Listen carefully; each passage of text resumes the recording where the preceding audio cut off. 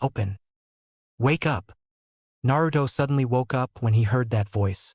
As he sat up, he looked around and found that he was in a hospital when he saw the white walls and sparkling floor. You've finally woken up. Naruto looked to his left and found a nurse sitting next to him. Wait here. I will call the doctor. She went away and Naruto was left by himself. What happened last night? He thought. Let's see. I was walking home after eating at Ichiraku's when some people suddenly started chasing me. I hid in a dark alley and they ran past me. They didn't find me, so why am I in a hospital bed? I didn't get injured. At least, I don't remember. The doctor had arrived, but he didn't come alone. The Sandaime Hokage had come with him. Naruto smiled. Ajisen. The doctor frowned. Irrespectable brat. He muttered, but only loud enough for the Hokage to hear. Leave us after you finish checking him, doctor, the Hokage said, frowning himself. The doctor did some quick checks, and after seeing that Naruto was in a stable condition, left. The two were silent for a while. What's wrong, Ajisen? Naruto asked. Hiruzen sighed. He had no idea of where to start. Naruto, what do you remember of yesterday? He asked. Well, I had just had some ramen when some geezers started chasing me. I ran off and hid from them. I can't remember anything else. But they didn't get me, right? Wrong, Hiruzen said. Naruto's eyes widened. They must have sneaked up behind you because when the Umbu found you, you had a massive wound starting on the back of your neck and ending on the lower part of your back. In fact, the injury was so serious that it will leave a permanent scar. The doctors are surprised that you even managed to survive, let alone be fully healed in one night. But if it's as serious as you are saying, why didn't I die? Naruto asked. Hiruzen's eyes flashed with hesitation. Although it was very short, Naruto saw it and realized that he was hiding something from Naruto. Hey, you're hiding something. Tell me. Sorry, Naruto. This is one of the few things I can't tell you, he replied. Gore. If you don't tell me, I'll prank the whole village. Hiruzen's eyes twitched. He was tempted to tell Naruto when Naruto threatened to prank the village, but that wasn't enough to make him spill the beans. He shook his head and smiled. Sorry, Naruto, I came to check if you were okay, but I must go to a meeting now. Goodbye. He quickly walked out before Naruto tried to force him to tell him the secret. Naruto was annoyed. What the hell? He can't tell me why I survived? What kind of bullshit is that? The doctor walked in again. You will have to wait here for a while, so that we can run some tests on you. You'd better not leave the bed. Yeah, whatever, Naruto said. What the hell? What kind of doctor says that to the patient? Anyway, there's no way I'm staying here. I know. I'll prank that stupid doctor. Naruto had a devilish smile as he slid off his bed. He was about to get out of his room when he felt a hand on his shoulder. Wadash, he turned around and saw an Umbu member holding his shoulder. The Sandaime Hokage instructed me to keep you in this room until the hospital discharges you, he said, displaying no emotion. What the hell? Gore! Naruto shouted. Fine, whatever. He decided to go to sleep. Suddenly, he found himself in a large area with no walls. Mist slightly obscured his view and he could see huge bars in front of him. What the hell? Where am I? He asked. He walked up to the bars to see if there was anything on the other side, but he couldn't see anything. What's the point of this? He asked. Suddenly, he felt a massive presence on the other side. His eyes widened as he began retreating, but he tripped and fell over. You sure do ask lots of questions, brat. Who was that? Who is there? Naruto shouted in panic. 2 more questions. The voice finally got to the bars, and Naruto saw who was talking. It was a giant fox. Naruto would have made a joke about foxes if he wasn't paralyzed by the huge amount of chakra he was detecting. He finally brought himself to speak. Who are you? Brat, I wouldn't have talked to you if it wasn't for the attack that happened yesterday. You still haven't answered my question, Naruto said slowly. Silence, brat. I was about to get to that part. I am the Kyūbi, and I have been sealed into you by the 4th Hokage, your father. That single sentence left Naruto so shocked. His legs failed him. He couldn't even make a noise as he began processing the overload of information. Meanwhile, The Kyūbi was getting more and more annoyed at the boy's silence. Finally, he could take it no more. Hej, brat. Speak. What can I even say? For once, Naruto was lost for words. Finally, he asked the Kyūbi something. Why did you tell me all that now? Because you asked me. No, I mean, why are you telling me this now? You could have told me this ages ago. Bastard. Don't tell me what I can and can't do. Just because I'm telling you this doesn't mean I don't hate you. What? Why do you hate me? I haven't done anything to you. Being my container is enough. I detest all humans. They are all selfish creatures. And if any got their hands on me, they would only use me for my powers. Well, how do you know that I will? Because all humans are the same. Was my dad the same? At this, the Kyūbi stopped. While it was true that his dad was a little different, there was no way he was going to admit that. But what if, maybe, this boy? The Kyūbi thought to himself. Well, anyway, I didn't bring you here to argue with me. I wanted to tell you that the attack did more damage than you think. The attack actually involved a sword and a blunt object, probably a hammer. The hammer rearranged your brain and damaged large parts of it, while the sword somehow managed to take some parts of your brain out. What? So you're saying that I've got a smaller brain now? Naruto shouted. He didn't like to admit it, but he wasn't that clever. Losing some of his brain would make school even harder than it already was. Not exactly. Then what? I managed to fully heal your brain, but since I can't remember exactly what it was like, and we've got some missing pieces, I changed your brain a bit. I won't bore you with the details, but basically, you now have full control over your body. Naruto face-palmed. What the hell is that supposed to mean? Grr. Fine, I'll give you one example. Before, you couldn't control your cell growth, right? But now, you can if you focus. Whoa, you mean I can make myself taller? Naruto had stars in his eyes. The Kyūbi rolled his eyes. Of course you would think of that. Hey, anyway, is that what you wanted to say? Pretty much. Okay, so what can I call you? I don't want to keep calling you Kyūbi. Humph, why should I tell you, a mere mortal, my name? Because you know my name? Duh. Also, I need tips on this brain thing. Grr. Fine, it's Kurama. How can I get to this place again? Just close your eyes and imagine this place. Anyway, it's time for you to go. Okay, see ya. Bastard. We're not on friendly terms yet. But it was too late, Naruto was already gone. Naruto opened his eyes and saw the same doctor. So you're awake? After we finish these checks, you'll be discharged from the hospital, he said. 20 minutes later, Naruto was at his house, having been discharged. All right, time to see what I can do. Naruto woke up the following day, and sorry skipped out him trying out his power because I want to keep it as a surprise. Today was a big day, the graduation exam. Since becoming the Hokage was his dream, he had to become a ninja first, so there was no way he was going to fail this test. Besides, he had a new trick he wanted to try out. After getting ready, he went out and started jogging to the school. When he got there, most of the people were already there, including Sasuke. Just seeing Sasuke made Naruto irritated. Why the hell does he get the attention of all the girls? He decided to try and provoke him. He was about to shout an insult when he heard a booming voice in his head. Don't you dare! I've put up with it till now because I didn't want to talk to you, but now that I have talked to you, I am going to tell you this.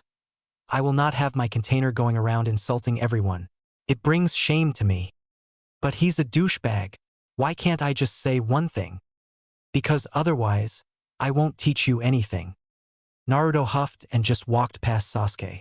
Sasuke raised his eyebrows when he saw that Naruto didn't say anything, but decided to go back to brooding. Naruto spent the rest of his time daydreaming about Sakura. However, his daydreams were cut short by the same voice. Seriously? You still can't get over that girl? Can't you see that she doesn't like you? Hearing these words from someone other than Sakura herself shocked Naruto as he was forced to realize something. She didn't like him. Yeah, that's right. Not only that, there is also another girl who has a crush on you. Hearing this, Naruto's eyes widened in disbelief. What? No way. There's no way someone likes me. Not only that, she is also in this class. Naruto practically fell off his seat, and he began frantically searching the class. There was Ino. No, she liked Sasuke. There was Hinata. No, she was scared of him. Who could it be? He stopped his search when Irika came in. Settle down, class. As you all know, today is the graduation test day. When your name is called, please make your way to the classroom next door, where you will be tested on your bunshin. Naruto groaned. It was the only one that he couldn't do. But I can't fail here. I'm going to become Hokage after all. A few minutes later, Naruto's name was called. This is it, he thought. There's no way I'm failing here. Let's do this. He walked into the classroom with his heart beating at an insane speed. There, he saw Irika and Mizuki sitting and holding some papers. Naruto, Irika said. To pass you must perform the bunshin. Are you ready? Hi. There's no way I'm going to fail. Naruto shouted to pump himself up. Let's do this. Naruto did the hand signs for the jutsu and shouted, Bunshin no jutsu. But nothing happened. Shit, why can't I do it? I don't want to fail here. Naruto's heart began pounding at an incredible speed. Naruto, looks like you fail again, Irika shouted. Maybe if you had actually trained you would have passed. I failed? No. TCH. Calm down. Now is the time for you to use that trick. Will it work? Just believe in yourself. We've already practiced. But you'd better be ready, because it will take loads of energy. I won't be surprised if you faint. But I didn't faint last time. Well, last time I could give you as much chakra as you needed, but now because those ninjas are here I must hide my presence. In any case, you'd better not fail. All right, let's do this. Sensei, please give me one more chance. Naruto began to beg. No. You've already failed, Irika shouted. Don't be so harsh, Irika. Mizuki smiled kindly. Let him have one more turn. Yay, I won't disappoint you, Naruto shouted. Let's do this. Naruto had practiced this before, well, last night, but he was sweating buckets. Irika's point of view. Can he really do it this time? I really do hope so, but I don't think so. Suddenly, his vision was filled with smoke. What? He shouted. Mizuki was equally shocked. When the smoke cleared, they saw two Narutos. What? He did it, Irika thought. Congratulations, Naruto. You passed. Yes, told you I wouldn't disappoint you. Naruto was extremely happy. He had passed. Normal point of view. Naruto smirked to himself as he walked out. He hadn't actually done the bunshin technique. He had done something else that Kurama had shown him last night. Cloning. Flashback. Hey, brat. Tomorrow you've got the test, and if you have to do bunshin then you're screwed. But what else can I do? Since you have control over all the cells in your body, you can do what you want with them. So you can split yourself in two by mass producing the cells that make up your body. What? But how do I do that? Since you already control your whole body, if you just focus then it should come naturally. Naruto couldn't believe that he could just naturally do something that overpowered, but he closed his eyes and began to focus anyway. By the way, this will take loads of energy, so I will be giving you some of my chakra. Suddenly, Naruto understood everything to do with his body. Everything. He instantly began replicating every cell in his body. Kurama was right. It took a huge amount of energy. Without Kurama's chakra, he would have probably only made a clone that was 1/20th of the size it should be. Soon, there was another Naruto standing in front of him. Wait, how come I can't control him? What you've made is just a normal human.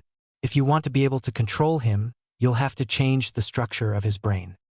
Surprisingly, Naruto understood Kurama. Maybe it was because he understood how the human body worked perfectly.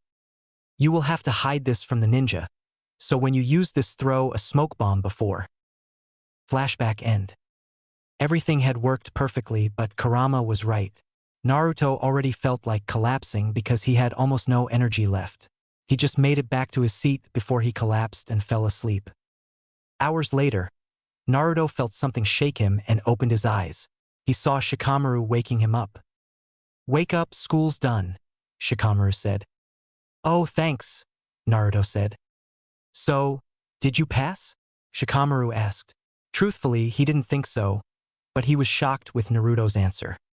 "Yep, I'm so happy," Naruto shouted. "I've got to celebrate. Wanna come with me to Ichiraku's?" "Well," Shikamaru couldn't be bothered. "I'll pay," Naruto said. "Fine, whatever. I'd better bring Chuji as well."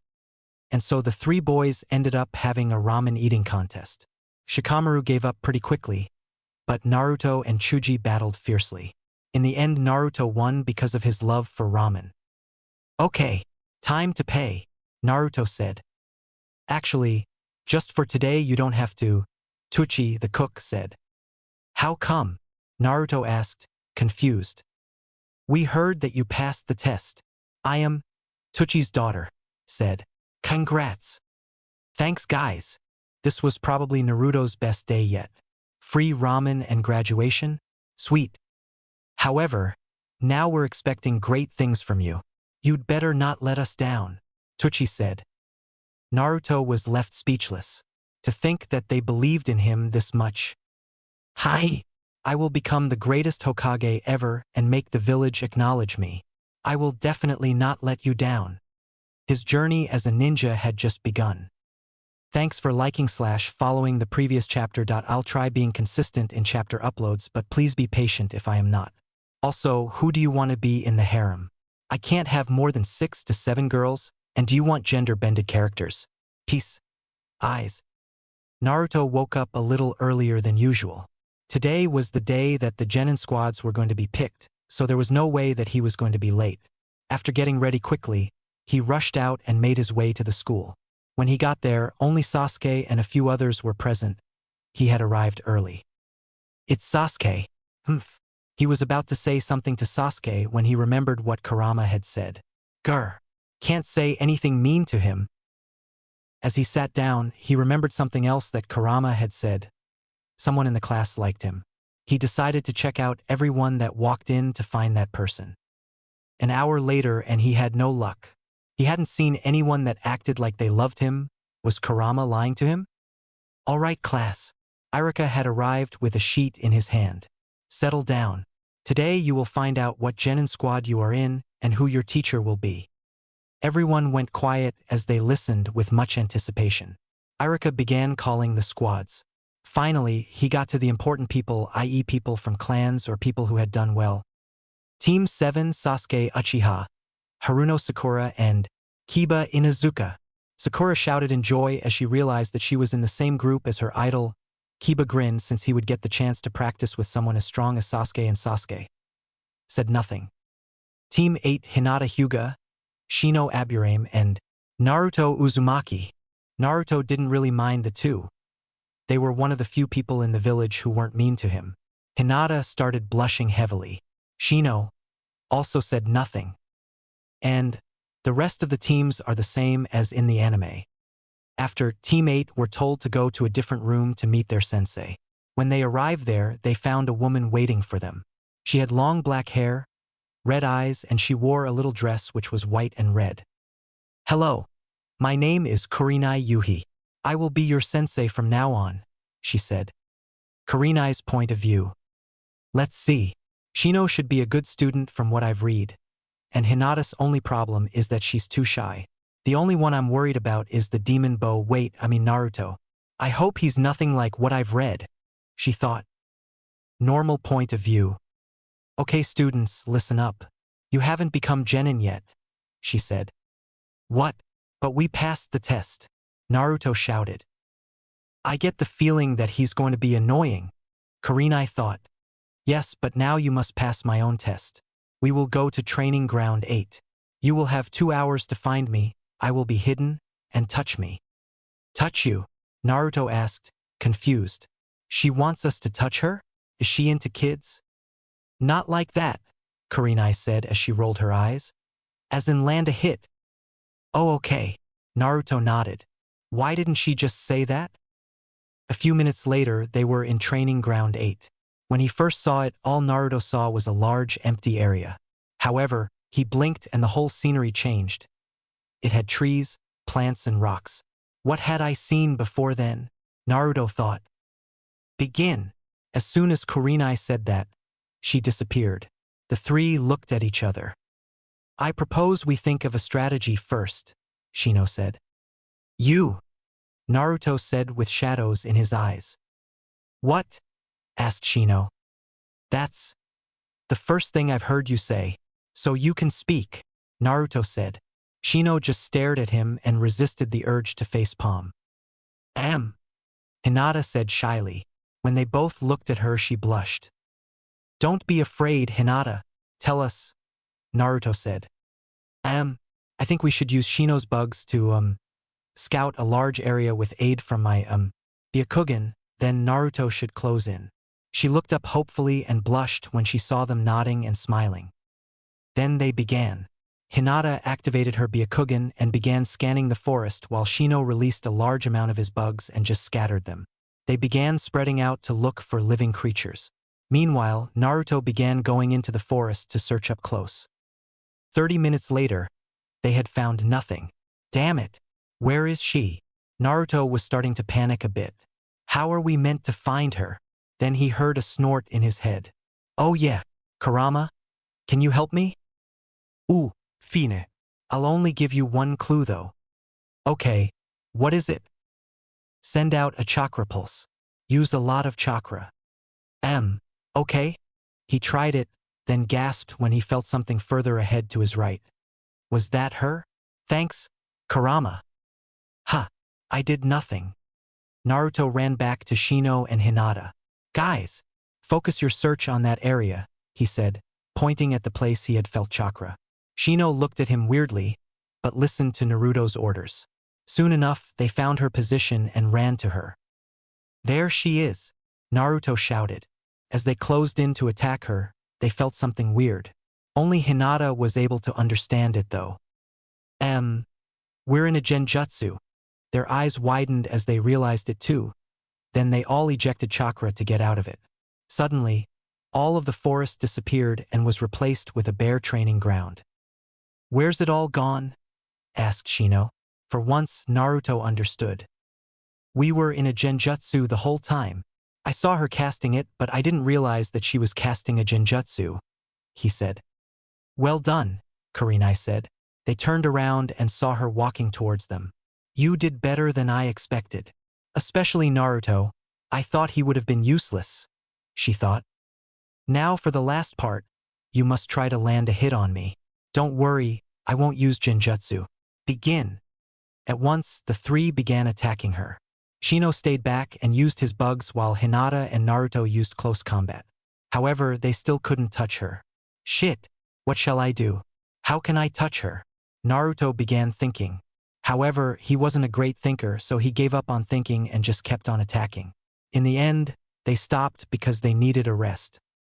Okay, the test is over now, Kurenai said. What? But we haven't touched you yet, Naruto said, confused. The purpose of the test was just to see what level you guys are on. You are dismissed for now, but we will meet here every day at 8 a.m. Clear? They all nodded. Well, see you tomorrow, she said, then disappeared. The three looked at each other. I will see you too tomorrow, Shino said before walking off. There were only two left. They looked at each other awkwardly, Hinata with a blush on her face. Come on, this is your chance. Do it, she thought to herself. Finally, she built up enough courage. Naruto. She couldn't continue when he looked at her. Yes, Hinata? Hearing his voice gave her confidence. His voice was full of determination and confidence. The truth is, Finally, she collapsed mentally. I'll see you tomorrow, she squeaked and ran off. Naruto shrugged and was about to follow her when he heard Kurama. Wait, I need to teach you, remember? Oh yeah, what are you going to teach me then? There was silence as Kurama thought. Finally, he responded. I will start with something relatively easy. I will teach you how to give yourself a short boost in power. He showed Naruto how to use the technique by thinking about it. In the technique, Naruto would make his lungs work at 10 times their usual effectiveness, meaning he would get a far larger amount of oxygen than usual. This would increase the energy creation in his cells, giving him more energy. It was a simple technique, and although it only lasts for a few minutes because of the way he would overwork his lungs, it would increase his physical abilities to the point where he would be able to fight on level with an average chunin for those few minutes. For a genin who has been a ninja for one day, that was a massive jump in ability. Naruto kept training that technique for most of the night until he could keep it up for 5 minutes. For the whole training session, one thought was going through his head: I will become Hokage. You may be wondering why Naruto isn't in Team 7. This is because he only went to Team 7 in the first place because he was the worst in the class, and he isn't the worst in this class. Also, I wanted to try something different. Changing fonts is way more tiring than you'd think. Any suggestions on abilities? Feedback welcomed. Peace. And Naruto woke up. It was his second day as a genin, and he was excited about the training that they were going to do. He quickly got ready, then ran to training ground 8, where he found Shino waiting. Yo! Naruto said. Have you been waiting for long? Shino shook his head. You sure don't talk much, do you? Talking lowers my alertness, and ninjas must stay alert all the time. After that, he went back to being silent. However, Naruto couldn't bear the silence. Damn it! What shall I say? It's too awkward. Knowledge is power. Oh, shall I ask him about his clan then? Kurama didn't reply. Fine, whatever. Hey Shino, could you tell me about your clan? Why do you want to know about my clan? Well, we're in the same team, so we should get to know each other, right? Very well. My clan, the Aburame clan, is famous for its cooperation with bugs, specifically chakra-draining bugs. These bugs aren't just used for battle. They are very useful for wide-range tracking. Scary. I wouldn't want to touch those. But... What? I don't know.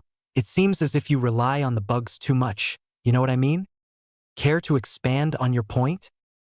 Well, if you came up against someone who was faster than your bugs and relied on taijutsu, what would you do then? Shino stopped to think. Soon, Hinata came, followed by Kurenai. Okay guys, first we will work on your teamwork. Teamwork is a vital part of being a ninja, as there will come a time when you can't survive without your teammates, Kurenai said. Are we going to do missions? Naruto asked. In a few days, yes. However, you will start with D-rank missions, Kurenai replied. The three nodded.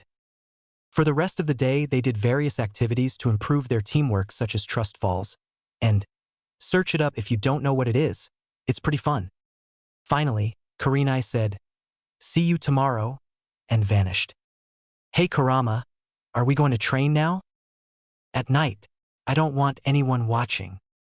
Okay, I'll come back later. Hey guys, do you want to go eat some ramen with me? Naruto asked his teammates. I'm sorry Naruto, I must go home now because my father has, called me, Hinata said sadly. Don't worry, we can go another time, Naruto said to her while smiling. Hinata nodded and smiled back. See you tomorrow, Hinata said before leaving. Naruto turned to Shino. So can you come? He asked him. Shino nodded silently. Nice, let's go. After they had eaten, Shino took Naruto to a bench and sat down. What's up? Asked Naruto. Shino sighed. I have been thinking about what you said about my clan's reliance on bugs. Do you have any advice for me? Naruto went quiet and started thinking. He was about to say something when Kurama spoke. Wait. What? He might be able to help you in your training by acting as a training partner. So shall I tell him about my secret? I'm not sure if we can trust him yet. He's my friend. Of course you can trust him. Even so, I have an ability that will enable you to scan his mind. However, I will need you to allow me to control your body for a bit. Shino got up. If you don't know, then I guess I'll just go now. Wait, I think I have an idea, Naruto said, holding on to Shino's hand. Fine, Kurama, but you'd better be quick. Suddenly, Naruto felt his control over his body disappear, and I don't know if he can do this, but whatever, winky face. Then, he something incredibly weird. His hand began merging with Shino's hand. Shino felt it too and looked down. His eyes widened when he saw what happened, but their hands went back to normal a second later. Shino's eyes narrowed. What was that? He asked. Hey Kurama. Quick, can I tell him? After a long silence, Kurama replied. Yes. Okay, this is gonna sound crazy weird, but I can prove it. Actually, I already proved it in front of your eyes. What is it? Asked Shino. Then Naruto proceeded to tell him about being a Jinchuriki and obtaining his weird powers after the attack. After he had finished, Shino was quiet. Well, he always is. Finally, he said, Does it not bother you that you are getting help from the creature that made your life bad from the beginning? Your parents were killed by the Kyūbi, weren't they? Naruto's eyes widened as he realized this. Of course, Kurama had basically told him that before, but he hadn't remembered because he was constantly thinking about the new power that he had gained. I knew this day would come. I'll explain it later, brat. Naruto could do nothing but nod. He then asked Shino if he wanted to train with him, and when Shino nodded, they trained their taijutsu for a while before Shino left. Kurama then told Naruto to stop training. I will tell you what happened on that day. I'm not going to tell you a long story. Remembering it angers me. But basically, I was placed in a genjutsu by an Uchiha with the Sharingan and was forced to attack the village. Wait. So you didn't attack us of your own free will? Imagine you're walking down a street and you see an ant. Brat, what do you do to the ant? Nothing? I would just carry on walking. Well, that's how I feel about humans. I could destroy them easily, but what's the point? It won't benefit me in any way. After a short silence, Naruto said, Can you tell me more about my parents? I don't know much about either, but I do know that your mother, Kushina Uzumaki, came from a family that was famous for being incredible at Fuinjutsu, and your father, Minato Namikaze, i.e. the fourth Hokage, was an incredible ninja nicknamed the Yellow Flash. Why was he nicknamed the Yellow Flash? Apparently, he had a jutsu called the Hiraishin which allowed him to instantly teleport to a given location. Whoa, I have got to learn that. Well, you're not going to learn it in one night. It's going to take years. I don't care. I will keep on practicing until I can perform it. Whatever. By the way, the abilities I will teach you today aren't the type that you can use instantly in a battle. They are abilities that will gradually improve your strength. Nice. What are they? Kurama then showed Naruto the abilities. The first involved constantly damaging his muscles, then healing them to make them slightly stronger than before. The second involved constantly replacing his skin cells with newer, harder cells to make his skin harder. Now, the rate at which he will become stronger with these abilities is very slow, but Kurama informed Naruto that if he does this all the time, in 1 year he will be as strong as he would have been in 5 years. Since he couldn't train these abilities, they were passive. Kurama decided to train Naruto in using Kurama's chakra. The progress that they made that night was very small, but Kurama assured Naruto that he will gradually become better. Finally, Naruto collapsed in his bed. Instead of going to sleep instantly, he started thinking about Kurama and the attack. When the villagers talked about Kurama, they made him seem like a monster, but he's actually pretty nice.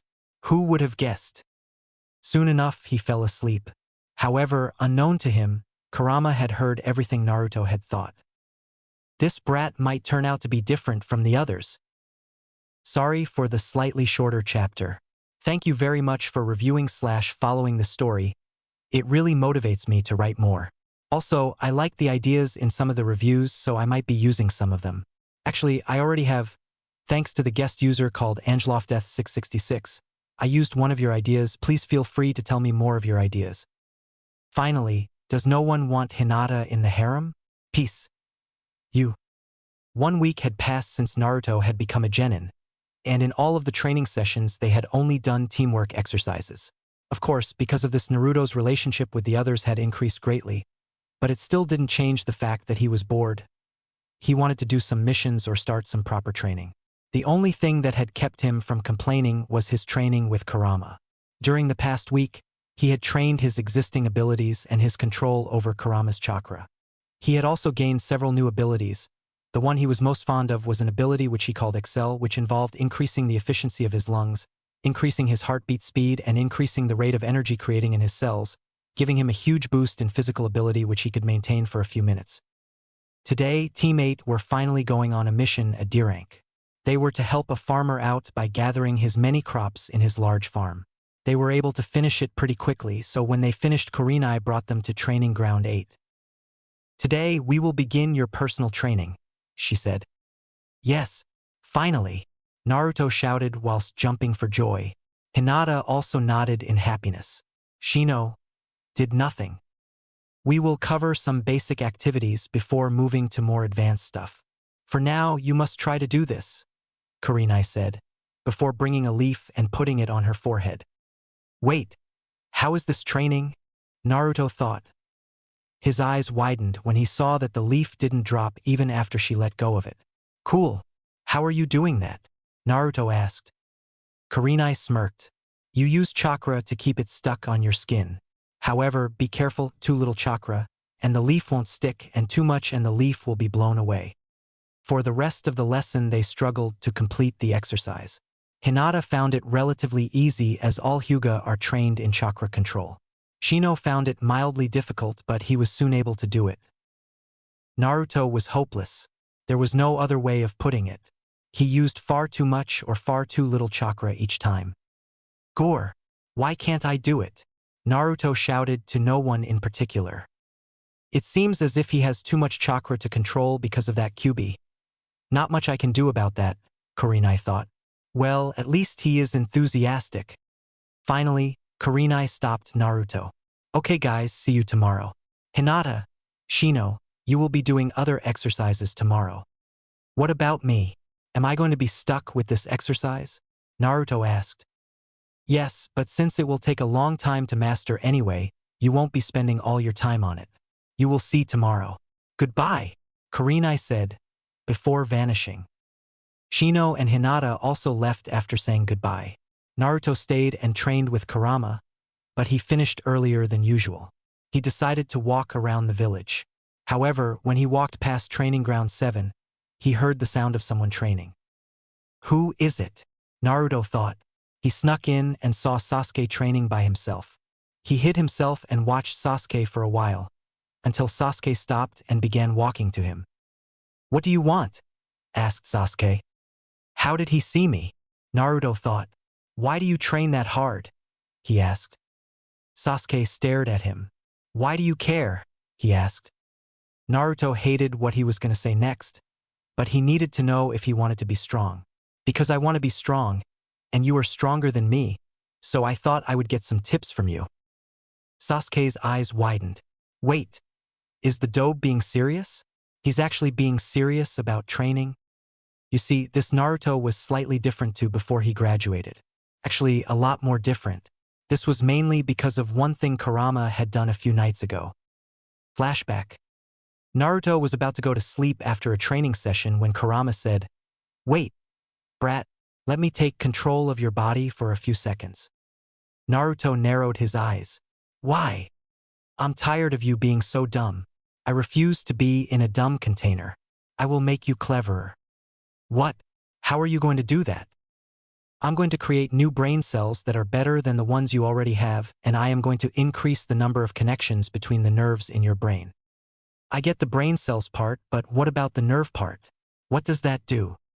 "More connections between your nerves mean you are able to make more connections between stuff in real life, increasing your deductive skills and your thinking speed." Naruto nodded and gave Kurama control. It was over in a few seconds. Flashback over. Basically, Naruto was cleverer.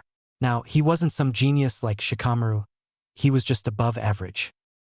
Sasuke, after seeing that Naruto was being serious, said, "I want to awaken my Sharingan."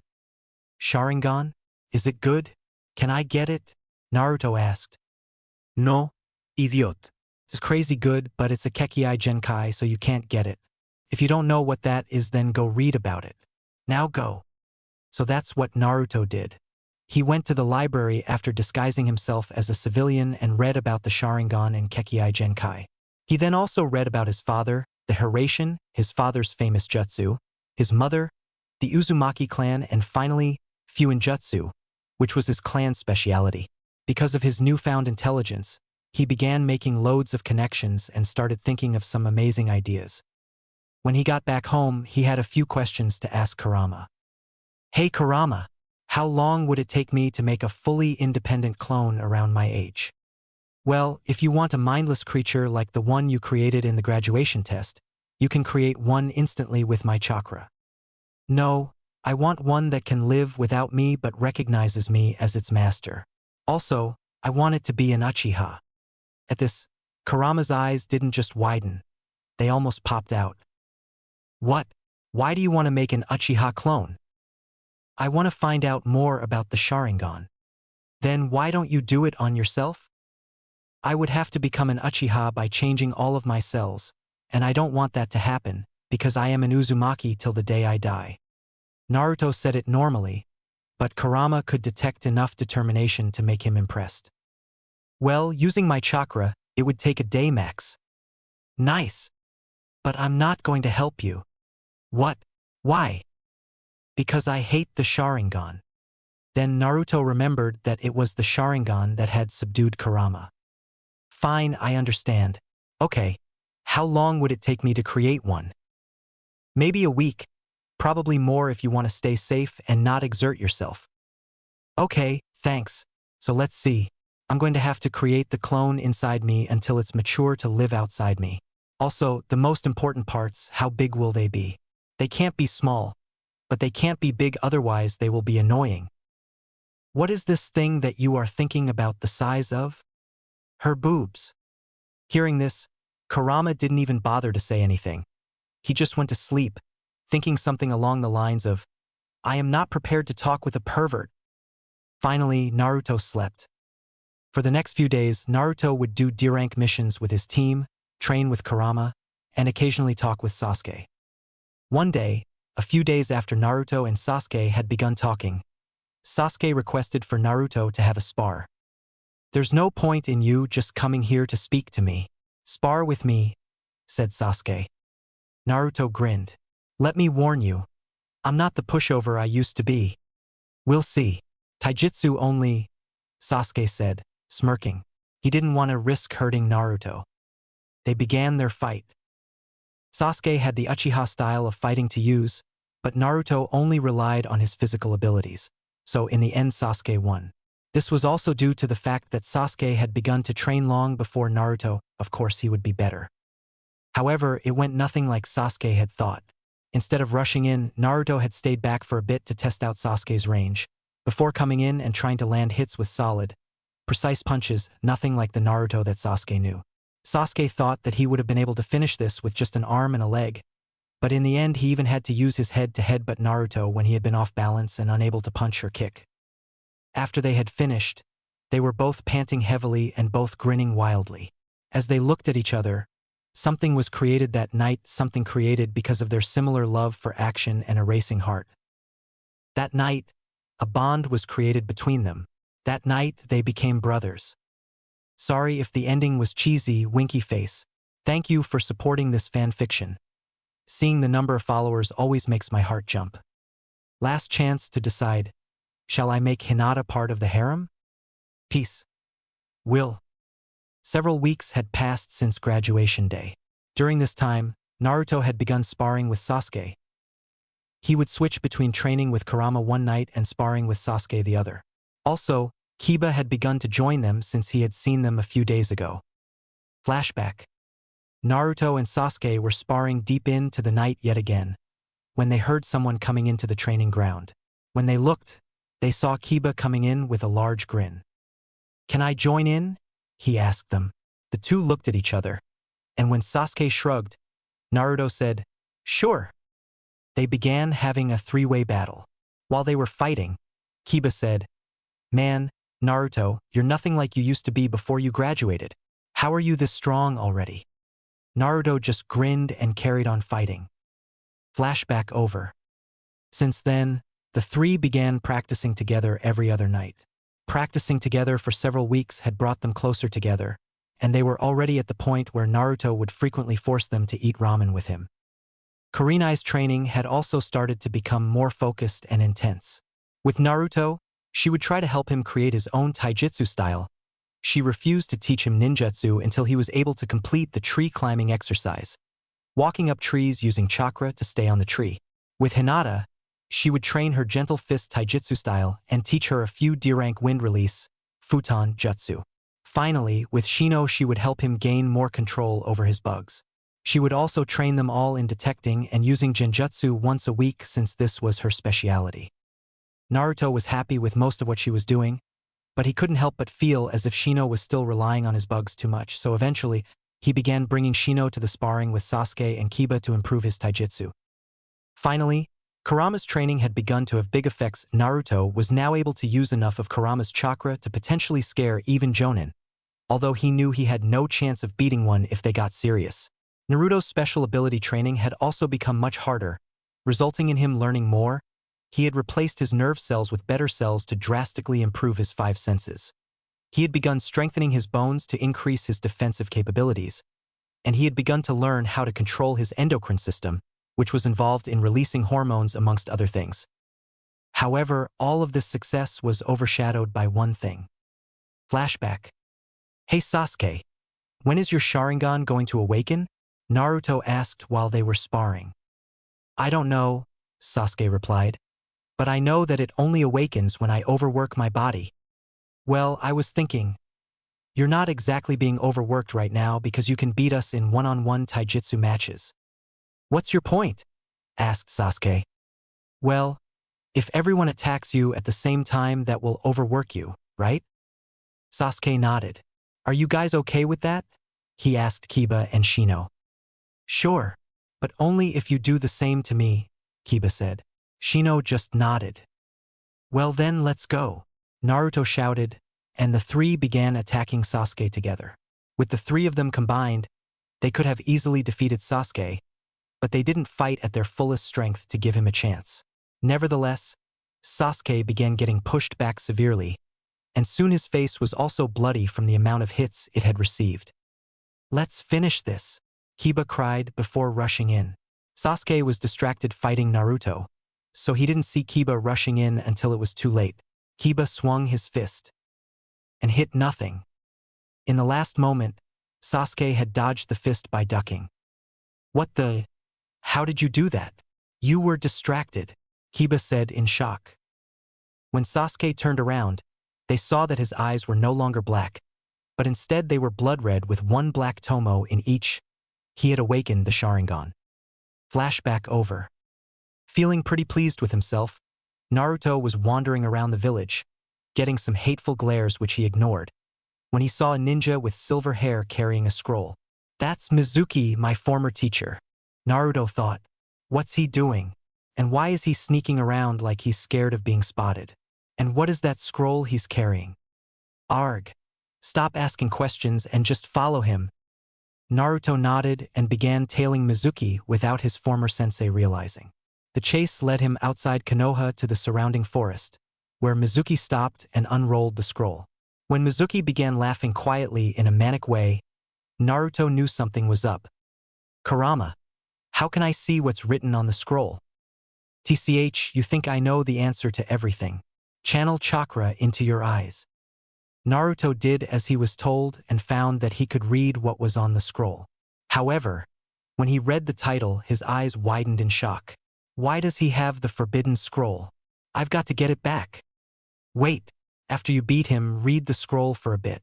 You might find some useful jutsu. Naruto smiled. Let's do this, he whispered. Excel.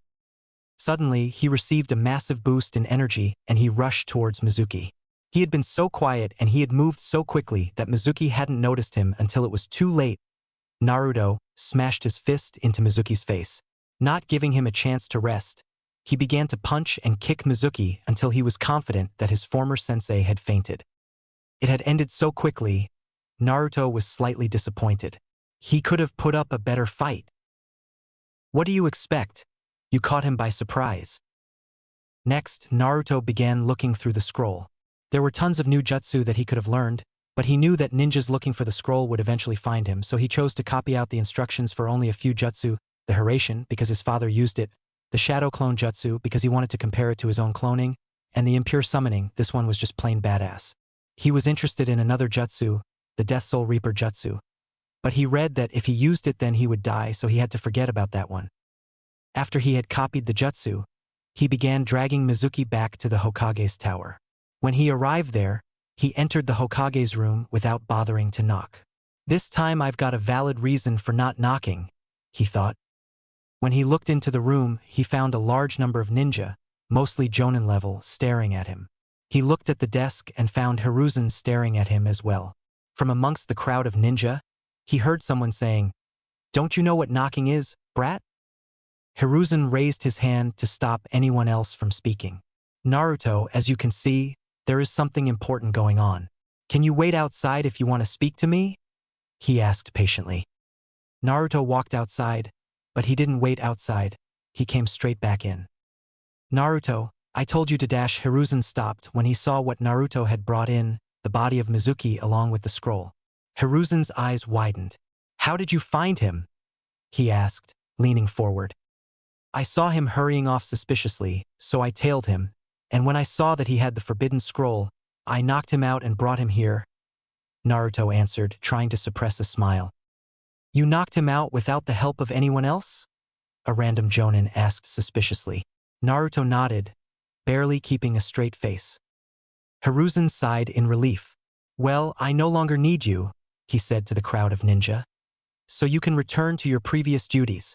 With that, they all left the room. Naruto and Hiruzen were the only ones left. "Naruto, did you open the scroll?"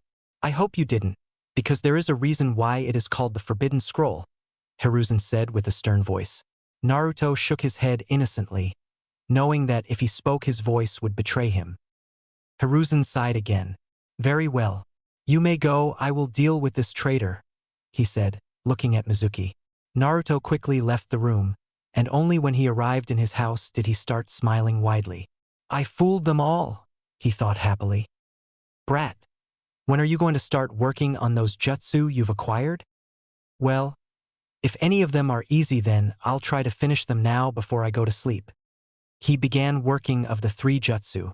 He ended up staying up for an hour to learn the shadow clone jutsu. Happy that he was able to learn a new jutsu that quickly, he began looking though the other 2. And instantly gave up. The other 2 were on a far higher level. He wasn't even sure he would be able to learn even one of them even if he trained for the rest of the year. That's how hard they were. However, Naruto didn't lose hope. He just vowed to learn the 2, even if it took him his life. "Yo, I've pretty much decided who's going to be in the harem thanks to your reviews, but you might not see much romance for a few chapters because I really want to get the plot going. If you're worried about me focusing on Naruto's powers too much and know enough on other characters, don't worry, I have a few things in store for them. As always, thanks for supporting. Peace, see." Naruto had woken up earlier than usual for a reason. His clone that he had been making was finally finished. However, calling it a clone wouldn't exactly be right, more like he had created a new human. The girl looked very similar to Naruto. She was around the same age, with long blonde hair and blue eyes. Overall, she looked like a female version of Naruto. However, the biggest difference was that she was an Uchiha. Her very genes were the same as an Uchiha's genes. He had been slowly making her inside him at first before she became too big, so he brought her out and began raising her in his house. Finally, she was fully grown and looked like a normal human. "Hello," Naruto said to her. "Hello, Naruto-san," she replied. "Naruto-san? It's okay. You can just call me Naruto," Naruto said. "Very well, Naruto," she replied. "Now, what shall I call you?" Naruto thought out loud. "Are you planning to make her become a ninja?" "Yeah." "Oh crap. Thanks, Kurama. I just remembered that I need to think of a backstory." "I know. How about I call you Naruto?" The girl nodded eagerly. "I don't mind what Naruto calls me," she said with a slight blush. Okay," Naruto said. "So Naruto, do you know who I am?" "Of course, Naruto. You're my beloved master. Well, I'm not sure if that's our relationship, Naruto said, blushing slightly at the thought of a hot servant. Oh, so we have a relationship, Naruto whispered quietly as she began closing in on Naruto, wrapping her arms around him whilst smiling. Wait, is she trying to seduce me? Kurama rolled his eyes. Why is this happening, Kurama? You wanted to make a clone with some sort of connection to you, right? It just so happened that the connection was that she would be in love with you. It could have easily been respect or trust instead of love. You're just really lucky. Naruto, please wait, Naruto said, obviously flustered. You need to go to be registered as a ninja first. Ninja? Naruto asked. What is that? Oh great, do I have to explain everything to her? Let me take control of you for a few seconds. I can pass on all of your knowledge to her. When Kurama took control of Naruto, he joined his hand with Naruto's hand. Naruto was so shocked that she attempted to pull her hand away. But Naruto said, wait, just trust me. She calmed down a bit, although she couldn't stop eyeing their hands weirdly. In a few seconds, it was over. Naruto gasped as she suddenly gained a large amount of information. After a while, she looked up at Naruto. Is she angry? Naruto thought worriedly. Naruto, have you thought of a backup story? She asked. What? Oh yeah, I have. I'll tell you on the way to the Hokage's office. Soon, they arrived at the Hokage's office. When they entered the Hokage's room, they found Hiruzen working at his desk. Yo, Oji-san. Naruto greeted him. Hello, Naruto. Who is this girl with you? She looks like your twin, Hiruzen joked. I know, right? I found her near the entrance of the village. Seems like she's an orphan. Just like me. Naruto said the last part in a carefree way, but Hiruzen could detect lots of hurt in his voice. Hearing this, his eyes softened a bit. Why don't you tell me more? Hiruzen said. Naruto began narrating the backup story they had agreed on. She was from an Uchiha branch family, and her parents had been ordered by Fugaku Uchiha, who was the head of the Uchiha at the time, to go to the Land of Water, to Kirigakure, to protect some merchants who had hired them for protection. They were attacked by some particularly strong bandits and they had all been killed. Naruto had survived by hiding under the dead bodies of her parents, and when the bandits had gone, she had tried surviving in the wild before finally managing to return to Konoha. Hiruzen was suspicious that she might have been a spy for other countries, so he told Naruto that he would have to get her interrogated first. How long will it take? Naruto asked. A few days, maybe a week at most, Hiruzen replied. Do you wish to become a ninja? He asked Naruto. She nodded. Okay, I will deal with everything later. Naruto, you may go now. Naruto nodded. See you later, Naruto, he said. Goodbye, Naruto, she replied. When he was walking towards Training Ground 8, he saw Team 7 moving to the village entrance, packed up as if they would be gone for a few days. Yo, Sasuke, Kiba. And Sakura, he shouted to get their attention. When the three saw him, Sasuke looked at their sensei, Kakashi, questioningly. Say goodbye to him. I'll be waiting for you at the gate, he said. Humph, I'll come with you, Sakura said. The two left. Hi, Naruto, said Kiba. Where are you guys going? Naruto asked. Kiba smiled smugly. Ha! We're the first team to get a C-rank mission, he said. What? Naruto said incredulously. Sasuke smiled as well. We'll be back in a few days. We need to go now. Goodbye. Come back safely, Naruto said as they began to leave. Sure, Kiba cried. Sasuke raised his hand to say goodbye. Damn, I've got to go on a C rank. I can't lose to them. When he arrived at Training Ground 8, he found that they had started. Naruto, where were you?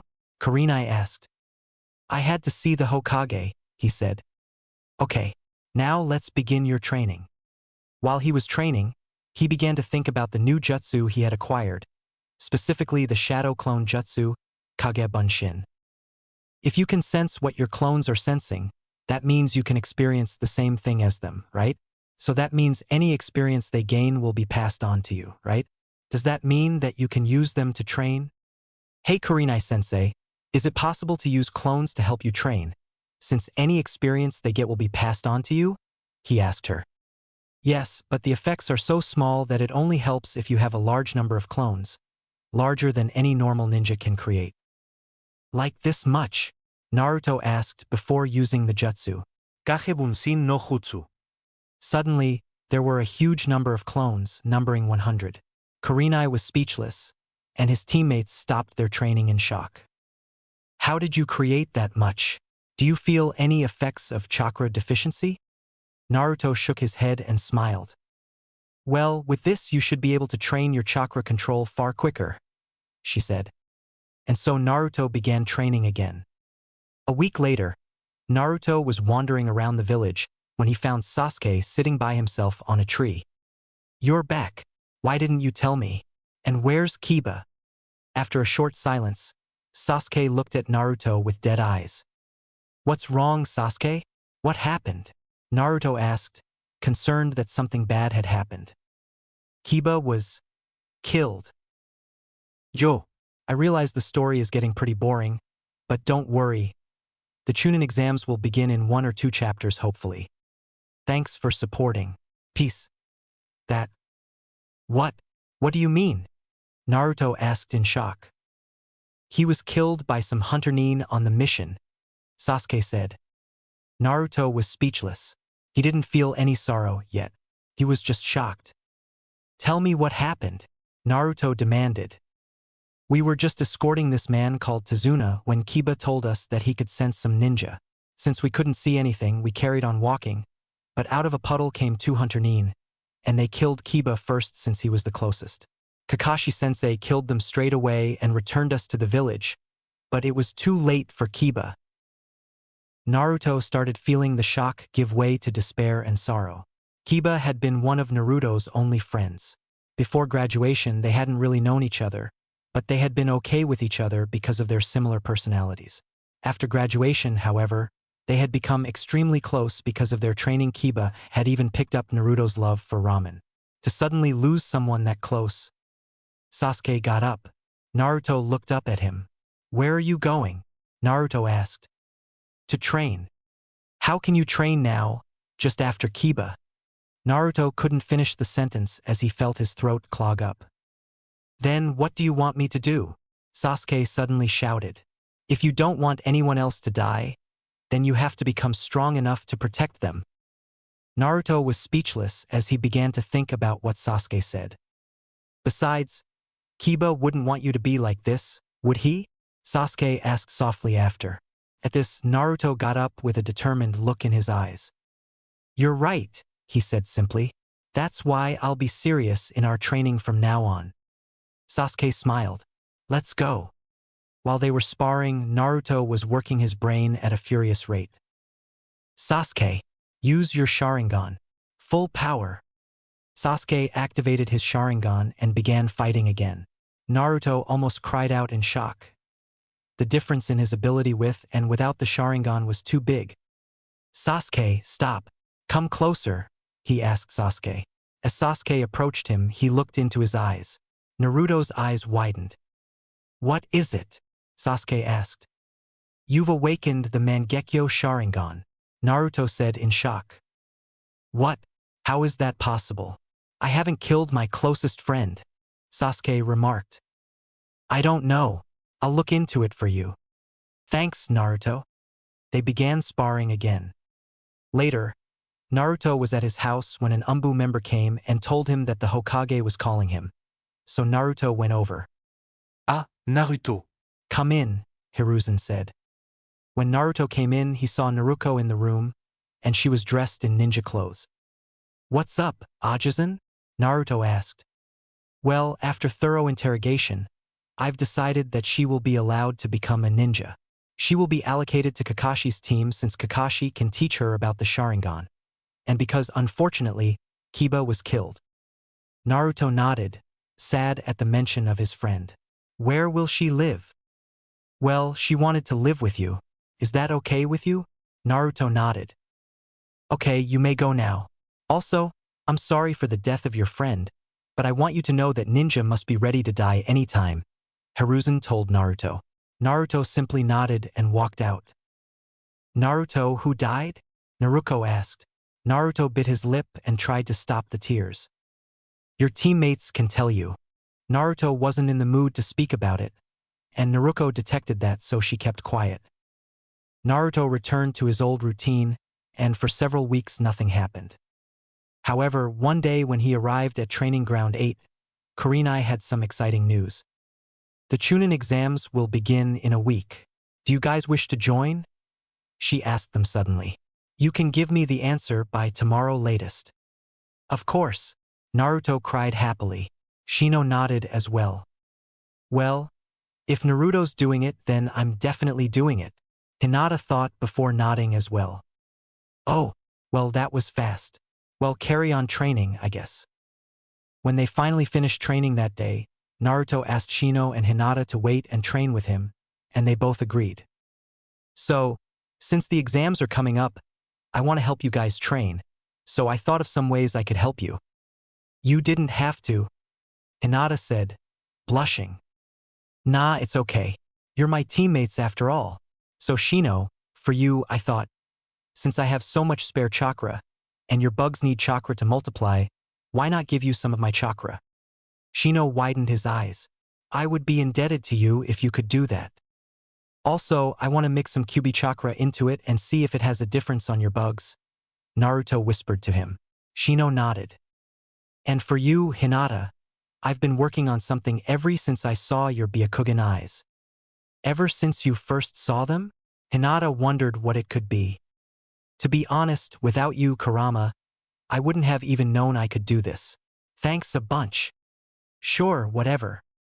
Before I tell you what it is, I have something important to tell you, Naruto said to her. He then proceeded to tell her his big secrets, telling her everything he had told Shino. I have already told Shino, he said. Naruto looked at her warily to see how she would react to him being a Jinchuriki. Naruto, you've been through so much pain, Hinata said with shadows over her eyes. Yeah, but I've forgotten about it all because of you guys, Naruto said cheerfully. Shino cleared his throat. I don't mean to ruin the good mood, but we're running out of time. Oh, sorry. Basically, the Kyūbi told me that if you combine the genes of a Hyuga with an Otsutsuki, you can make the Byakugan advance into the Tensigan, and he helped me make some Otsutsuki cells for me to give you. Hinata almost fainted. You can give me the Tensigan. I thought that it was just a myth. Ha ha ha. I know, right? So, do you want the cells? Naruto asked her. She began nodding vigorously. He then connected their hands together. Despite her excitement, it was just too weird for her, so she struggled for a bit before calming down. It was over quickly. So, is there any difference? Naruto asked her. She activated her Byakugan and frowned. Not that I can see. Suddenly, she gasped as her eyes began glowing slightly and changing color. Soon, they had turned from the white color of the Byakugan into a blue and white with a flower-like iris. It changed, she almost shouted. Naruto and Shino smiled. I'm sorry. Can I leave now to show this to my father? Of course. Goodbye, Naruto said, smiling broadly. Shino nodded as a way of saying goodbye. Naruto then turned to Shino. I'll give you some normal chakra and some of the Kyūbi's chakra, then show me the results tomorrow. Deal? Shino nodded before taking the chakra. The next day, Naruto met Shino in the training ground early in the morning. So what were the results? Naruto asked eagerly. Shino for once had a big smile. The bugs that were given normal chakra grew normally. The bugs that were given the Kyūbi's chakra, just look for yourself. From out of his sleeve, some bugs began to crawl out. However, these weren't the usual black bugs. They were slightly larger and were blood red in color. They evolved, Naruto said in shock. Yes, these are better than the normal bugs in every way. However, I noticed that the ones that were given a larger amount of Kyūbi's chakra died. I guess his chakra is still corrosive, even to bugs. Still, this was a massive success, and Naruto was elated during the training. After the training, he went to Hinata. So what were the results? He asked her. Well, I am working on it with my father, but from what we've found, it increases my physical abilities. Is that it? Naruto asked. My father said that there were probably other abilities we hadn't discovered yet. But still, thank you very much, Naruto. I can't thank you enough. Hinata said. Nah, it's okay. I'd do anything for you, Naruto said with a happy smile. Anything? Hinata asked. Even a date? Naruto was shocked. Wait, you want to go on a date with me? Why would you want to go on a date with me? You're an idiot. I tried giving you a clue back in the academy and you still missed it. What? What do you mean? Naruto, I love you. Yo. For those that think Hinata will become too overpowered now, don't worry. She won't use all of the abilities of the Tenseigan in the Chunin exams. Anyway, I have something bigger coming her way. It's amazing where you can get inspiration from. Anyway, keep the suggestions coming. I've already used several of them. Also, please review. Reading feedback really lifts my mood. Thanks for supporting. Peace. This. Naruto was too confused to speak. Me? Why does she like me? I thought she was scared of me. What does she see in me? Endless thoughts went through Naruto's head. He opened his mouth, and then closed it as he realized he didn't know what to say. I'm sorry. I know I shouldn't have told you this now. What with the Chunin exams coming up? Hinata said. Naruto nodded. Yeah. Can we talk about it after the exams? I've got too much on my mind now. I know. I'm sorry. Hinata apologized. No, it's okay. Naruto forced himself to stop thinking about anything perverted. I'll see you tomorrow in training, yeah? Yes, Naruto. Goodbye. Hinata waved him goodbye. Damn. I did not see that coming. I did give you some hints. But honestly, I don't like that girl. What? Why? She's a nice girl. Yeah, but she's too nice. I can't see her becoming an amazing ninja with her personality.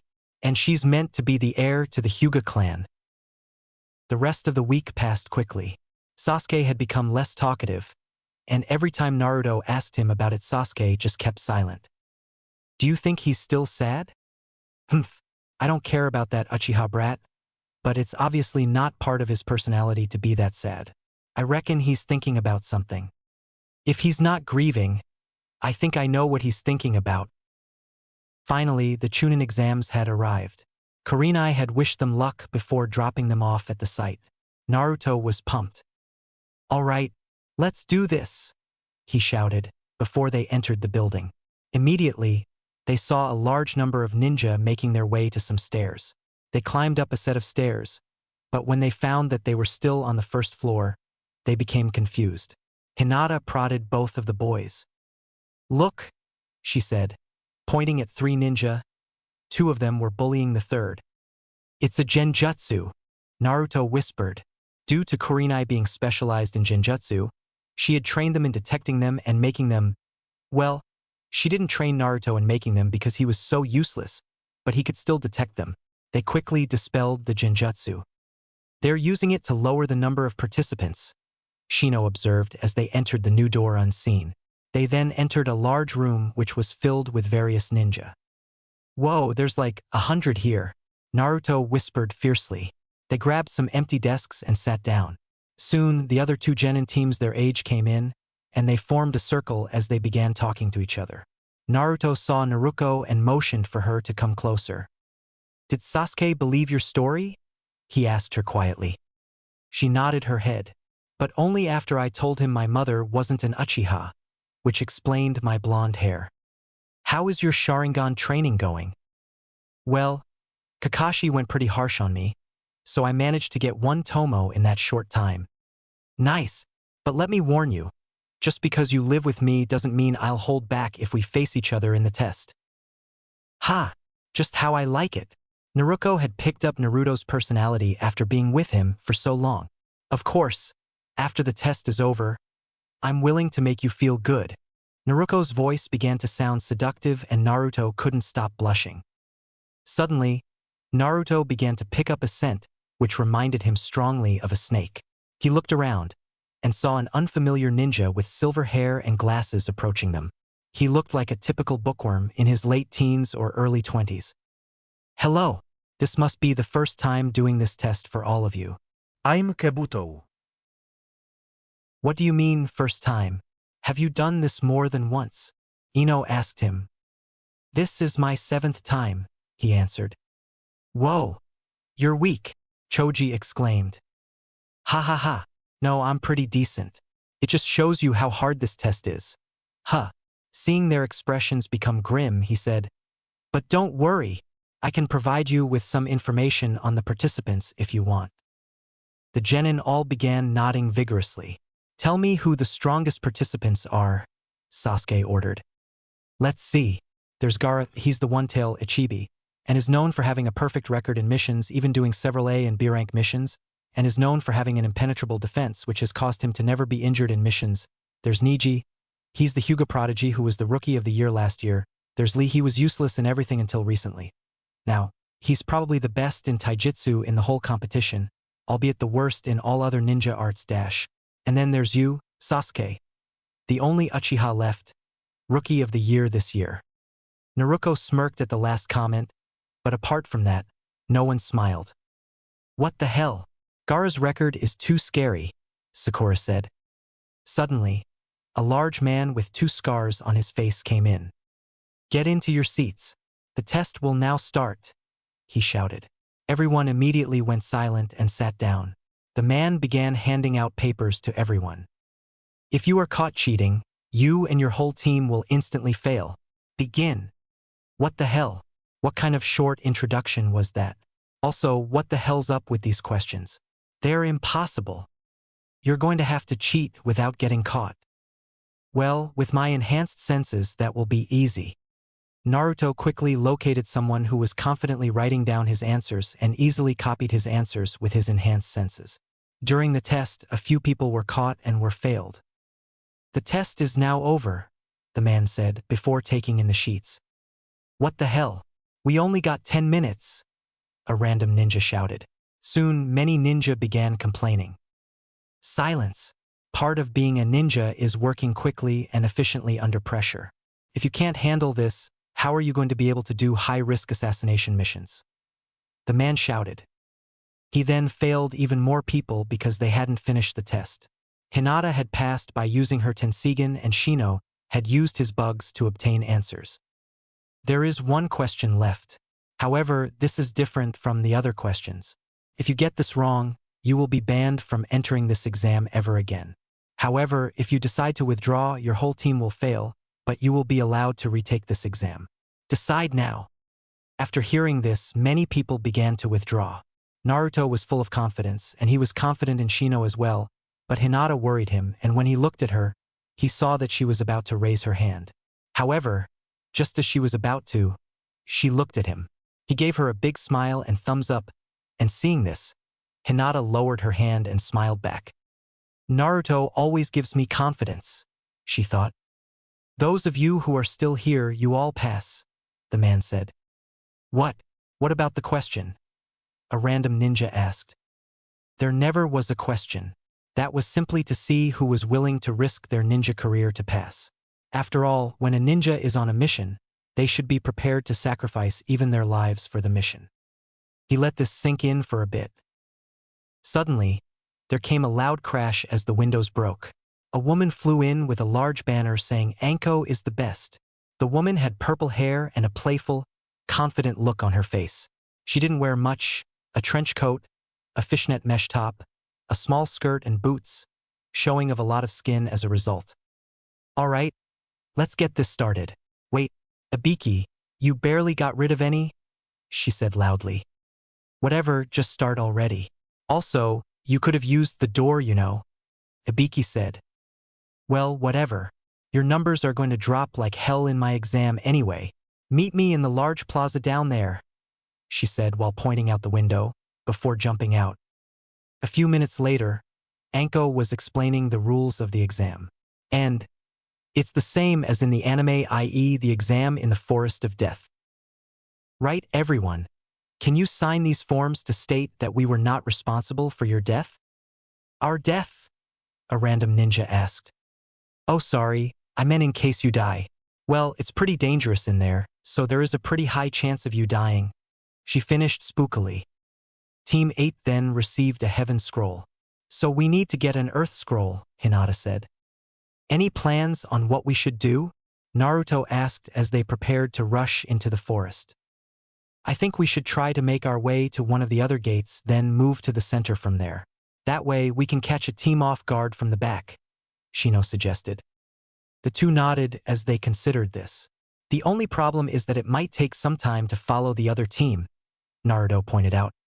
Then how about we get to the center as fast as we can then set up traps? Shino said. It's probably the best idea, but most people are likely to do that. We'll have to be quick, Naruto said. They waited for a while until they heard a voice. Begin the test. At once they rushed into the forest of death. They began making their way as fast as they could to the center. Nothing happened for a few hours and they ran in peace. Well, apart from the fact that they encountered several creatures and plants they had to fight, until they began sensing people a distance away. Shall we make our way to one of the teams? Shino asked. Wait, I think I can smell something, Naruto said. He poured chakra to his nose and sniffed the air.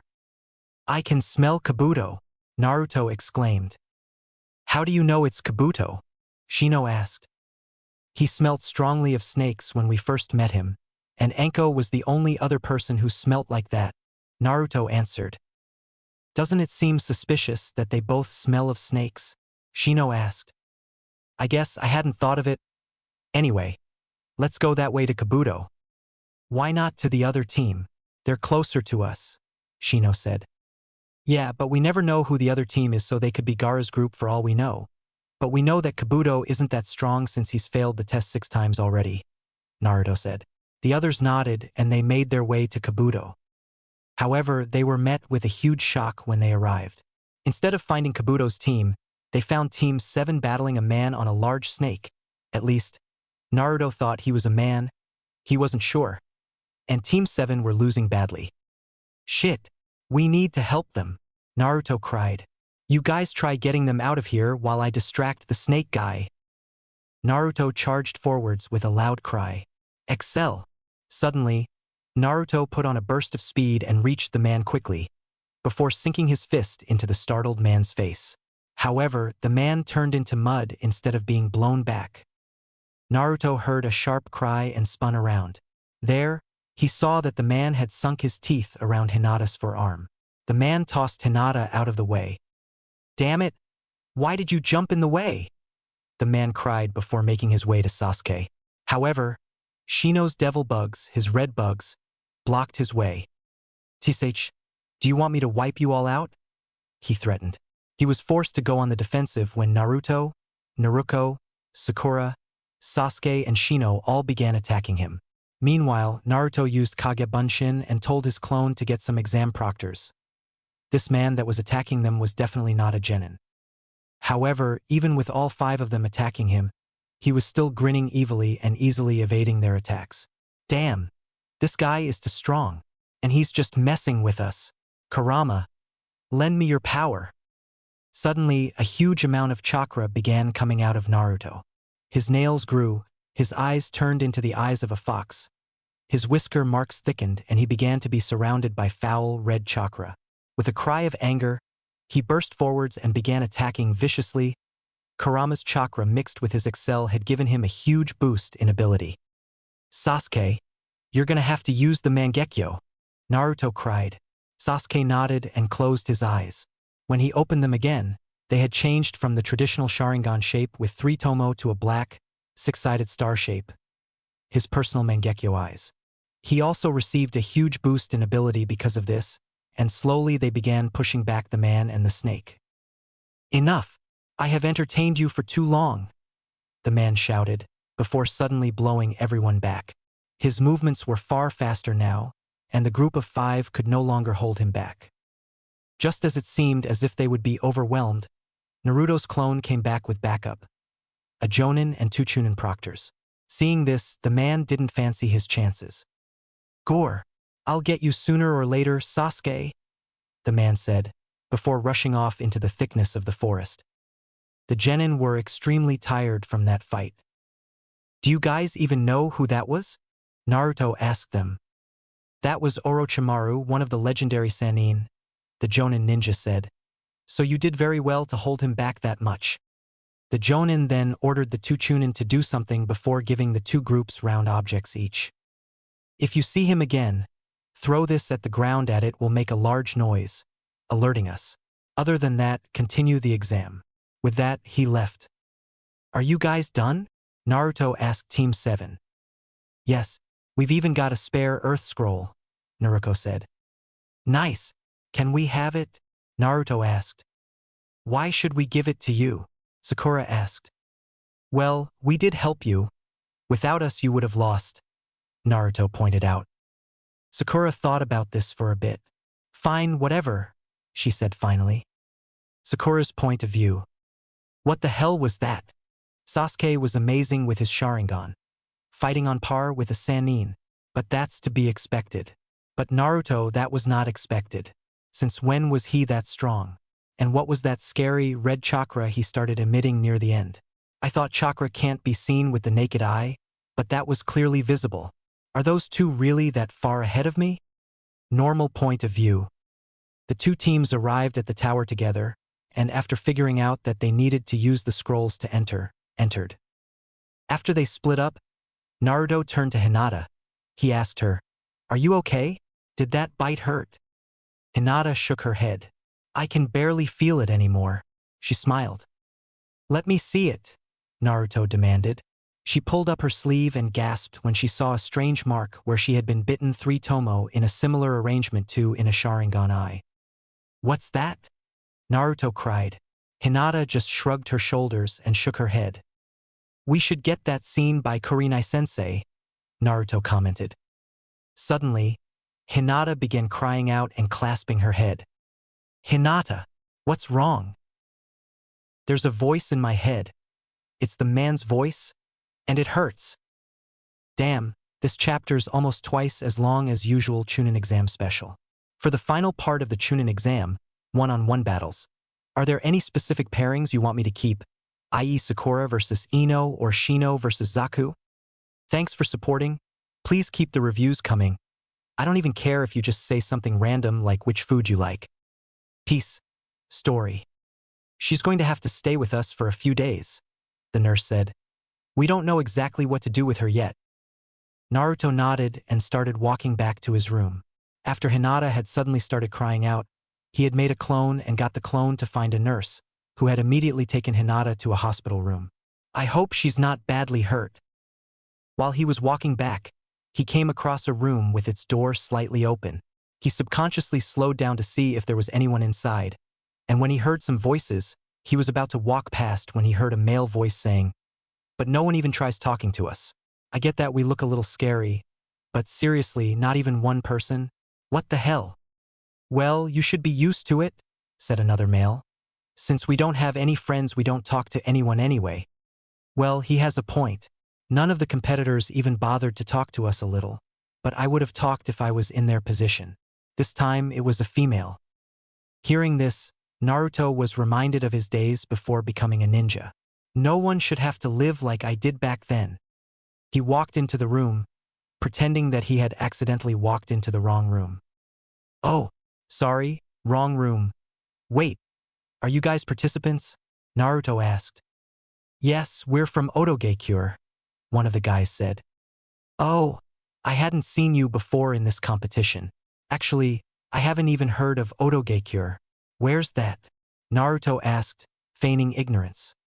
It's a new state that had been made recently north of the Land of Fire. Why do you care? The other guy asked with a very suspicious look. Naruto saw his look. Whoa, calm down. I'm just trying to talk to you. If you don't want me to be here, I'll just go out, Naruto said before getting up. They didn't say anything, but Naruto could see sadness in their eyes when he got up, so he sat back down with a sigh. Look, I just want to talk, yeah? Naruto said. But why? Why do you want to talk to us? The first guy said. What's wrong with you? Naruto asked. Besides, I talk to whoever I want to, and I wanted to talk to you. Anything wrong with that? The guys were dumbstruck and the girl shook her head slowly. So, what are your names? Naruto asked. Slowly, Naruto began to get to know Dosu, Zaku, and Kin. They talked about various things, and finally, Naruto decided it was time to go. I'll see you guys tomorrow, Naruto said before he left. However, when he went out, he enhanced his hearing. That guy, Naruto. You reckon he can be our friend? Zaku asked the others. Well, I definitely like him, Kin said. Naruto smiled. At least they won't feel the pain of being alone anymore. Naruto spent the next few days talking to Team Dosu. Finally, one day before the final part of the Chunin exams were going to begin, Naruto was told that Hinata had been healed, so he went to see her. However, when he met her, he was surprised. Yo, Naruto. What's up? Naruto was too shocked to answer. What the hell, man, I don't bite. Come closer. Naruto looked at the nurse with a raised eyebrow. We think that her personality suffered when Orochimaru was talking inside her head, the nurse explained. Shino walked in straight after, and was similarly shocked when Hinata greeted him. The two spent the rest of the day trying to get used to Hinata's new personality. Finally, when they were about to separate to go to sleep, Naruto said, Are you guys ready for tomorrow? Hell yeah. Bring it on. Hinata cried, and Shino nodded and smiled. Only thing left is to wait for tomorrow. Soon enough tomorrow came, and all of the genin that had passed the first part of the exam were lined up in a large training hall, with the Hokage and several jonin facing them. First of all, congratulations on making it this far, the Hokage said. Before we continue, is there anyone who wishes to give up? Surprisingly, there was only one, Kabuto, with his excuse being that he couldn't continue. That's bullshit. He can clearly continue. Why is he giving up now? Maybe it has something to do with Orochimaru. Oh yeah, he does smell like him, but maybe it's just a coincidence. Don't be stupid. Coincidences never happen in the ninja world. So are you suggesting that he works for Orochimaru? That's very likely. But then why did he enter the Chunin exams? Probably to help Orochimaru get those bloody Sharingan eyes. But Orochimaru wouldn't need help with something that simple, unless it wasn't that simple. Then what is he planning? I don't know, but I'm going to warn Ajisen in case anything does happen. You could spy on the glasses brat. Not with the Chunin exams happening. Whatever.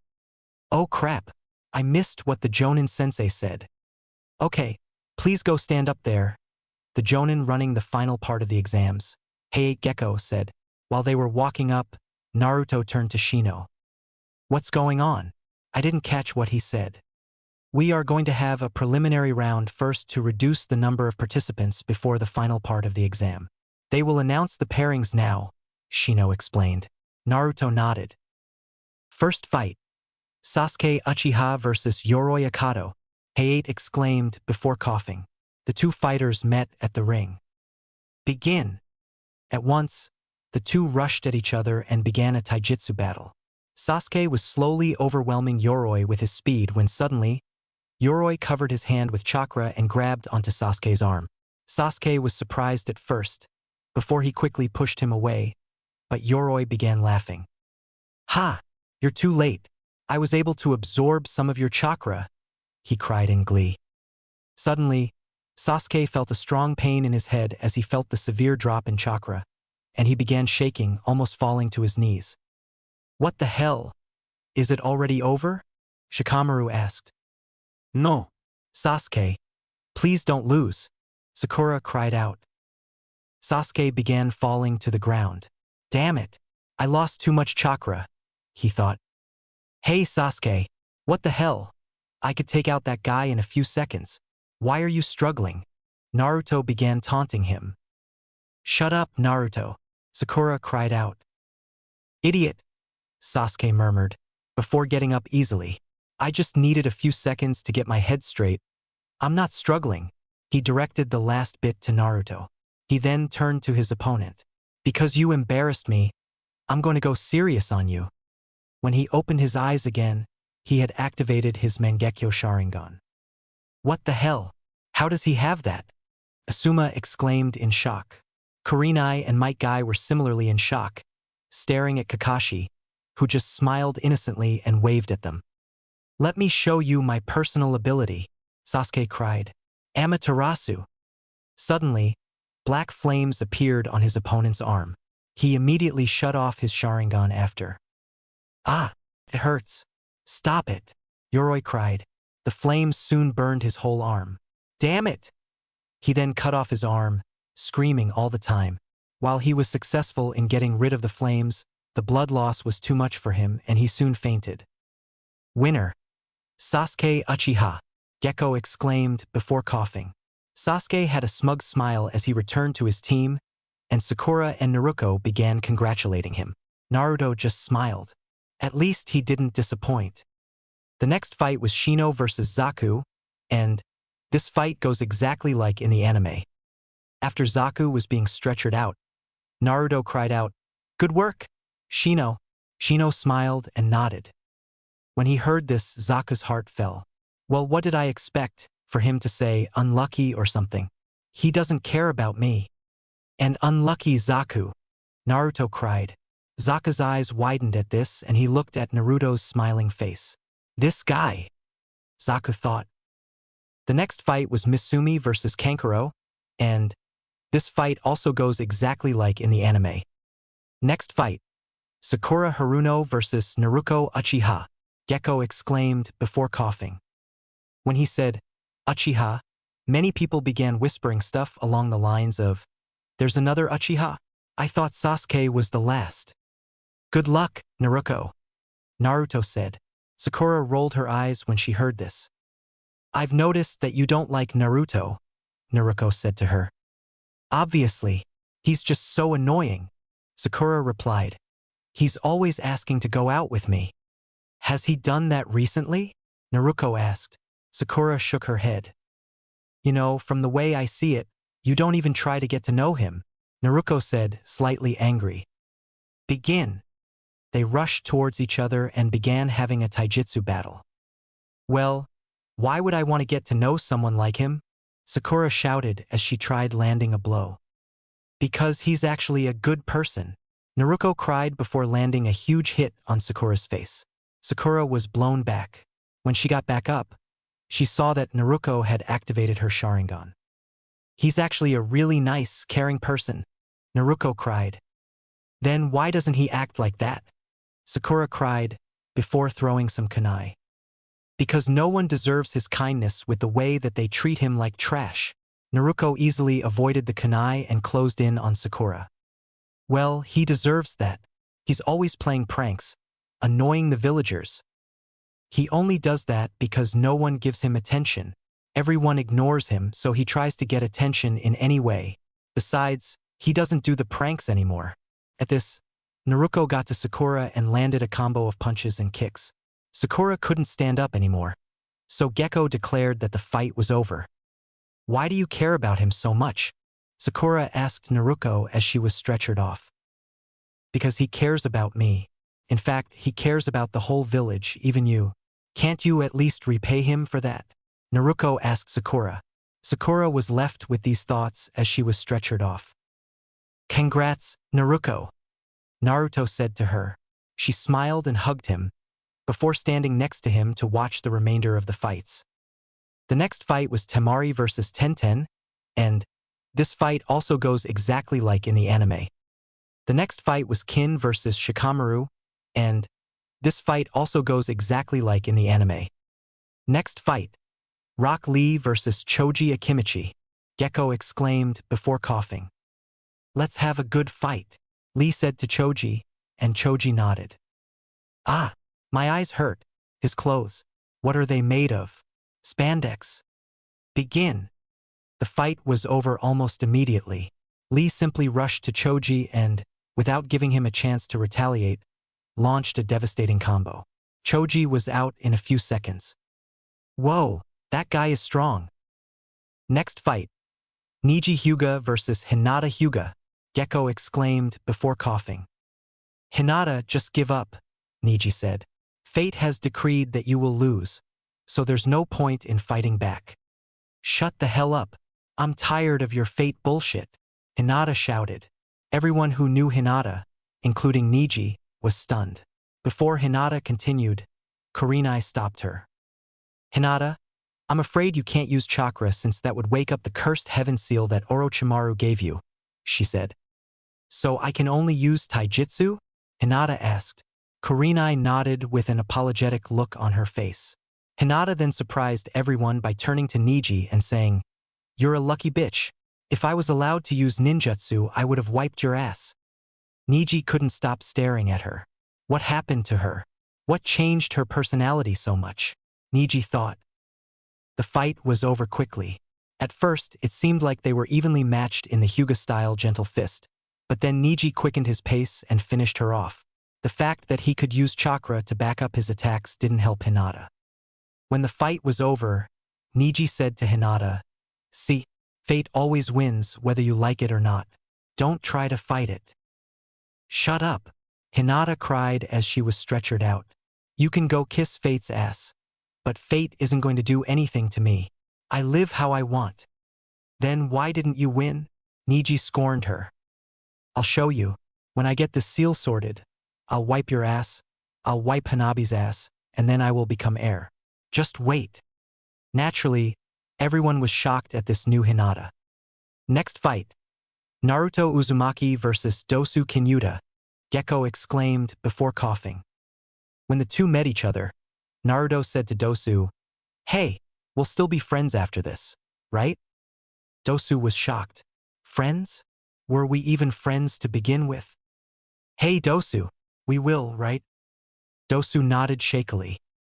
Well, in that case, let me warn you, I'm not going to hold back, Naruto shouted. This brought Dosu back to his senses and he grinned back. Well, I won't hold back either. Begin. Yo. I was going to write more for this chapter, but I haven't uploaded for a while. I don't want to keep you waiting. What do you think of Hinata now? Thank you for all the support. I still have trouble believing that this story has over 100 followers. Also, thanks to my two guys, who has commented on every chapter. I really appreciate it. Finally, I may not upload as frequently from now on for two main reasons. Firstly, when I started the story I had loads of ideas, but now I have to think more about each chapter, and secondly, I want to make the chapters longer. Other than that, peace.is. Naruto instantly jumped back and began retreating. I've got to find out what he can do first, so I should send in a clone first. Kage Bunshin. The clone went to Dosu to engage in a taijutsu battle. As soon as they got close to each other, Dosu took a swing at the clone. The clone dodged it easily, but somehow he was still hit, so he disappeared. When he disappeared, Naruto got the usual rush of new memories from the clone. Wait, what's this? The clone felt something even though he completely dodged the attack? Does that mean that if he throws a punch, dodging won't help? Naruto made several clones to distract Dosu, and Dosu began quickly taking them all out. In that case, I have two options, either use speed so that he can't even throw a punch or stay back and attack with ninjutsu. The problem is that I don't know many ninjutsu. Guess I'll have to use some of my own techniques, even if they are very taxing. Let's do this, Naruto cried, before bringing his hands up, palms facing Dosu. Dosu finally finished off the clones and closed in on Naruto. But it was too late. Lightning created around Naruto's hands immediately shot towards Dosu and hit him, paralyzing him for a few seconds. Naruto used the paralyzation to his advantage, immediately shouting, Excel! Before disappearing and appearing in front of Dosu, launching a devastating combo of punches and kicks. As soon as Dosu could move again, he swiped at Naruto, but again he was too late, as Naruto had already retreated.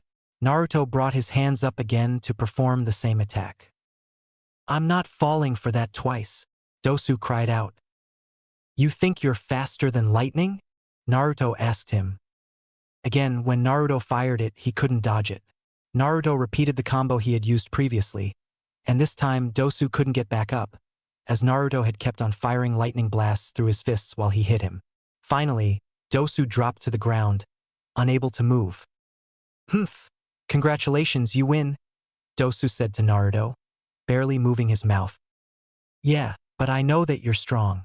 That weird ability you had? If I had rushed in, you would have won, Naruto replied. Now that you beat me, you'd better go and win all your matches, Dosu said, before being stretchered off.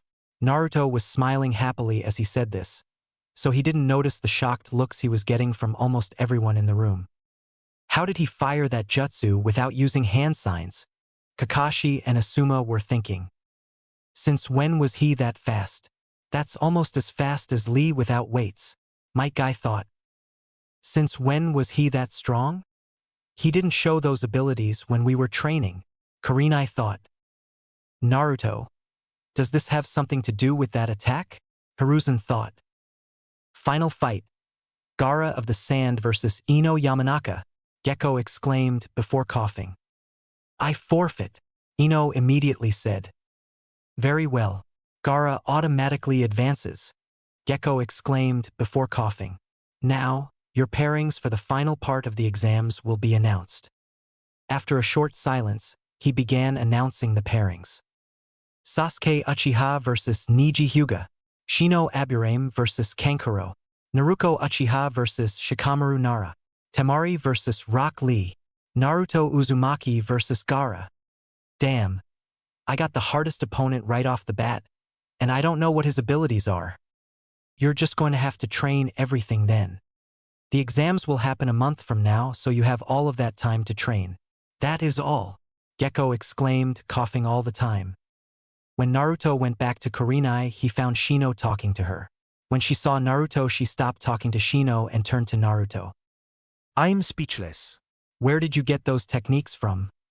She said to Naruto. Well, you might not believe this, but I kind of learned them by myself, Naruto said lamely. Kurenai just stared at him. Yep, I don't believe you. Well, I won't order you to tell me how you got those abilities.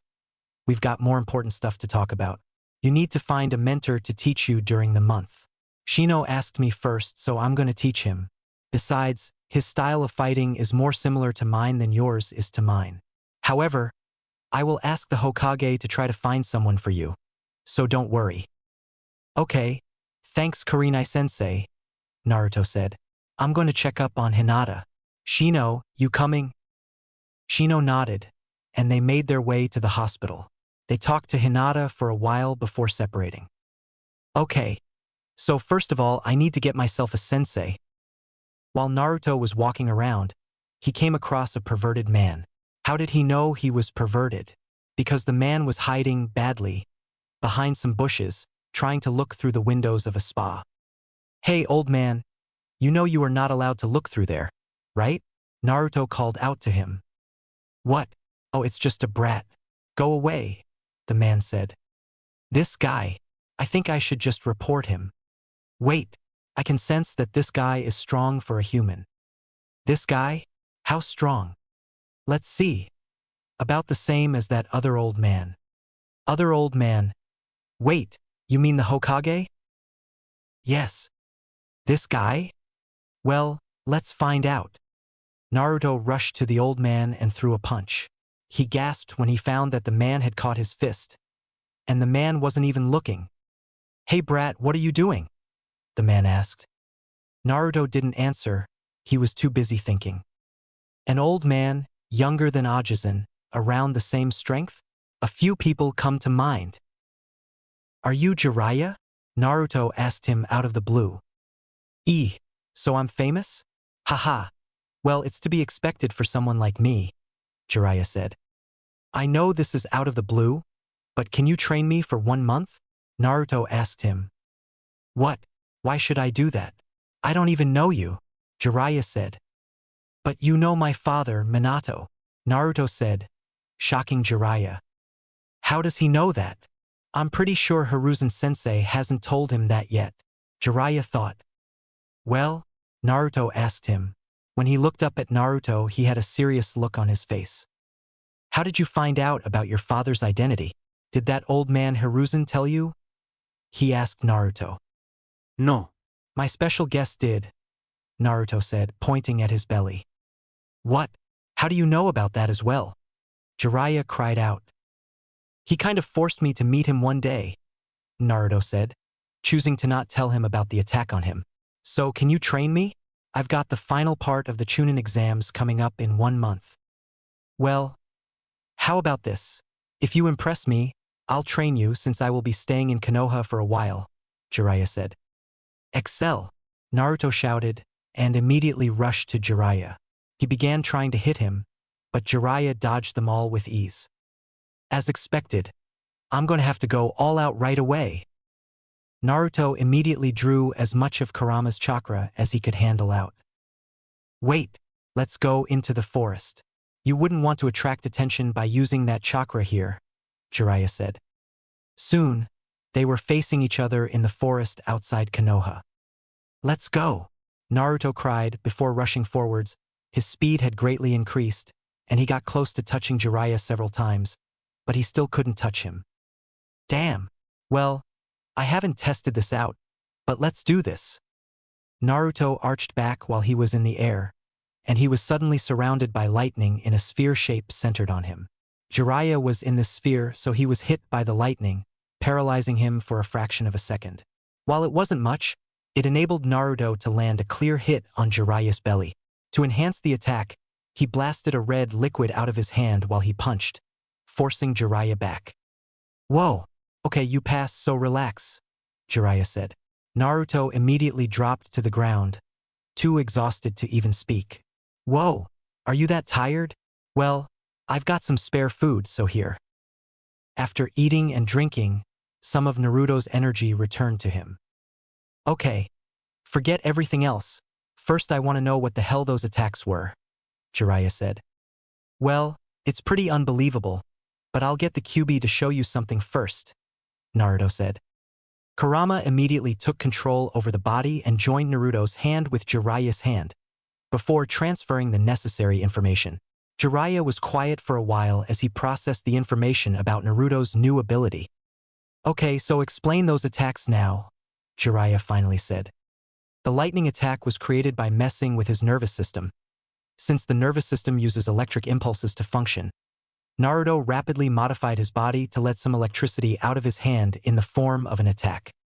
The second attack was created by messing with his blood vessels. The red stuff had been his blood, which he had forced out by modifying his body. Both were amazing techniques, but both took up a large amount of chakra. Naruto was only able to use them quickly because of his naturally large chakra reserves and because of Kurama's chakra. Alright, now tell me how you found out about your father, Jiraiya said. When I visited Kurama, he told me, Naruto said. So you'll train me, right? Yes. But what do you want me to teach you? Jiraiya asked. Naruto thought for a while. Well, I don't have a finisher attack. I can help you with that. Nice, thanks. So what else? Oh, I know. Hey, why are you nicknamed the Toad Sage? Naruto asked Jiraiya. Because I have formed a contract with the Toads and I learned senjutsu from them. Senjutsu? What's that? Naruto asked. It's basically drawing chakra from your natural environment. It has several benefits. It increases your chakra reserves temporarily, it increases your physical abilities, and it increases your regeneration, Jiraiya explained. Cool. I have got to meet the Toads. Can you take me to them? Sure, but not now. Meet me here tomorrow at 8 in the morning, Jiraiya said. Why can't we do it now? Naruto asked. Because I have some business to attend to, Jiraiya said with a perverted smile. As you can tell, I won't be able to update frequently anymore. Maybe only once a week. Seriously, thanks for your ideas. I've used several of them in this chapter. Other than that, do you have any ideas for names for the attacks in this chapter? Peace. The next day, Naruto arrived at the spot at 8 a.m. and found Jiraiya waiting for him. Yo! Jiraiya said. Let's get started straight away. Naruto nodded. Jiraiya proceeded to show him exactly what he needed to do to summon the boss toad Gamabunta. Finally, Jiraiya thought that Naruto was ready to try it himself. But let me warn you now, you might not get it on your first try, Jiraiya said to Naruto. In fact, you probably won't. Sure, whatever. Have a little more faith in me, Naruto said before beginning the jutsu. Kuchios no jutsu, he cried. Before cutting his hand to draw blood and slamming his hand down, there was a massive bang and his vision was filled with smoke for a while. When the smoke cleared, he was faced by a huge toad with a pipe in his mouth.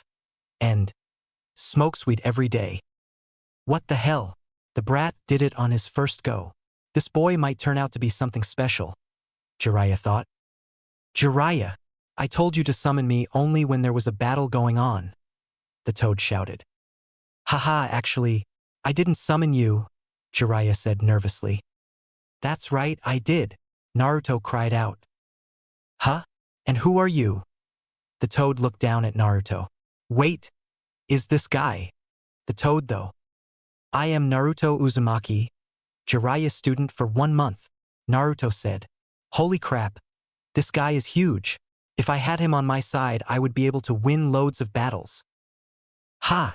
There's no way a brat like you summoned me, the toad taunted him. What's so surprising about it if my father managed to do it? Naruto asked with a confused look. Your father? The toad asked, even though he had an idea what Naruto was going to say. That's right. Minato Namikaze summoned you, right? Naruto said. So you are Minato's son, huh? So you want to form a contract? The toad said. Yeah. Since you're Minato's son, I'll definitely let you, on the condition that you drink with me, the toad said. Sure. Naruto was excited to try some sake. Wait here a bit. By the way, my name is Gamabunta. Gamabunta disappeared, and after a few seconds reappeared with a huge bottle of sake and several plates. Yo Gamabunta. Can I join in? Jiraiya asked. Fine, whatever. The three spent the next hour drinking and talking before finally, at the end of the hour, Naruto signed the contract with his blood. From now on, feel free to summon us toads whenever you want, Gamabunta said, before leaving. Okay Naruto, you get the rest of the day off since you just signed a contract, which is something big. Besides, I have some business to attend to, Jiraiya said again with a perverted look. Naruto just rolled his eyes and left to the village. What shall I do now? I have some free time. While he was walking around, Naruto saw a blonde girl carrying a large fan. If I remember correctly, her name was Temari. I know. Maybe she can help me relieve my boredom. Yo, Temari. Naruto cried out. She turned to look at him. That guy. Naruto, right? She thought. How you doing? Naruto asked her. I'm fine, why? Temari asked him with a quizzical look in her face. I was bored and I saw you, so I thought why not talk to you, Naruto explained. But we don't know each other and we are from different villages. Besides, shouldn't you be training? Nah, my sensei said that we had finished training for today, Naruto said. Finished training this early? How do you expect to do well in the exams then? Temari said with a small smile. Well, he did get me to sign a summoning contract, so I guess that is pretty big, you know? Naruto said with a blank look on his face. What? He signed a summoning contract? Who is this sensei he's talking about? Temari thought in shock. Anyway, are you free? Because I'm pretty bored now. I could show you around the village if you want, Naruto offered. Heck, whatever. I'm not doing anything anyway, Temari thought. Sure, whatever, she said. Nice. Okay. So first of all, have you had lunch? Naruto asked her. When she shook her head, Naruto smiled and dragged her to his favorite ramen stand. Yo, Tuchi-san. I've got a friend who'll be eating with me, Naruto said to his favorite cook. Friends already? Temari thought, although she wasn't angry about it. Oh, nice. Finally a girlfriend, Tuchi said with a huge smile. Temari immediately gained a huge blush. What? No, I'm not his girlfriend, Temari shouted, still extremely red in the face. Ha ha ha, Tuchi-san. No, she's my friend, Naruto said while laughing. He himself also had a slight blush. Ah, so you haven't gotten that close yet? Tuchi nodded to himself. No matter, you'll get there eventually. Temari again exploded with embarrassment as Naruto started laughing again. Soon, Ayam came with their food. While giving their food out, She winked at Naruto extremely obviously and whispered loudly, so that Temari heard her, "Good luck!"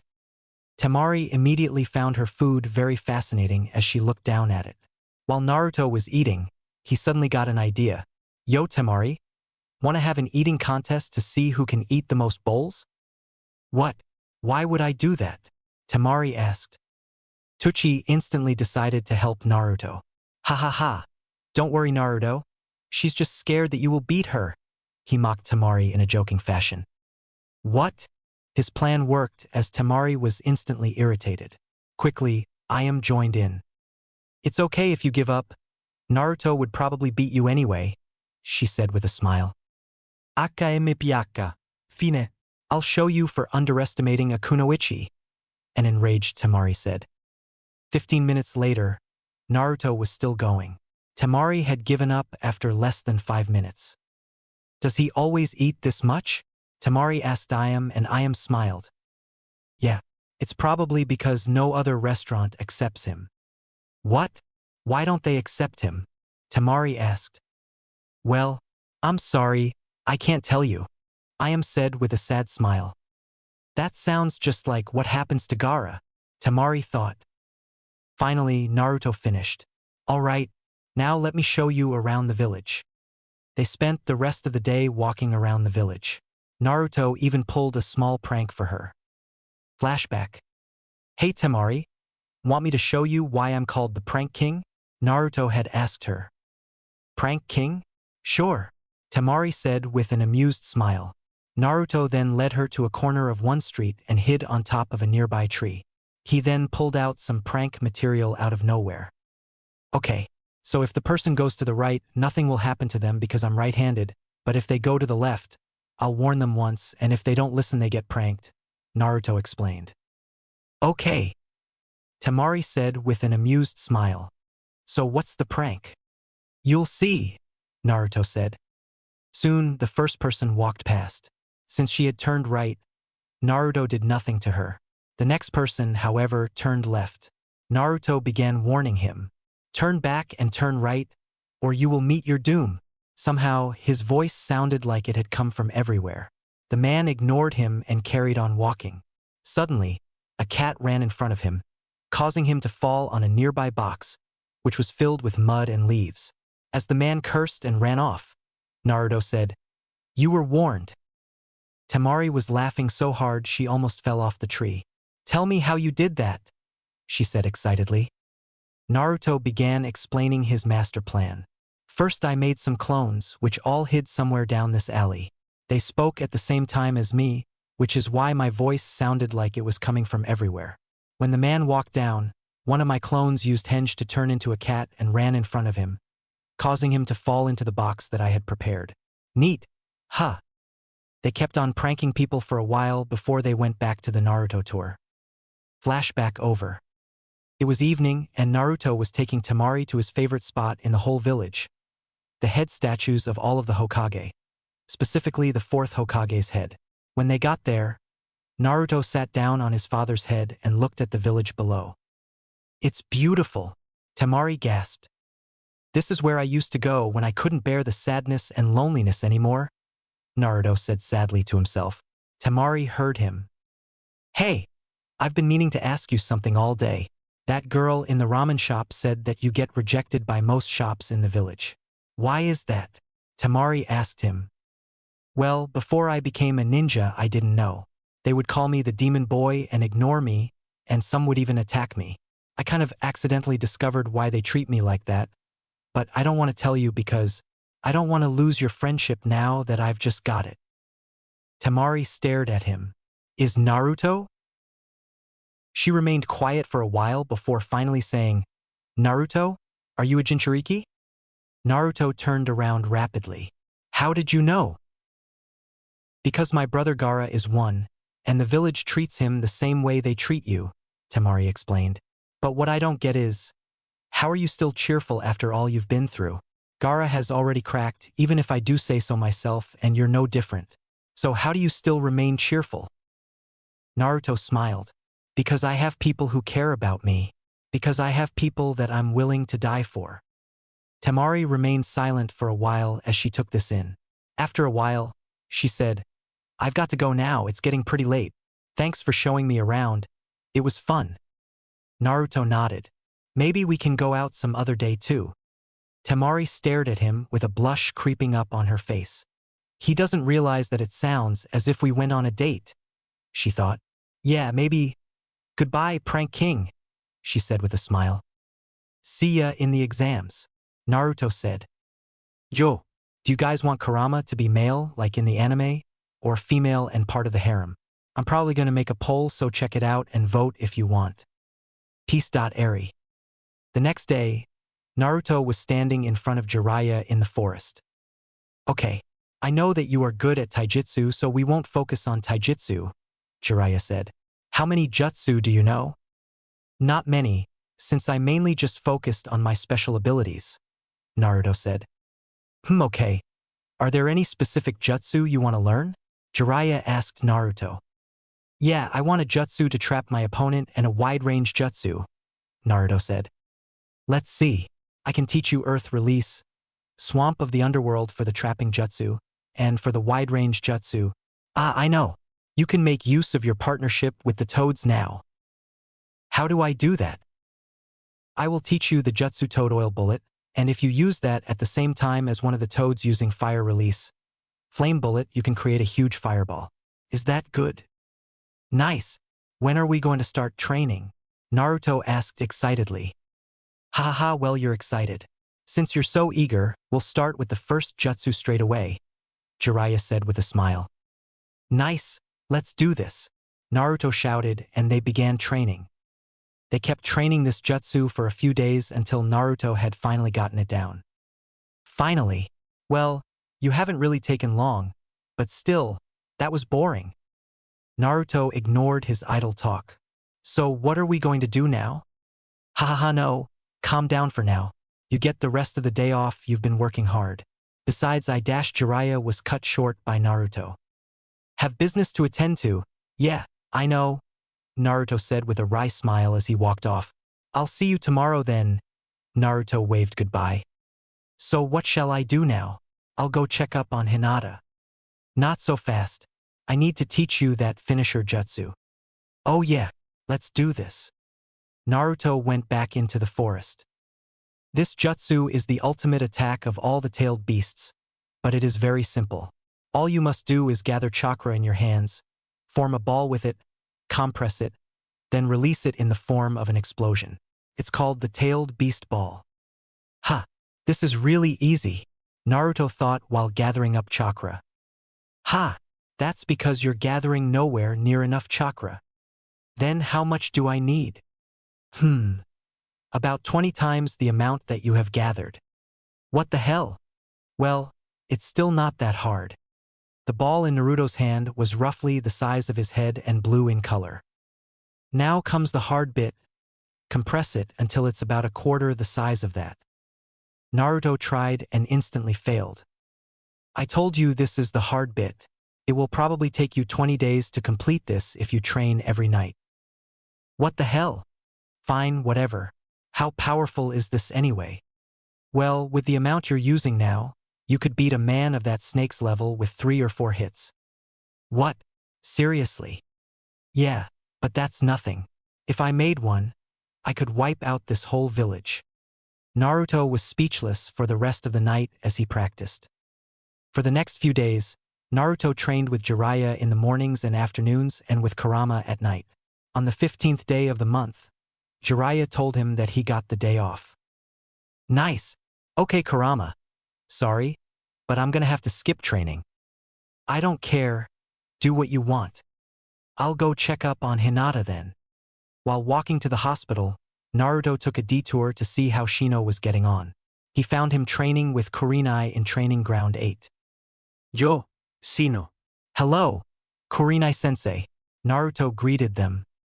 Hello, Naruto. Kurenai smiled at him. Shino nodded. How's your training going? Kurenai asked Naruto. I heard that you found a very good teacher. Yeah, my teacher is Jiraiya. Jiraiya of the Sannin? Kurenai gasped. Ha ha ha, yeah, that's him, Naruto laughed. Surely your training is going very well then? Kurenai asked him. I guess I've learned a few jutsu and my taijutsu has improved. What about you, Shino? Naruto turned to Shino. I won't reveal anything, but my training is going pretty well, Shino said. Correction? His training is going very well, Kurenai said with a smile. That's nice. Well, I'll be going now, see ya. With that, Naruto left the two to train. When Naruto walked into Hinata's room, he found her talking with her father Hayashi. The two turned to look at him when he entered. Oh, have I come at the wrong time? Naruto asked. No, I will be going now. Hinata, we will talk about this later, Hayashi said, giving her a stern stare before walking out. What was that about? Naruto asked her. She sighed. I'll tell you later. Anyway, how are things? Good. I'm getting trained by Jiraiya of the Sannin and Kurenai-sensei is training Shino, Naruto told her. She just stared at him. Finally, she spoke. Trust you to find one of the Sannin to train you, she said. Naruto began laughing. I know, right? But you know, he's nothing like you'd expect. What do you mean? He's actually a massive pervert. What? Seriously? Wow, unlucky you, she said. Yeah, but at least I've learned some pretty dope jutsu. Nice. Tell me about them. Naruto shook his head with a smile. You'll have to see on the day. Damn you, and I'm stuck in here sleeping my ass off, Hinata complained. When are they gonna discharge you? Naruto asked her. I don't know, but they said it will be before the final part of the Chunin exams, so I can come to watch you beat up everyone else, she said with a grin. Whoa, Hinata is so much easier to talk to. So what was up with your dad? Naruto asked her. I want to prove to my clan that I'm worthy of being the heiress by beating Niji in front of them all, but I can't because I need to use ninjutsu to do that, and this damn curse stops me from doing that, Hinata said while pointing at the curse seal on her arm. Naruto began thinking. Finally, he looked up. Hey Hinata, I reckon Jiraiya can fix that because he is a seal master. Want me to ask him? You bet I do. If he does it, I'll owe any one thing you want me to do, Hinata said with stars in her eyes. Naruto laughed. He spent the rest of the day talking to Hinata. Finally, when he was about to leave, Hinata grabbed his arm. What? Naruto asked her. She looked down. You know when I said I would do anything for you? I meant literally anything, right? Wait, what? Naruto asked with a confused look. Just 'cause I have this seal, doesn't mean my feeling towards you have changed, you know, Hinata said, looking up with a slight blush. Hearing this, Naruto gained a huge blush. Oh yeah, she had confessed her love to me. I totally forgot about that. Hinata pushed him. Go. Focus on the exams for now. We can talk after you beat everyone up, she said with a smile before steering him out of her room and shutting the door. Naruto stayed where he was for a while before finally going back home. She's right, I need to focus on the exams first. Just you wait, Hinata. I'll storm the whole test. Hinata's point of view. What the hell do you mean, focus on your exams? You were totally embarrassed. You just said that so that he wouldn't see your blush. Hinata sighed with a slight blush on her face before sinking into her bed. Besides, you've got more important stuff to think about. Yo, I'm really sorry for the very late upload. It's probably going to be like this for the next month or so. I'm really busy, so please bear with me. As always, thanks for everything. Thanks to Flaming Phoenix 2 for giving me the name for Naruto's lightning attack, Impulse. Thanks to everyone who voted and thanks to everyone in general. Final thing. I have several massive twists that I bet none of you will be expecting. Try guessing if you want. If you get any right, then you get a pat on the back, which is what everyone wants XD. Peace. Cool. Hey, I just wanted to reply to a guest who thinks that Sakura should have beaten Naruto. Naruto has the Sharingan. She's already better than most of the rookies just with that. Also, she actually takes training seriously, unlike Sakura, who is all brains and fangirl at this point in time, so she is physically stronger than Sakura. Finally, before Naruto Shippuden, Sakura is absolutely useless. Seriously, think of one time in which she was useful, so she would obviously lose to Naruto. Be realistic. After his one-day rest, Naruto had continued his training with Jiraiya and had learned a few other simple jutsu. His training with Kurama, however, wasn't going as well. He still hadn't completed the jutsu. One good thing did come out of his training though. Flashback. Yo Kurama, I'm going to try to hit a tree now. Try, but let me warn you that it's not ready yet. Naruto ignored this and tried hitting a tree with his incomplete chakra ball, but when he swung his arm, the air resistance caused the chakra ball to lose its shape and disappear. Well, it lost its shape, but the chakra didn't disappear. It moved back to coat his arm instead. You didn't have enough control over it, so it lost its shape. Gore, guess I'll have to keep training. While Naruto was walking, he felt a strong breeze around his legs, and when he looked down he realized that his chakra-coated arms were creating small breezes just by him swinging them. I see, so it raises my physical capabilities. I'm guessing if I condense the chakra even more, it will work better. Naruto condensed the chakra so much that it disappeared, but he felt his arms become stronger. He smiled at this. Hey brat, try using my chakra. When Naruto condensed some of Kurama's chakra into his arms began turning slightly red. Seeing this, Naruto sent a large amount of Kurama's chakra to his arms, causing them to turn totally red. Cool, I can turn red. I'll call this red mode. Flashback over. Anyway, Naruto was walking around in the village when he spotted Kin and Zaku walking quickly towards the exit of the village, so he called out to them. When they turned, their faces lit up with genuine smiles before returning to their serious faces. What's up, guys? Naruto asked them. I'm sorry, Naruto, we can't really talk now, we're in a hurry, Kin said. Ah, okay. Well, stay safe, yeah? And make sure to come to the finals to watch me beat everyone up. Naruto waved to them. While they were walking away, Zaku said to Kin, we can stay with him for a bit, can't we? After a little debating, they decided to spend 1 hour with Naruto messing around, doing pranks and having a good time. When they were about to leave, Kin said, thanks for everything, Naruto. Yeah, I'll never forget my first true friend, Zaku said with a smile, before they walked off. Naruto didn't see the tears falling from Kin's eyes, or Zaku's bitter smile. Naruto spent the rest of the month training. On the day before the exam, Jiraiya told Naruto to rest. What, you have some business to attend to? Naruto asked with a cheeky smile. Yeah, but this time it's serious, Jiraiya said with a serious face. It's about my former teammate, Orochimaru. What's he gonna do? Naruto asked with a worried look. We think he's going to attack the exams, Jiraiya said darkly. Well then, isn't it dangerous to keep the exams going? Naruto asked incredulously. Don't worry. We've got this under control. You just focus on the exams, Jiraiya said with a smile. Sure. Finals day. All the contestants were lined up in a large space with a huge crowd watching them, making lots of noise cheering and talking in general. Shortly after the Hokage and the Kazekage arrived, a Jonin walked to the participants and signaled for the crowd to quieten down. Welcome to the finals. I, Genma Shiranui, will be the proctor for your exams because the original couldn't make it. The finals carry the same rules as the preliminaries. We will begin immediately, so Sasuke Uchiha and Neji Hyuga, you two wait down here while the others go up. As a side note, he said, make sure to entertain the crowd, yeah? But only so that the participants heard him. Soon enough, the fight was about to begin. Begin, Genma shouted before jumping back. The two rushed towards each other and began a fierce taijutsu battle. Since Neji couldn't look into Sasuke's eyes, otherwise he would be caught in a genjutsu, he couldn't fully dodge all of Sasuke's attacks, and Sasuke was using his Sharingan to dodge Neji's attacks.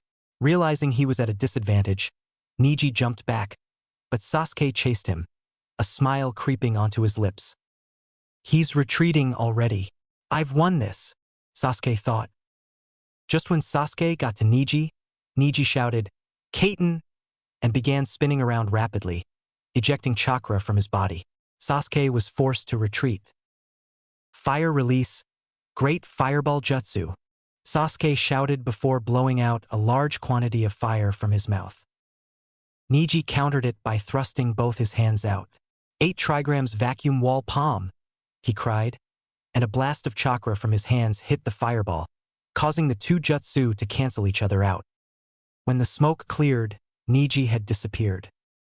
Where is he? Sasuke thought anxiously, before detecting Niji behind him. He quickly spun around, but it was too late. Gentle fist art one body blow. Niji struck Sasuke several times with his palms, causing Sasuke to fly back and hit the wall. When the smoke cleared, however, Sasuke had gone. Ha! That won't work on me, Niji shouted, before jumping to the side just as Sasuke rushed to him from behind. Sasuke was so shocked that he couldn't react fast enough when Niji performed a counterattack, unleashing a deadly combo. Sasuke was blown back again, and this time when he stood up his legs shook a bit. Just give up. Fate has decreed that you won't win, Niji said with a cocky smile. You know what? Hinata was right. Go shove your fate bullshit up your ass. I have an ambition that I must complete. I have something that I need to fight for. What do you have? Nothing. Ha! How naive you are. I have felt pain that you have not felt. I have been looked down upon simply because of the age of my father, despite the fact that I am considered a prodigy. Of course, I would be stronger than you when I carry a burden like that. You want to talk about pain? Well then, have you felt the pain of being alone? Have you felt the pain of watching your whole family being killed? Have you felt the pain of having your trust in the person you loved most break? By now Sasuke was livid. Don't talk to me about pain. Amaterasu. Sasuke activated his Mangekyo, and Niji's arm immediately caught on fire. He began screaming from the pain, and after his entire family insisted that he gave up, he gave up. Sasuke got rid of the black flames before walking away. Just before he went off, he stopped and turned to Niji. You think you know all about fate? Let me tell you this. I know more about it than you, and I know for sure that it can be changed. Winner. Sasuke Uchiha, Genma announced before the crowd went crazy. The other participants began congratulating Sasuke, especially Naruto and Naruto, and Sakura, Ino and Kakashi came to congratulate him as well. Next fight. Shino Aburame versus Kankuro of the Sand. The two walked down and faced each other. Begin. The two remained where they were as they each began thinking of a plan. Finally, Kankuro made the first move, rushing towards Shino. Shino extended his arms, and a number of bugs flew towards Kankuro and latched onto him. After a while, they flew back, but Kankuro was perfectly fine. What? Shino said in shock. Ha ha ha. Looks like your bugs don't work. Kankuro gloated before charging once again. Shino couldn't keep up with him in a taijutsu battle, so he kept retreating. Is retreating all you know? Kankuro mocked him.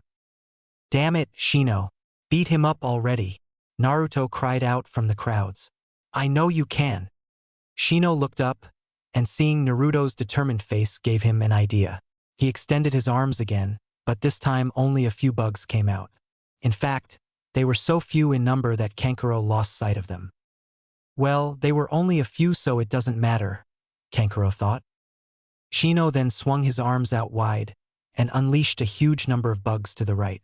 They flew in a circular motion before heading straight for Kankuro. Kankuro suddenly realized something and narrowed his eyes. It's a genjutsu. Kai. Kankuro cried, and the genjutsu was expelled.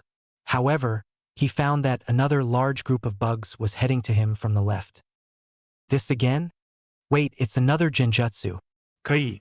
Kankuro expelled the second jutsu and found himself back in reality. Suddenly, he felt his energy leave him and he collapsed. What? How did you do this? Kankuro asked Shino feebly. Simple. When my first bugs attacked you, I realized that you were hiding inside another of your dolls. I released a small number of bugs to infiltrate that defense, and then I distracted you by making the genjutsu, Shino explained. All of the Jonin were thinking the same thing. Incredible! That's some Jonin-level thinking. Shino, you really have gotten stronger. Winner, Shino Aburame. The crowd erupted yet again. While this fight wasn't as intense as the one before it, they were all amazed by Shino's thinking ability. Naruto and Kurenai immediately began to congratulate him. You'd better not disappoint. Kurenai said with a slight smile to Naruto. Naruto nodded vigorously. Don't worry. Next fight. Naruto Uchiha versus Shikamaru Nara. Yo, don't have anything to say apart from thanking you for supporting this story. Keep bringing the new ideas. They are actually useful. Peace. Attempt. Good luck, Naruto. Naruto shouted. Show me how strong you've gotten. Naruto smiled at him with her thumbs up before walking down. Shikamaru, show them the strength of Team 10. Ino shouted. Shikamaru just rolled his eyes and walked down. Should I forfeit? Shikamaru thought. You know what? I'll try to put on a good show. Begin. The two remained standing for a while before Naruto rushed in and tried to land a hit on Shikamaru. Shikamaru jumped back and brought his hands out. Shadow imitation technique. Shikamaru's shadow began rushing to Naruto, so Naruto was forced to jump back to avoid the shadow. Damn it! I can't get close because of that, Naruto thought. Fire release. Fireball jutsu. She spat out a small ball of fire at Shikamaru, but he countered it quickly. Earth release. Practice brick technique. The wall blocked the fireball, but when the smoke cleared, she had gone. Suddenly, he heard a voice behind him. Fire release. Great fireball jutsu. This time, the fireball was much bigger, and Shikamaru's wall couldn't stop all of it, so he took some damage. Since when could she do a jutsu on that level? Shikamaru thought. Lucky. I just learned that from watching Sasuke's fight with my Sharingan active. The Sharingan is really overpowered, Naruto commented. What the hell? Damn, I need to think of a plan, Shikamaru thought. Naruto closed in and they began a taijutsu battle, in which Naruto dominated easily. Hey, can't you put up more of a fight for the crowd at least? Naruto asked him. Fine. Shikamaru retreated rapidly and brought out several kunai. Kunai? That won't work. He then placed some explosive tags on them and launched them at Naruto before making them explode in front of them. Water release. Water wall formation. Naruto breathed out some water which blocked the attack, causing the water to evaporate. Before all of the steam could clear, Shikamaru began his attack. Shadow imitation technique. The shadow was helped by the steam, and the shadow quickly got Naruto. Damn it! I don't want to lose yet, Naruto thought. However, Shikamaru then raised his hands and forfeited. What? Why did you forfeit? Naruto asked him. After I had caught you, there was no other thing I had up my sleeve. Besides, it's getting too troublesome. After a short silence, Hayate announced the results. Winner. Naruto Uchiha. The crowd went wild when they heard Uchiha. God damn it, I didn't deserve to win that, Naruto thought as she walked back to the other participants. So what? Naruto said to her, guessing what she was thinking. Just prove your true strength in the next round. Naruto looked up at him with stars in her eyes and a determined look. Of course. Next fight. Temari of the Sand versus Rock Lee. The two walked down to the arena. It's the spandex taijutsu guy. Let's see how strong he is. Begin. Lee rushed to Temari straight away, catching her off guard and striking her several times. She quickly jumped back and brought out her large fan. I have no chance in beating him in taijutsu, so I'll stick to long-range jutsu, Temari thought. She swung her fan and created strong winds that began pushing Lee back. Dust wind technique. Wind release. Air current wild dance. Temari kept on barraging him with strong wind attacks so that he couldn't move, and soon he dropped to his knees. Lee, my guy shouted. You can't win this without getting serious. Guy-sensei, then do I have permission to remove them? Lee shouted back. Yes, remove the weights and show everyone the power of youth. Guy shouted with his thumbs up. Finally, it's time for Konoha's green beast to show his true colors, Lee exclaimed, before rolling his sleeves and trousers up. There were 4 weights there strapped to his body, which he took off before jumping in the air and throwing the weights down. Ha! What are a few weights gonna do? Temari thought. When the weights landed, they made a huge explosion. What the hell? What kind of weight are those? Temari thought. However, she didn't have enough time to think of anything else, as Lee had disappeared and appeared behind her. So fast. The fight ended straight after that, with Temari unable to lift a single finger. Winner, Rock Lee. The crowd went super crazy at the sight of some of the best taijutsu they would ever see. That guy is crazy strong as well. He's as fast as me when I'm using Excel. Next fight, Gaara of the Sand versus Naruto Uzumaki. Here comes my big moment. Yo. Sorry for the short chapter, but I want Naruto's fight to be in a separate chapter since more is going to happen. One thing I really want to know, are the fight scenes good? Did I make them exciting / realistic / short / bad? Please do tell me where I can improve. Thanks. Peace.at. Warning, this chapter will get bloody and deviate heavily from canon at the end. As Naruto walked down the stairs, he began hearing less and less until all he could hear was his own heartbeat. Unconsciously, he matched his steps with each beat and realized that he was walking very slowly since his heart was beating at an agonizingly slow speed. I don't even feel nervous. What's going on? Then he heard a voice from the crowd shouting, Naruto, show me how you're gonna wipe their asses. He looked up and saw that it was Hinata, sitting next to her father. Hinata, so you came. Naruto, show those villagers what you're made of. Naruto turned around. This time it is Naruto. One by one, the Konoha Genin began cheering for Naruto. Even Shino began cheering. Huh, what is this? What's this strange feeling inside of me? The crowd got louder with each step he took. That feeling is relief, kid. Relief? Why would I be feeling relief? Even the Jonin began cheering. Kid, what are those baby ninja doing? They're cheering for me. Why? He was now standing face to face with Gaara. You idiot, work it out yourself. Why would they be cheering for you? I don't know. Are you ready?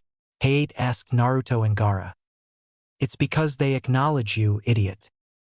Begin, Hayate shouted, before jumping back. That's right. They acknowledge me. That's why I can't let them down. Naruto remembered promising Tuchi and Ayam to become Hokage, and this caused him to realize one thing.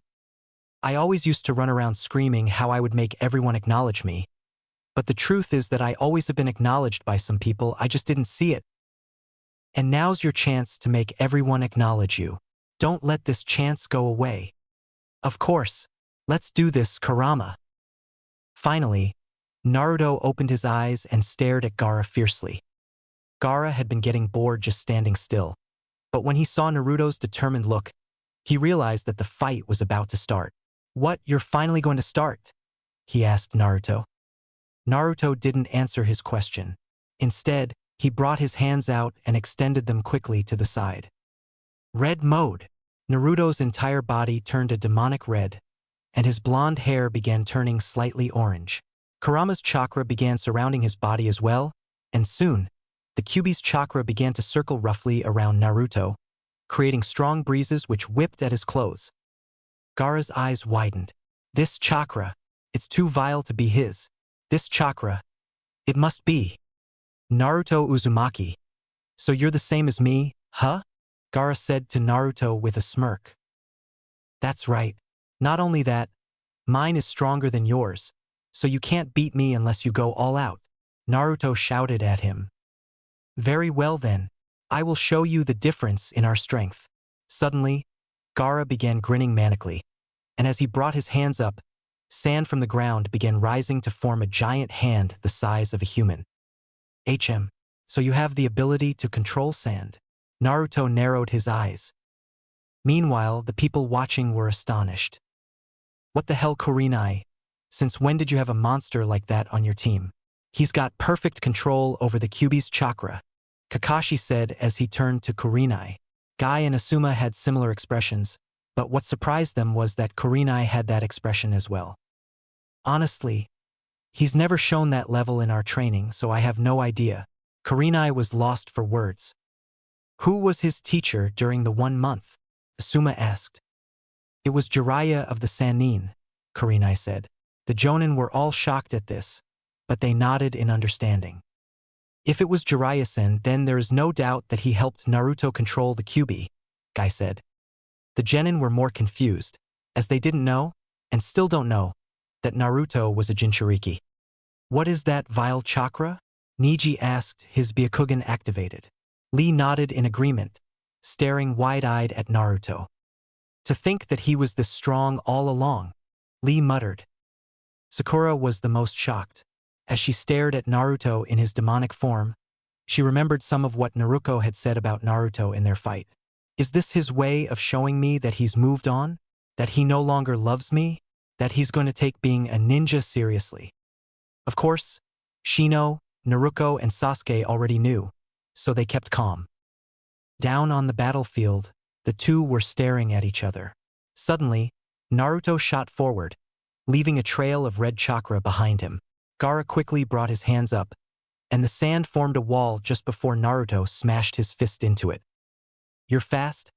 I'll give you that, but you can't beat my impenetrable defense, Gaara said gleefully. Naruto just smirked. I'm not done yet, he muttered, before shouting, Shock Fist!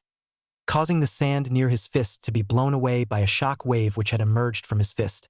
Gaara was blown back. What? Gaara was blown back? Kankuro said in shock, as Temari watched with her mouth wide open. How did you do that? Gaara said while getting up, since that was the first time he had been injured. Naruto smirked. There was no way he was giving out his secrets.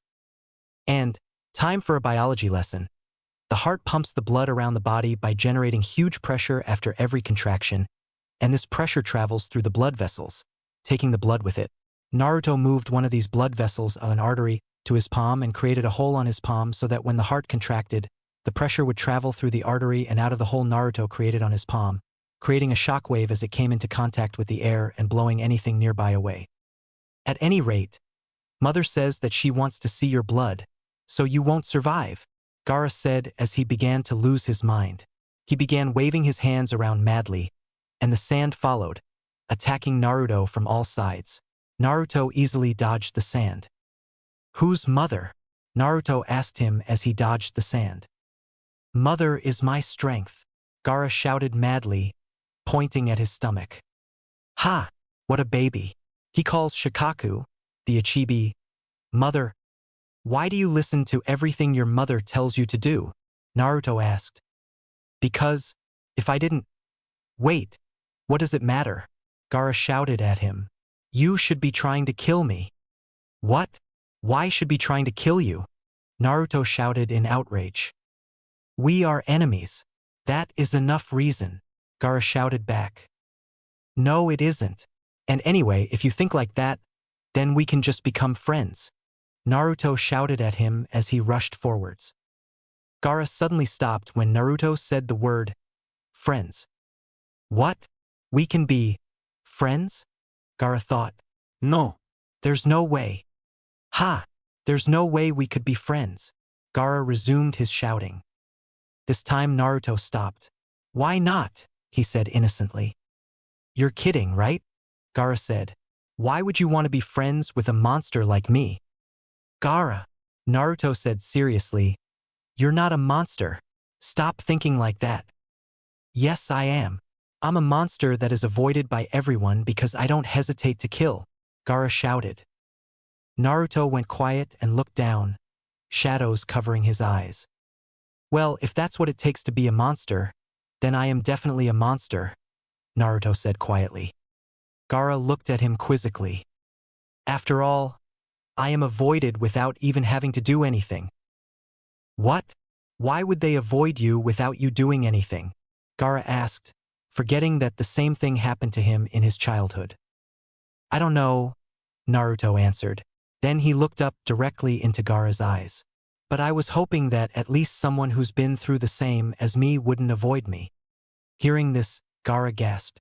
He's being serious, Gaara thought in surprise. He was about to open his mouth to say something, when he suddenly heard a loud voice in his head. Kill him. What are you waiting for? Mother, please not him. He's the only one that can understand me. Non. Kill him, or you die. Shikaku kept on shouting, making Gaara crouch and grab his head in pain. Gaara, you okay? Naruto asked him. Gaara didn't answer, so Naruto walked closer. Hey Jay, what? Suddenly, a large amount of sand came from the gourd on Gaara's back and covered Gaara. Naruto was forced to move back. When the sand stopped moving, Gaara's arms, torso and part of his face were covered in sand with strange blue markings covering the sand. Ho ho ho, the brat is better than expected. That's a partial-tailed beast transformation version 2. Better than you can do. What? He's taking it that seriously? Meanwhile, Kankuro and Temari began panicking. What's he doing? The signal hasn't been released yet. Baki, their instructor, asked them fiercely. We don't know, Temari said in panic. God damn it, Baki complained while looking around. When he caught sight of someone, he gasped. On the opposite side of the stadium, Kabuto was watching the scene with an angry look. Guess we're gonna have to start immediately, he muttered to himself, before signaling to Baki on the other side, then to the rest of the forces. Suddenly, there was an explosion in the Hokage's box, and the smoke covered the box. Everyone gasped and went quiet. At the same time, Kabuto began the attack, saying, Temple of Nirvana technique. Immediately, people began to drop as they began to get affected by a genjutsu which caused them to go to sleep. All of the ninja quickly dispelled the genjutsu, but found themselves surrounded by ninja from Suna and Odo. Kakashi narrowed his eyes. A joint attack between Suna and Odo? Just like Jiraiya-sensei predicted. Kakashi, Guy said to him. What?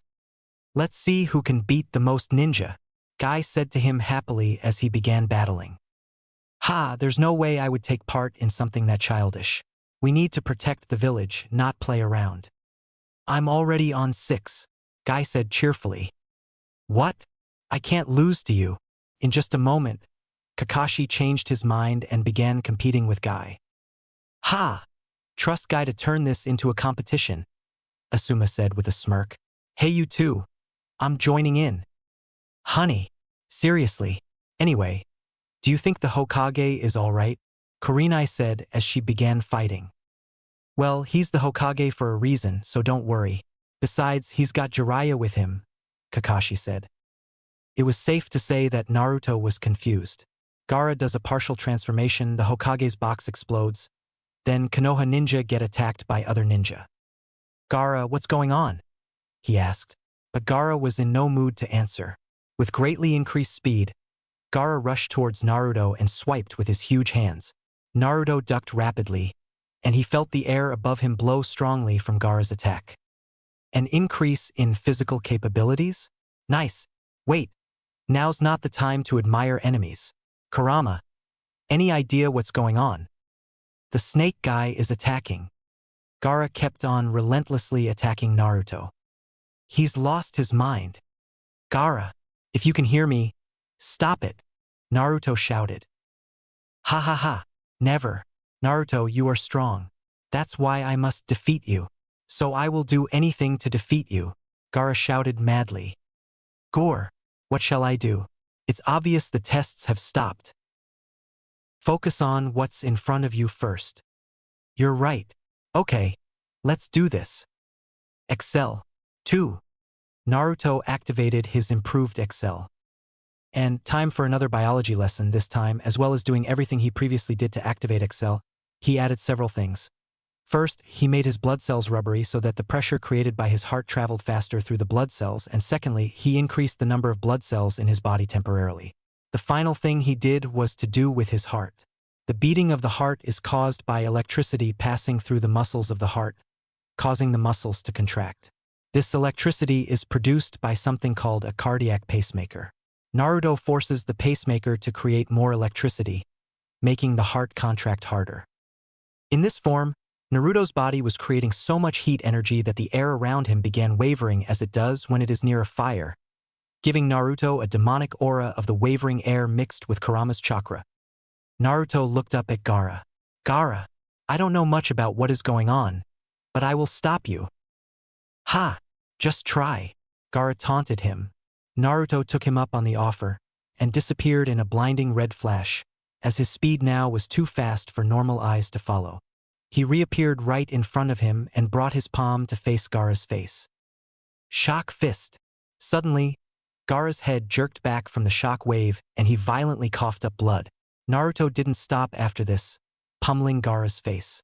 Gaara finally managed to jump back and brought his hands up, creating a huge sand wave. Damn it! I'm not going to lose. I'm not going to die. Gaara cried out and unleashed the huge sand wave. A wide-range attack? I'll have to counter it with my own, Naruto said. Kuchiyose no jutsu. He summoned Gamakichi, and the small red toad appeared in a puff of smoke. Yo boss, what's up? Gamakichi said, before noticing the huge sand wave and crying out. No time. Quick! Let's do that jutsu, Naruto said in panic. All right. Gamakichi jumped up on Naruto's shoulder before Naruto shouted, Toad oil bullet, and spat out a large amount of oil from his mouth. At the same time, Gamakichi shouted, Fire release, flame bullet. When the fire came into contact with the oil, a huge fireball was created, even bigger than Sasuke's great fireball jutsu. When the fire came into contact with the sand began turning into glass, which fractured from the heat. Soon, the ground in front of the two was filled with glass powder. What? How did you beat my attack? Gaara said, astonished. Naruto used this chance to rush forwards and plunge his fist into Gaara's stomach. At the same time, he activated two of his attacks, Shock Fist and Blood Fist, the blood attack from his fight with Jiraiya a few chapters ago, and combined them. Crimson Blow. Gaara shot back and smashed into the ground with a huge explosion. Phew, that took a while. Finally, it's over.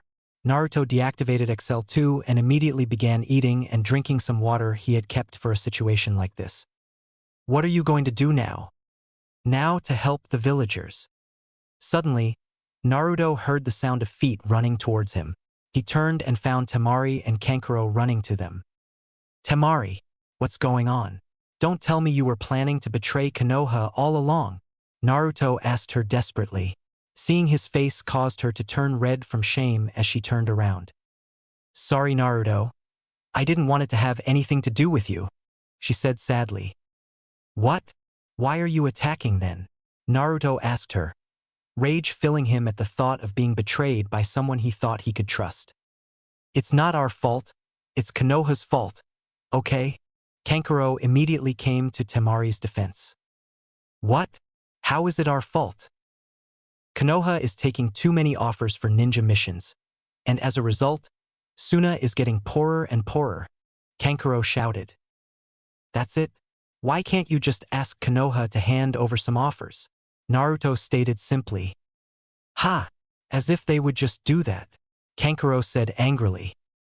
They would do it if you were allied with them, Naruto said. Just forget it, Naruto. Because I like you, I'll give you the chance to escape, Temari said, not looking at Naruto. Run away? No way. I'm going to fight for my village, Naruto shouted defiantly. God damn it, Naruto. Can't you see I don't want to do this? Just go. Stop making it worse, Temari shouted, and when she looked up at Naruto, he saw that she had tears in her eyes. Temari, Naruto said quietly. Please, just go. Don't make this harder for me. Temari began pleading him, as tears began dropping from her eyes. Her sadness began affecting Naruto as he realized that, unless the other side gave up, he would probably have to fight them as well, causing tears to come to his eyes. Why does it have to be like this? Naruto asked her quietly as he prepared himself. Temari smiled bitterly at him. Life isn't always fair, you know? She also prepared herself along with Kankuro. They were about to attack each other when, out of nowhere, sand exploded everywhere and began rushing to Gaara. Temari and Kankuro were right next to Gaara, so the sand began blowing them away. What? How is he still moving? Naruto groaned. Ah! Temari screamed, and Naruto saw her and Kankuro flying back. Temari, careful, Naruto cried. Suddenly, The sand began circling around Gaara at an immense speed, far greater than it was before. The sand smashed into Temari and Kankuro and they were blown into a wall, where they smashed headfirst into the rock. They were going at such a speed that Temari's head burst open, and her brain spilled out. Naruto's eyes widened as he tried to understand what had just happened. Wait, did she? She died, kid. No doubt. Naruto fell to his knees as time began to slow down. He felt this extremely strong pain inside him, and he grabbed his chest tightly. He was still in shock, and his mind refused to believe it, even though he had seen it. Tears began dropping from his eyes. She? What? The tears turned from single drops into continuous streams as he finally understood. She died. Those words made Naruto snap. He arched his back and let out such a ferocious roar that the entire village heard it, and the battlefield went silent for a few seconds. When Naruto looked up at Gaara, his eyes had turned red and he began to get surrounded by a vile, red chakra. The chakra covered his body, forming 2 ears and 3 tails. He had entered version 1 of Tailed Beast transformation. He didn't even bother to say anything else, he just shot to Gaara. He was going at such a rapid speed that the ground underneath him broke and fractured. He instantly appeared in front of Gaara, and while he was in the air, he grabbed Gaara's head and used the momentum of the jump to rip Gaara's head clean off. Blood sprayed everywhere, and Naruto began ripping Gaara's body. After a minute of ripping, Gaara's body could no longer be recognized. It was just a mass of flesh, blood, and organs. As a final act, Naruto took Gaara's heart and put it in his pocket subconsciously. He then began rampaging, destroying the entire arena. He was so full of pure rage that he began looking around for someone to kill, and found the sound for who was making a purple barrier. They noticed a disgusting chakra and turned around. When they spotted Naruto with his blood-splattered face and red chakra circling him, they narrowed their eyes. "Who are you?" Jirobo, one of the 4, asked. Naruto didn't answer with words. He just disappeared and reappeared next to Jirobo, with his head in his hands. Before the barrier even had time to stop working, he had taken off the heads of Sakan and Yukon. Then the barrier collapsed, leaving Tayuya so stunned that she fainted, and Kadamaru was unable to move from pure fear. Naruto saw that Kadamaru was still standing, so he shot to him, but Kadamaru had already fainted before he could get to him, the fear being too much. As he began to come back to his senses, Naruto looked around and only saw absolute destruction. Before he fainted from fatigue, he had time to think of one thing. What the fuck have I done? Gaara was a Jinchuriki, but when he died, Shikaku didn't die. A few minutes after Naruto had left, Shikaku began forming, with sand and chakra gathering near Gaara's body. Finally, his formation was complete, and he roared a huge roar. The Ichibi was free once again, and he wasn't going to waste this opportunity. He was going to make every single one of those humans pay. Mess with fire and get burned? More like mess with Shikaku and die. Yo! This chapter is very different from my other chapters. Longer, bloodier, more detailed, and very different from canon. So I need to know if it was good. Were the fight scenes better than the previous fight scenes? I know some of you said how the previous fight scenes lack detail, so what about now? What about the plot? Do you think the story is absolute rubbish now that the Gaara trio are dead? Should I have stuck to canon? Was this too bloody? Or not enough blood? LOL, who would pick this one? I'm really sorry to those who wanted Naruto to be paired with Temari. Oh wait, I'm not. Winky face. Just kidding, but Temari is overused, so I didn't really want her in the harem. As always, thanks for liking this story. Over 250 followers. Holy crap. Peace. P.S. I feel like my story is turning into a biology lesson. School will chase you wherever you go. Making. Don't worry. Gaara is still alive. Wake up. Naruto woke up and looked around. He was in a hospital room with a nurse near him looking at a machine. Brings back memories. The nurse turned around and saw that he was awake, so she told him to wait while she went to get someone. I bet ya Ajisen is gonna walk in. Instead, Gaara and Jiraiya walked in. Naruto took a few seconds to take in that Gaara was still alive, before shouting out loud in shock. Aren't you dead? Didn't I kill you? Naruto slowed down as the memories of what had happened came back. He was so confused that he didn't know whether to be angry, shocked, or relieved. Naruto, Jiraiya said, I know you are confused, but we will explain everything. Just rest up for now. We'll talk after you've eaten. Naruto nodded, and after eating and resting for a bit, they began. Jiraiya started. Remember when Orochimaru attacked you in the Forest of Death? Well, we began seriously investigating what was going on after that, and thankfully, I found out that Suna and Oto were planning to attack the village, led by Orochimaru. Furthermore, it turns out that Orochimaru had killed the fourth Kazekage and was pretending to be him so that he could attack Hiruzen-sensei. Naruto gasped. Is Ajisen okay? He asked. Jiraiya nodded. Don't worry. I was with him when we fought that snake bastard. We finally managed to kill him. Naruto could detect a large amount of anger in Jiraiya's voice when he mentioned Orochimaru. Naruto turned to Gaara with a questioning look. Gaara nodded. I will continue, he said. When we fought, you killed me. Naruto looked down in shame. However, I woke up despite dying. What? How? Naruto asked him. This time Gaara looked down.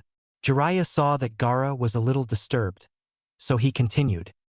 There was a woman called Chiyo in Suna who made it here as fast as she could when she heard that Suna was attacking Konoha. She arrived several hours after we had finished the fight, and used a life force transferring technique to bring back Gaara at the cost of her own life. Why would a random woman give her life to save someone else? Naruto asked him. She was the one who sealed the Ichibi into me, so she no doubt feels as if she was responsible for my death, Gaara explained. Naruto went quiet, before looking up at Gaara with a smile. Well, at least we know now that not everyone hated you. Hearing this, Gaara gasped.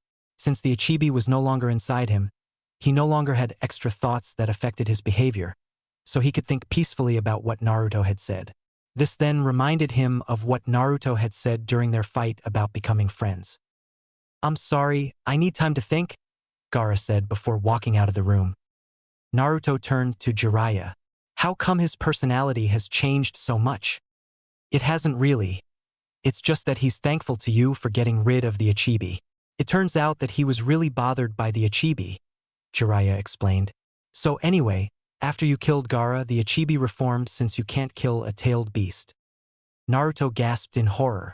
What happened to the Ichibi? Jiraiya sighed. We were able to subdue it and I sealed it in a paper temporarily, but only temporarily. Why not permanently? Naruto asked. Ha, I wish. Tailed beasts have too much chakra, so they would break out eventually. Then what are you going to do with it? Ha! Naruto, forgive me. Please. Jiraiya looked very sad and almost had tears in his eyes. Why? What did you do? Naruto was starting to panic. We sealed it into you. Naruto was dumbstruck. Is it true, Kurama? Yeah, he's only keeping quiet because I told him to shut up. Make some noise, Shikaku. Gore, I will escape. There you go. Now shut up, Shikaku. Shikaku went quiet. Naruto looked at Jiraiya and saw that he was worried that Naruto would flip. Don't worry, I don't mind, Naruto reassured him. Jiraiya breathed a huge sigh of relief. I just have one question. Why me? Well, we can't seal it in any adults since their chakra pathways would be destroyed and they would die, and we didn't want to burden any children with it. We were unsure of what to do. But then Kakashi suggested that if we sealed it in you, Kurama would be able to heal you quickly enough. Luckily, it worked. Naruto nodded in understanding. So how are you? Are you okay? Jiraiya asked him. Yeah, don't worry. I'm fine, Naruto smiled. Did anything bad happen? Jiraiya asked him. No, don't worry. It's just. Naruto suddenly remembered Temari's death and stopped. He could feel tears coming to his eyes. Hey Jiraiya-sensei, do you mind leaving me alone? I want to be by myself for a while. Jiraiya nodded and left. Gaara was sitting on the roof of the hospital by himself. He was thinking about what Naruto had said, and about Chiyo. Why did she save me? I thought everyone hated me. Surely they would have preferred if I had been killed. Gaara thought. Was Naruto telling the truth? Did she really love me? Gaara thought back to his childhood days and remembered that Chio hadn't been scared of him. She had been one of the few who didn't avoid him. She really did love me. Why? Am I not a monster? Why would she die for me? The more he thought, the more he realized that there had always been people in his life who loved him. My siblings, they didn't avoid me. They stuck by me, despite the fact that they were avoided by the rest of the village as a result. Slowly, tears began rolling down. And I killed Temari. I killed her. Thank God that Kankuro is alive. I killed Chio as well. My whole life I've been distancing myself from the ones who really loved me. When the first tear dropped on his hand, he gasped and realized that he was crying. Why am I crying? Does that mean I loved them as well? Naruto was clenching his fists enough to make them bleed. Temari died because I was too weak. If I had been stronger, I could have stopped Gaara. It's all because I was too weak. It's all because I didn't show them that I loved them. I should have accepted them, Gaara thought. It's all because of me. It's all because of me. Yo, I had to upload this straight away so that you didn't get too sad that Gaara died. Seriously though, so many hated the fact that Gaara died. I didn't think you loved him that much. Well, at least everyone can be happy now. Oh wait, Temari's still dead. Don't worry, she's gonna come back as well. It's pretty obvious now how... Cough Ito Tensei cough. Final note. Did you like the bloodiness or should I tone it down for later chapters? Peace. P.S. By the way, reviews aren't working properly. Glitch or something. So if I don't reply to your reviews, it's because of that. Naruto's. A few weeks after the events that had happened during the Chunin exam finals, the village had been mostly repaired, and life was back to normal for the civilians. The genin that had participated in the Chunin exams were lined up in front of the Hokage inside the ninja academy, with several jonin and chunin standing behind the Hokage. First of all, I would like to begin by thanking you. I'm sure the invasion would have been much more successful had it not been for you. The Hokage began by thanking them. Now, I'm sure you're all excited to find out if you have qualified to become a chunin. However, since the invasion interrupted the exam, we cannot promote all of you. At this, some of the genin sighed in sadness. From the fights that we witnessed, we have decided to promote the following ninja. The genin held their breaths in anticipation.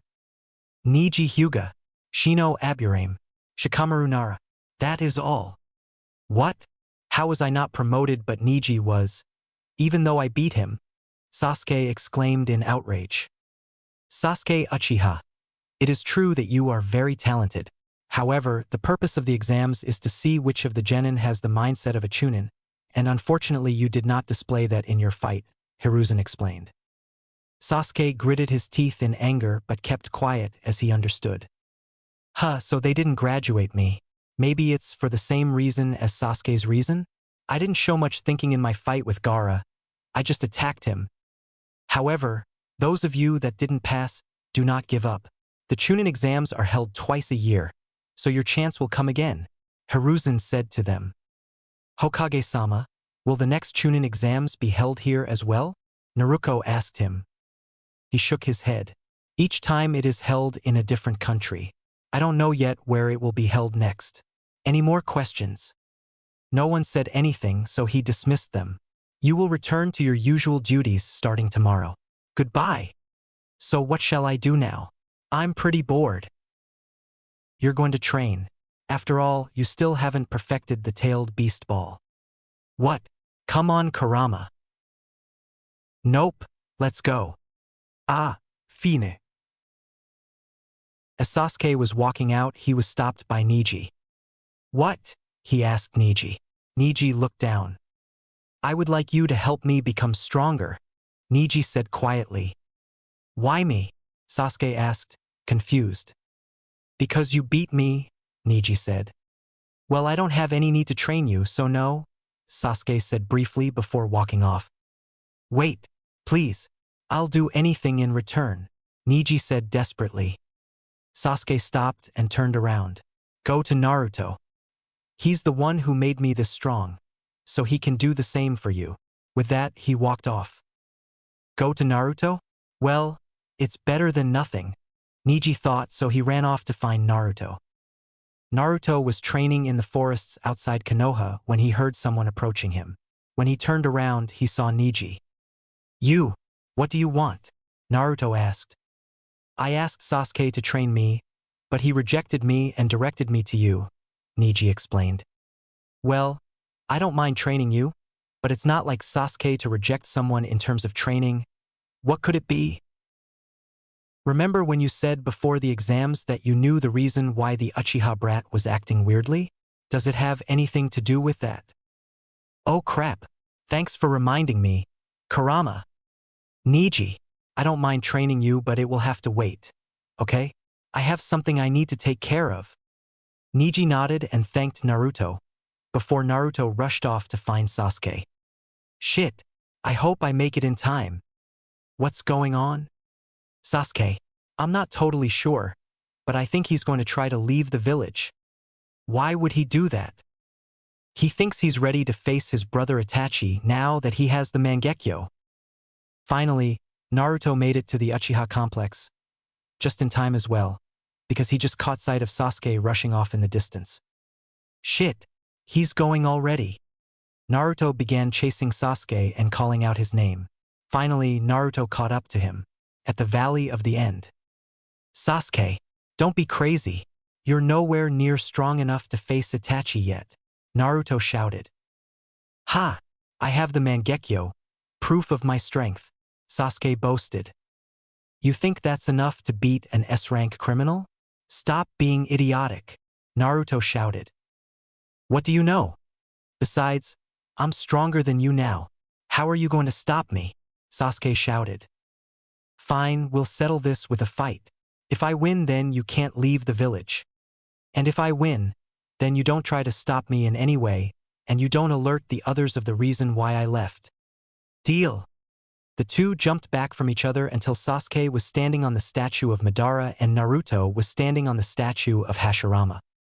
The two closed their eyes and brought their hands up in the half-tiger seal sign. "Sasuke, why can't you just understand?" A single leaf began floating down. "Naruto, I'm sorry we had to finish like this." The leaf crept closer and closer to the lake. "God damn it, why does this always happen to me? Friends turning into foes? First it was Temari, now it's Sasuke." The leaf was a few inches away from the surface. "Naruto, you'll never understand my pain. That's why I can't let you stop me." The leaf struck the surface of the lake, and ripples spread from the impact. At the same time, the two opened their eyes fiercely and shot towards each other.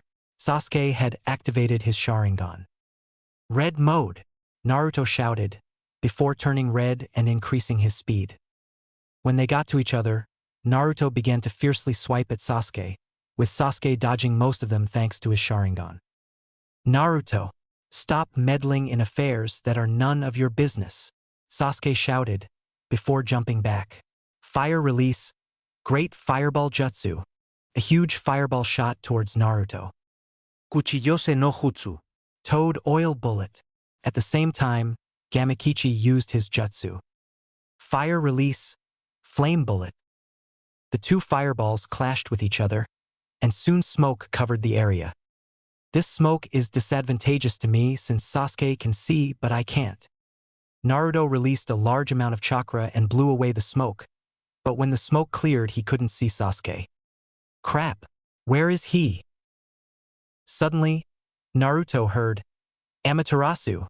When he turned around, he found that Sasuke had activated his Mangekyo. "Shit, I'm too late." Black flames exploded on Naruto's chest. "Ha! It's my win," Sasuke shouted. However, when Naruto didn't scream out after a few seconds, Sasuke tilted his head in confusion. "Why aren't you screaming? It should be killing you." "To be honest, I have no idea," Naruto said, also confused. After realizing that the flames were going to do nothing, Sasuke shut them off. "What the hell?" Sasuke thought. Unknown to them, the reason why the flames hadn't affected Naruto was because although the flames burn everything, they have no effect on chakra or things filled with chakra. In red mode, Naruto's entire body was filled with and surrounded by chakra, so of course the flames wouldn't work. Well then, I guess I win, Naruto said hesitantly. No. I'm not done yet. I don't need Amaterasu to defeat you, Sasuke shouted, before rushing to Naruto. I'm going to finish this quickly. Excel. Naruto's speed was too much for Sasuke, and he disappeared before appearing behind Sasuke. Shock fist. Sasuke was blown back by the attack. Shit, I can see his attacks, but they are too fast for me to dodge, Sasuke thought in frustration. Sasuke, just give up, okay? I haven't even used all of the power of the tailed beasts yet. It's clear who's stronger, Naruto pleaded. Sasuke stopped moving and looked down. After a while, he looked up at Naruto. Then what? You want me to give up on avenging my family? No. You just need to get stronger, Naruto said. But I can't just leave him be. You can't understand my pain of losing my family, so you won't be able to understand why I need to kill him so much, Sasuke shouted at Naruto. You're right, I don't understand you, Naruto said quietly. Then don't stop me, Sasuke said. But I do know that friends help each other, Naruto cried out. Sasuke raised an eyebrow. What are you suggesting? Sasuke said. I'm not suggesting anything. I'm going to state it. I will help you find Itachi, Naruto said with force. Sasuke widened his eyes in surprise. Why would you do that? It's got nothing to do with you. Yes, it does. Because you're my friend, Naruto shouted. Sasuke faltered before resuming his argument. That doesn't mean you need to butt into other people's businesses. I'm not butting into your business, Naruto shouted. Then what are you doing? Sasuke finally couldn't stand it anymore. I'm trying to make sure you don't die. Sasuke? Naruto said this quietly, and Sasuke could hear the desperation in Naruto's voice. Sasuke, remember the first training fight we had with each other? Sasuke nodded. Well, that was the most fun I have ever had. I remember thinking that if I had a brother I would want him to be like you, because you're the closest thing I have to a brother. Sasuke's eyes softened a tiny bit. Sasuke, I may not know what it's like losing a family member, but if I lose you, Naruto couldn't finish the sentence. Sasuke closed his eyes and began walking back to the village. Sasuke, what's wrong? Naruto asked him in surprise. Wrong? Nothing's wrong. It's just that I've realized now how stupid I was acting. Naruto's eyes widened in shock then in joy. And Naruto? What? If I ever do something like this again, you'd better stop me. Naruto was speechless for a while, before crying out in joy. You bet. Now let's go have some ramen. Yo. This chapter is pretty much a filler. Naruto will be going on a training trip with Jiraiya in 1 or 2 chapters so that this story doesn't get boring. Thanks for supporting this story. I got some hate comments on the chapter where Gaara dies, but TBH they were pretty funny to read so I don't mind. Besides, I got way more useful reviews. Peace. P.S. Does anyone even read what I say? Haha, JK Journey. Naruto was walking around the village one day when he spotted Dosu, Zaku and Kin walking out of the hospital. His face broke into a smile and he jogged towards them. When they heard him, they turned around and smiled after catching sight of him. Hey Naruto, how are you? Kin asked. I'm good. How are you guys? And where were you during the invasion? Naruto replied. They all looked down so as not to show Naruto their guilty faces. We were in the hospital, Dosu said lamely. Surprisingly, Naruto believed them and nodded. So what are you guys doing now? Don't tell me you're already returning to your village, Naruto asked anxiously. Dosu shook his head. The leader of our village died, and our village is shit anyway, so we decided to become ninja of Konoha. Really? Cool. Naruto almost shouted with a huge grin on his face. I'm gonna go ask the Hokage if we can, so you guys do what you want for today. Starting tomorrow, we'll resume our training. Okay? Dosu said to the other 2 before walking off. I'm going as well, Kin. I've got to find the guy who beat me last time, Zaku said before running off as well. Kin said nothing for a while. So, You doing anything? Naruto asked her. Not really, Kin replied. Nice, I'll show you around Konoha. Come on, let's go, Naruto said enthusiastically, before dragging Kin away. They spent the day running around doing literally anything. Finally, when evening approached, they stopped to rest on a bench in a quiet park. So what did you think? Naruto asked breathlessly. Kin had a huge smile on her face. It was fun. Thanks for today. Ha ha ha, it's okay. Naruto went a little red. Well, thank you for everything, Naruto, Kin said quietly, a little red herself. Don't worry about it. Naruto waved his hand to show that he didn't mind. No, seriously, I'm really thankful, Naruto, Kin whispered and leaned into Naruto a bit. Without you, I would have lost faith in humanity. Naruto went redder at the touch of a girl on his shoulder. Kin, if someone sees us like this, they'll think that we're lovers. Kin looked up straight into Naruto's eyes, making him catch his breath. I don't mind. Do you? Kin asked him. There was no way he could say no when she was looking straight at him, so he shook his head slowly. Actually, Naruto, I'd prefer if we were lovers. Wait, what? Naruto was shocked at her words. Naruto, I've fallen in love with you. Naruto's heart started beating furiously. What shall I do? Idiot. Now's the moment where you kiss her. Kiss her. I can't do that. Why not? She's cute. She loves you. You're by yourself.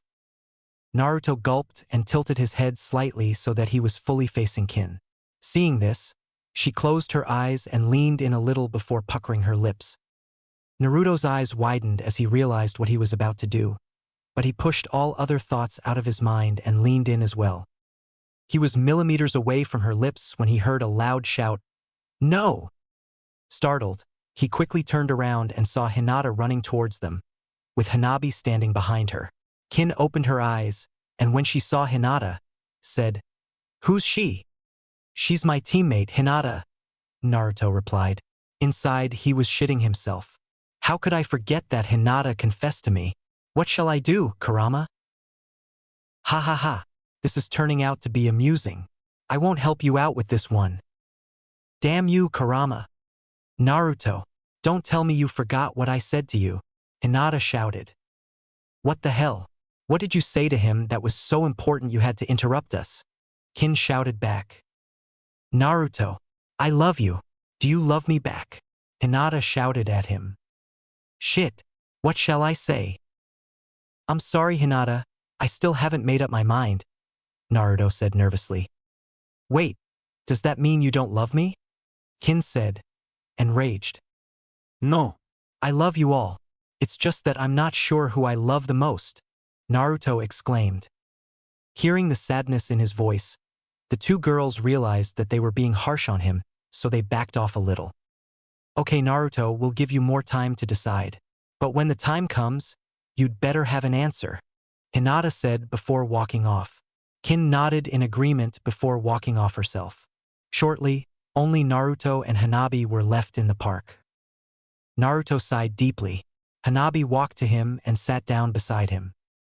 I'm Hanabi, Hinata's little sister. She introduced herself. Naruto nodded at her. Nice to meet you, he said. I've noticed that you're having some trouble. Do you really not know who you love the most? Hanabi asked him. Actually, I lied, Naruto said, causing her to gasp. Then why didn't you say so? Hanabi asked. Because they wouldn't accept it as an answer. The truth is that I love them both the same, and I don't think that's going to change. But you can't expect them to agree to that, Hanabi said. I know, but I'll keep trying to convince them, no matter how long it takes, Naruto said. Hearing the determination in his voice, Hanabi almost smiled. So this is why Hinata had been getting more confident lately, she thought. Hanabi, could I ask you to do something for me? Naruto asked her. Hanabi nodded. Could you try to convince Hinata that I really do love them both, and that I'm willing to look after both of them if they are okay sharing me? I'll try, but there's no way that she'll agree, Hanabi said skeptically. No. Have confidence in yourself. I'm sure that you can do it. Naruto grabbed her shoulders tightly when he said this, and Hanabi gasped at the sudden contact before blushing slightly. Oh, sorry, didn't mean to do that. Naruto apologized sheepishly, but the damage had already been done. His determination had been conveyed to Hanabi when he had grabbed her, and she was now developing a large blush thinking about it. Well, anyway, I'm relying on you. Naruto got up to walk off. He's relying on me? Hanabi thought as she started to go dizzy thinking about Naruto grabbing her. See ya, Naruto waved before walking off.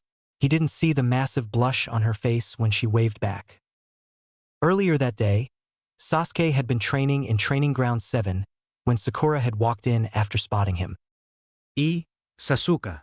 Looks like you're training very hard, she said happily. Sasuke ignored her and carried on training. Sasuke, can I ask you a question? She asked him. You just did, but fine. Go on. Sasuke stopped training to look at her. It's just, what motivates you to train that hard, Sasuke? Because I want to become strong like you. What motivates me? I guess it's Naruto that motivates me. I wish to become stronger than him, Sasuke answered. Sakura was confused. But you're already stronger than him, right?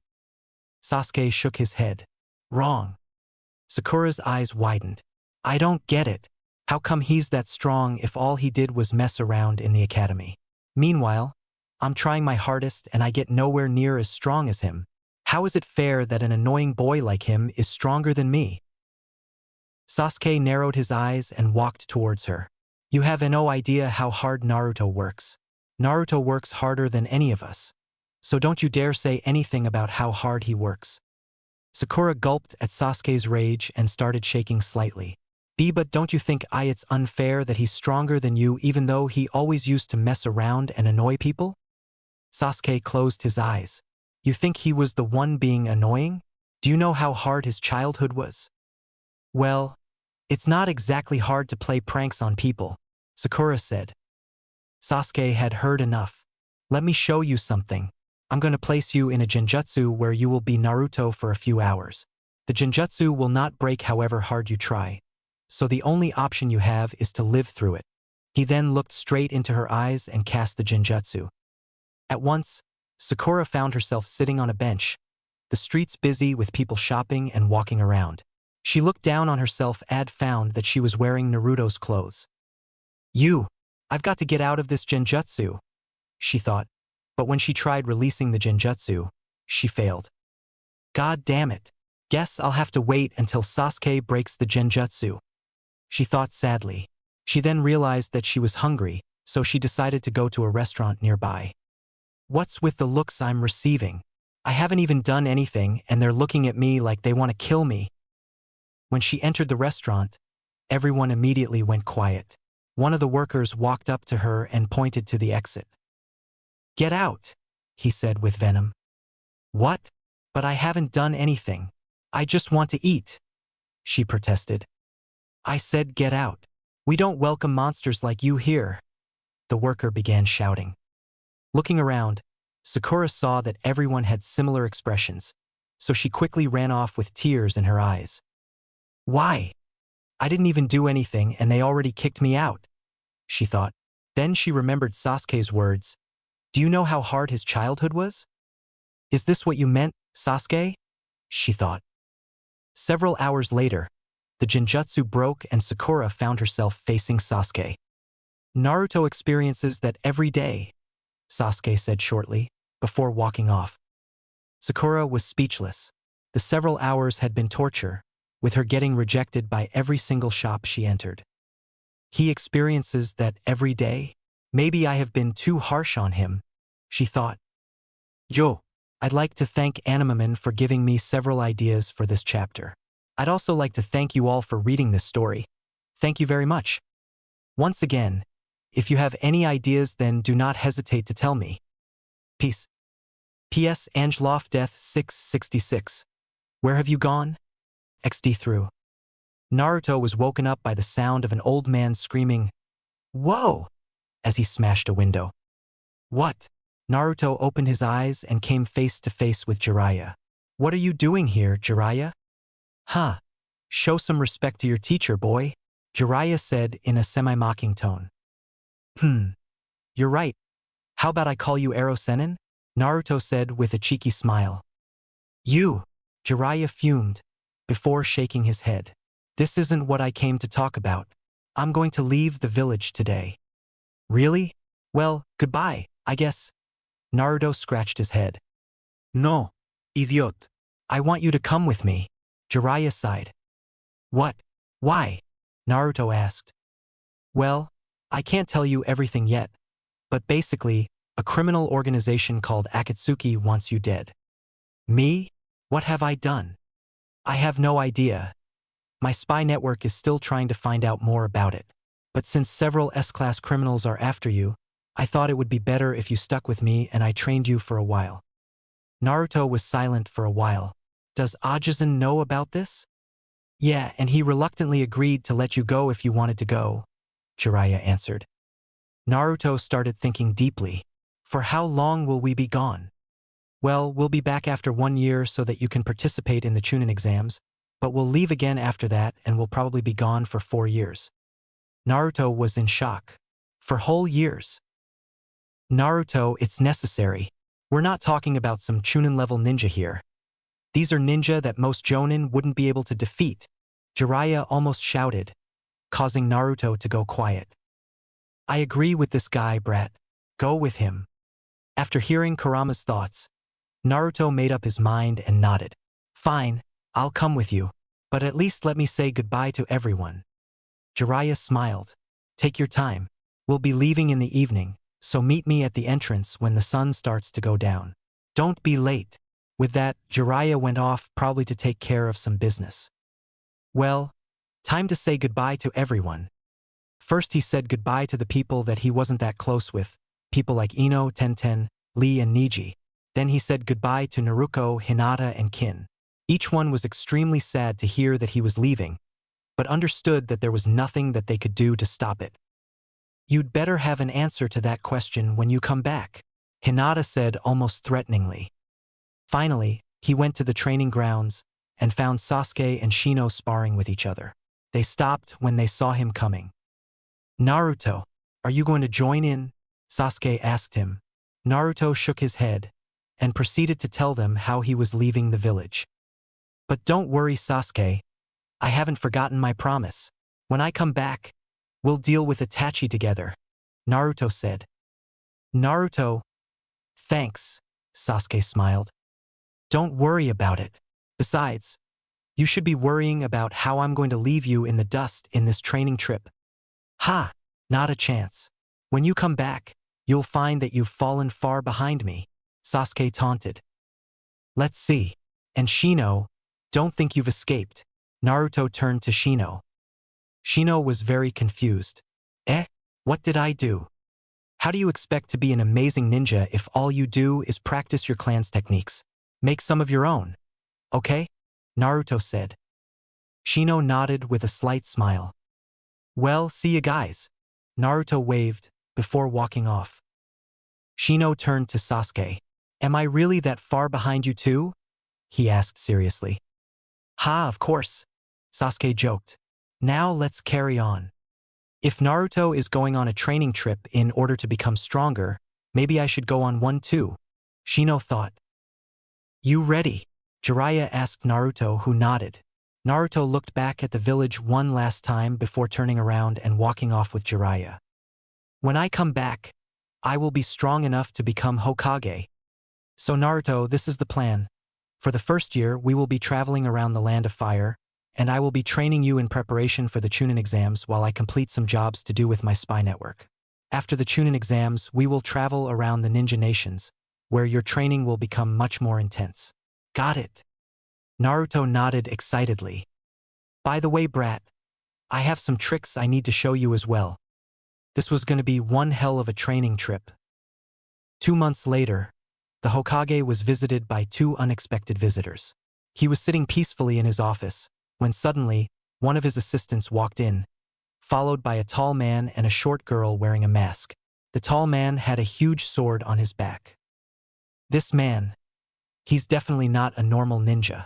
The same could be said about the girl, or is she a girl? Hiruzen thought. How may I help you? He asked the two. The large man began speaking. I am Zabuza Momochi of Kirigakure. I wish to hire some of your ninja. His voice was intimidating and rough, but Hiruzen was unfazed. Ah, the demon of the mist, am I correct? If you need ninja, why do you come to us instead of going to your own village? Hiruzen asked him. Heh, the reason why I want your ninja is to help free my country from the clutches of Yagura, the fourth Mizukage himself. May I ask why you wish to free the country from Yagura? Hiruzen asked. He is a terrible leader, brutal and uncaring. I wish to create a peaceful Kirigakure and a peaceful land of water, and that can only be done by getting rid of him. Zabuza's voice was filled with venom every time he spoke of Yagura. Well, I must inform you that Yagura is dead. There is a new Mizukage, Hiruzen said with a slight smile. What? Who is the new Mizukage? Zabuza exclaimed in shock. It is Mei Terumi. Mei-san. Wait, no, that can't be right. What color hair does she have? Zabuza asked after getting up in surprise. I believe she has auburn-colored hair. Why? Do you know her? Hiruzen asked, a little confused himself. She was my senior in the Ninja Academy. Well then, guess us coming here was a waste. Let's go, Haku. Zabuza got up, began walking out, followed by Haku. Wait, Hiruzen called out, making them stop. I've been thinking about something for a while now. Do you mind sitting down? The two sat down again. This could be dangerous. This man is renowned for being a brutal assassin. Should I do this? Hiruzen began thinking. What is it? Zabuza asked impatiently. Well, I have a genin that I would like to send with you, so that you could train him in return for some payment. Hiruzen said hesitantly. If the payment is enough, I don't mind doing it, Zabuza said. Hiruzen thought for a while before thinking of a solution. If I send him along with an ANBU member, it should be okay. Would you mind if someone accompanied the genin for protection? Hiruzen asked, and Zabuza shook his head. I will tell him to prepare straight away. I'd like for you to return in around 1 year in time for the Chunin exams, although he may choose to extend his stay with you. What is this boy's name? His name is Sasuke Uchiha. Yo. Haku's a girl in this. The events surrounding Akatsuki will happen 2.5 years after they actually happened, i.e. they will start hunting the Jinchuriki 2.5 years after they actually do. Naruto will be 18 when he comes back. Shino will get some focus as well as the other characters.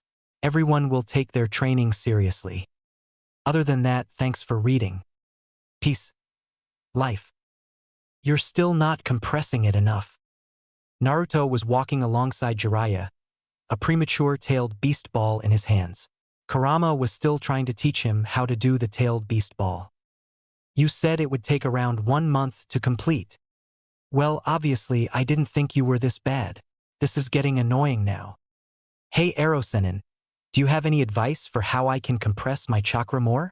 Naruto asked Jiraiya. Well, it seems as if you won't be able to compress that much more, Jiraiya observed. Then what can I do? Naruto asked him desperately. I won't tell you, but I'll show you a similar attack. Jiraiya proceeded to make a Rasengan. Naruto didn't see anything helpful, but Kurama gasped in understanding. What? You got something? Try rotating the chakra around the center of your palm. That should help you contain the attack more. Naruto proceeded to do that and found that he could make the ball slightly smaller. Keep practicing that and you'll eventually get it done. Hey Ero-senin, where are we going next? Naruto asked. We're going to visit one of my former teammates, Tsunade Senju. I still need to tell her that we beat Orochimaru, and besides, she might be able to help you with that ability of yours. No. You should have followed through with that attack to perform a spinning kick.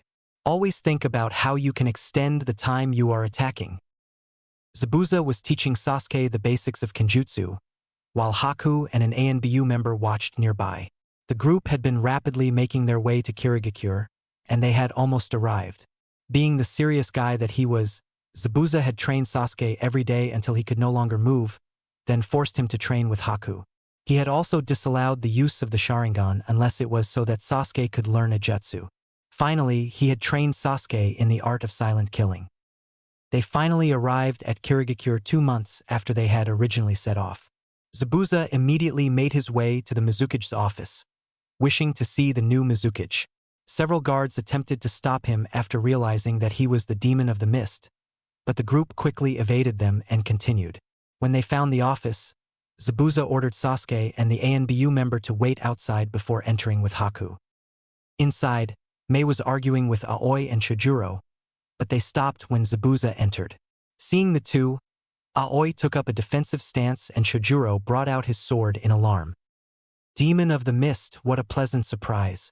What brings you here? Mei asked calmly with a small smirk. However, she was shocked when Zabuza placed his sword down and kneeled, Haku doing the same. What is the meaning of this?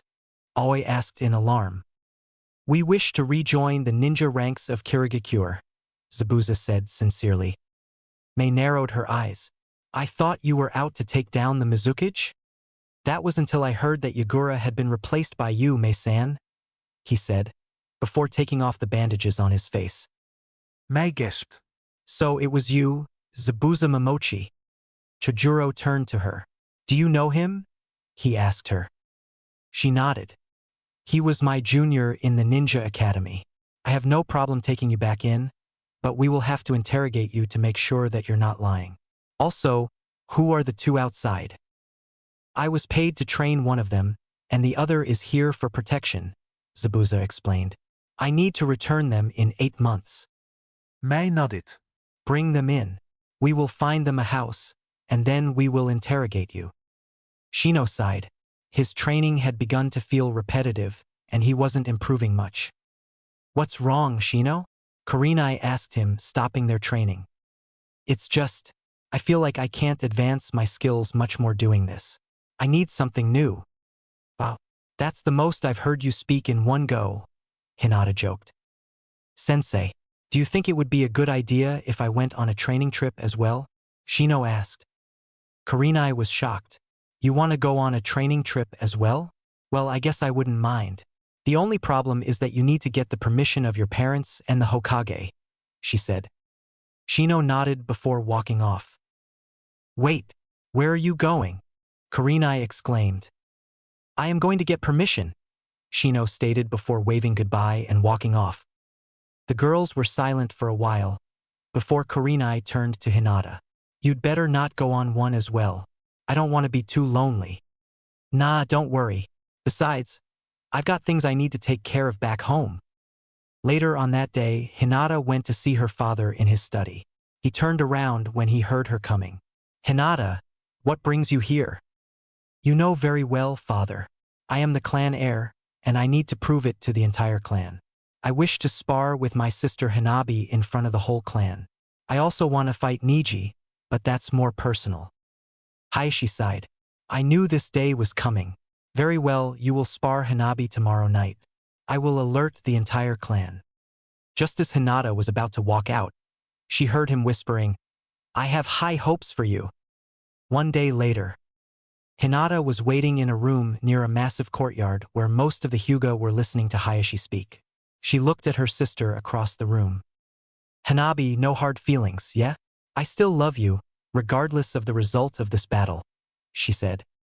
Same to you, big sister, Hanabi replied. But don't expect to win so easily. Hinata smirked. This might be fun. Soon, they heard their names being called out, so they made their way to the center of the courtyard while everyone was clapping for them. She noticed a few people giving her mocking looks, as if they were thinking, does she really think she can win? She lost last time, and the result will be the same this time. She gritted her teeth in anger. I'll fucking show you. Just you wait. Looking around, she saw Niji seated as well. You too, Niji. Just you wait. The sisters were now facing each other. Hayashi looked at the two before lifting his hand. Begin, he shouted before jumping back. Hanabi immediately rushed to Hinata, her Byakugan active. Hinata activated her Byakugan as well, before gesturing for Hanabi to attack first. Hanabi swiped at Hinata's head with her right hand, but Hinata saw it coming and ducked, striking Hanabi's stomach. However, Hanabi dodged the attack as well, using her Byakugan to see that low before jumping back. Hinata didn't give her time to rest, jumping forwards and attacking with a flying kick. Hanabi turned to the side to avoid it, but Hinata used her trail leg to catch Hanabi on the head. Hanabi managed to duck before the attack fully connected, making the leg only graze her. The two girls stopped to rest for a bit. I could beat her if we continued this, but I've got to make it flashy. Shall I use the cursed seal? Hinata thought. Wow, Hinata really has gotten stronger. And it's all because of Naruto. That boy is amazing, Hanabi thought. The two rushed at each other again, this time Hinata taking the initiative. She threw a flurry of strikes at Hanabi, who just managed to block all of them before ducking and striking up at Hinata's chin. That's it. I've had enough of this, Hinata thought, before bringing her head down to the fist. Hanabi's fist smashed into Hinata's chin at full power, aided by the fact that Hinata had brought her head down. A few wisps of chakra were blown away, indicating that Hanabi had used chakra to enhance her attack. Heh, it's over already, Niji scorned her. Several members of the audience agreed. However, they were shocked when Hanabi retreated and Hinata looked up again. She had several black marks resembling flames covering her face, and she was surrounded by a vile purple chakra. Sorry, Hanabi, but it's over now, she smirked, before bursting forwards and striking Hanabi in the stomach. Hanabi didn't have enough time to even register the attack, and was blown back out of the ring, landing roughly on the ground. After a few seconds of silence, Hayashi got up. Hinata Hyuga is the winner. Immediately, the crowd began talking with fervor about the result. Soon, several elder members walked to Hayashi and began mentioning how Hinata shouldn't have used that chakra. They'll never be satisfied, Hinata thought. Very well, how about this? I'll face Niji without using that chakra. Immediately, the crowd went quiet again, before laughing loudly. I agree, Niji said, walking out of the crowd. When he said this, the crowd realized that Hinata was serious, so they sat back down. Father, Hinata asked her father for permission. Reluctantly, he nodded and sat back down. Begin. The two didn't move for a while. I'm going to have to use Tensigen for this. Oh well, let's do this, she thought. Byakugan. Niji activated his Byakugan.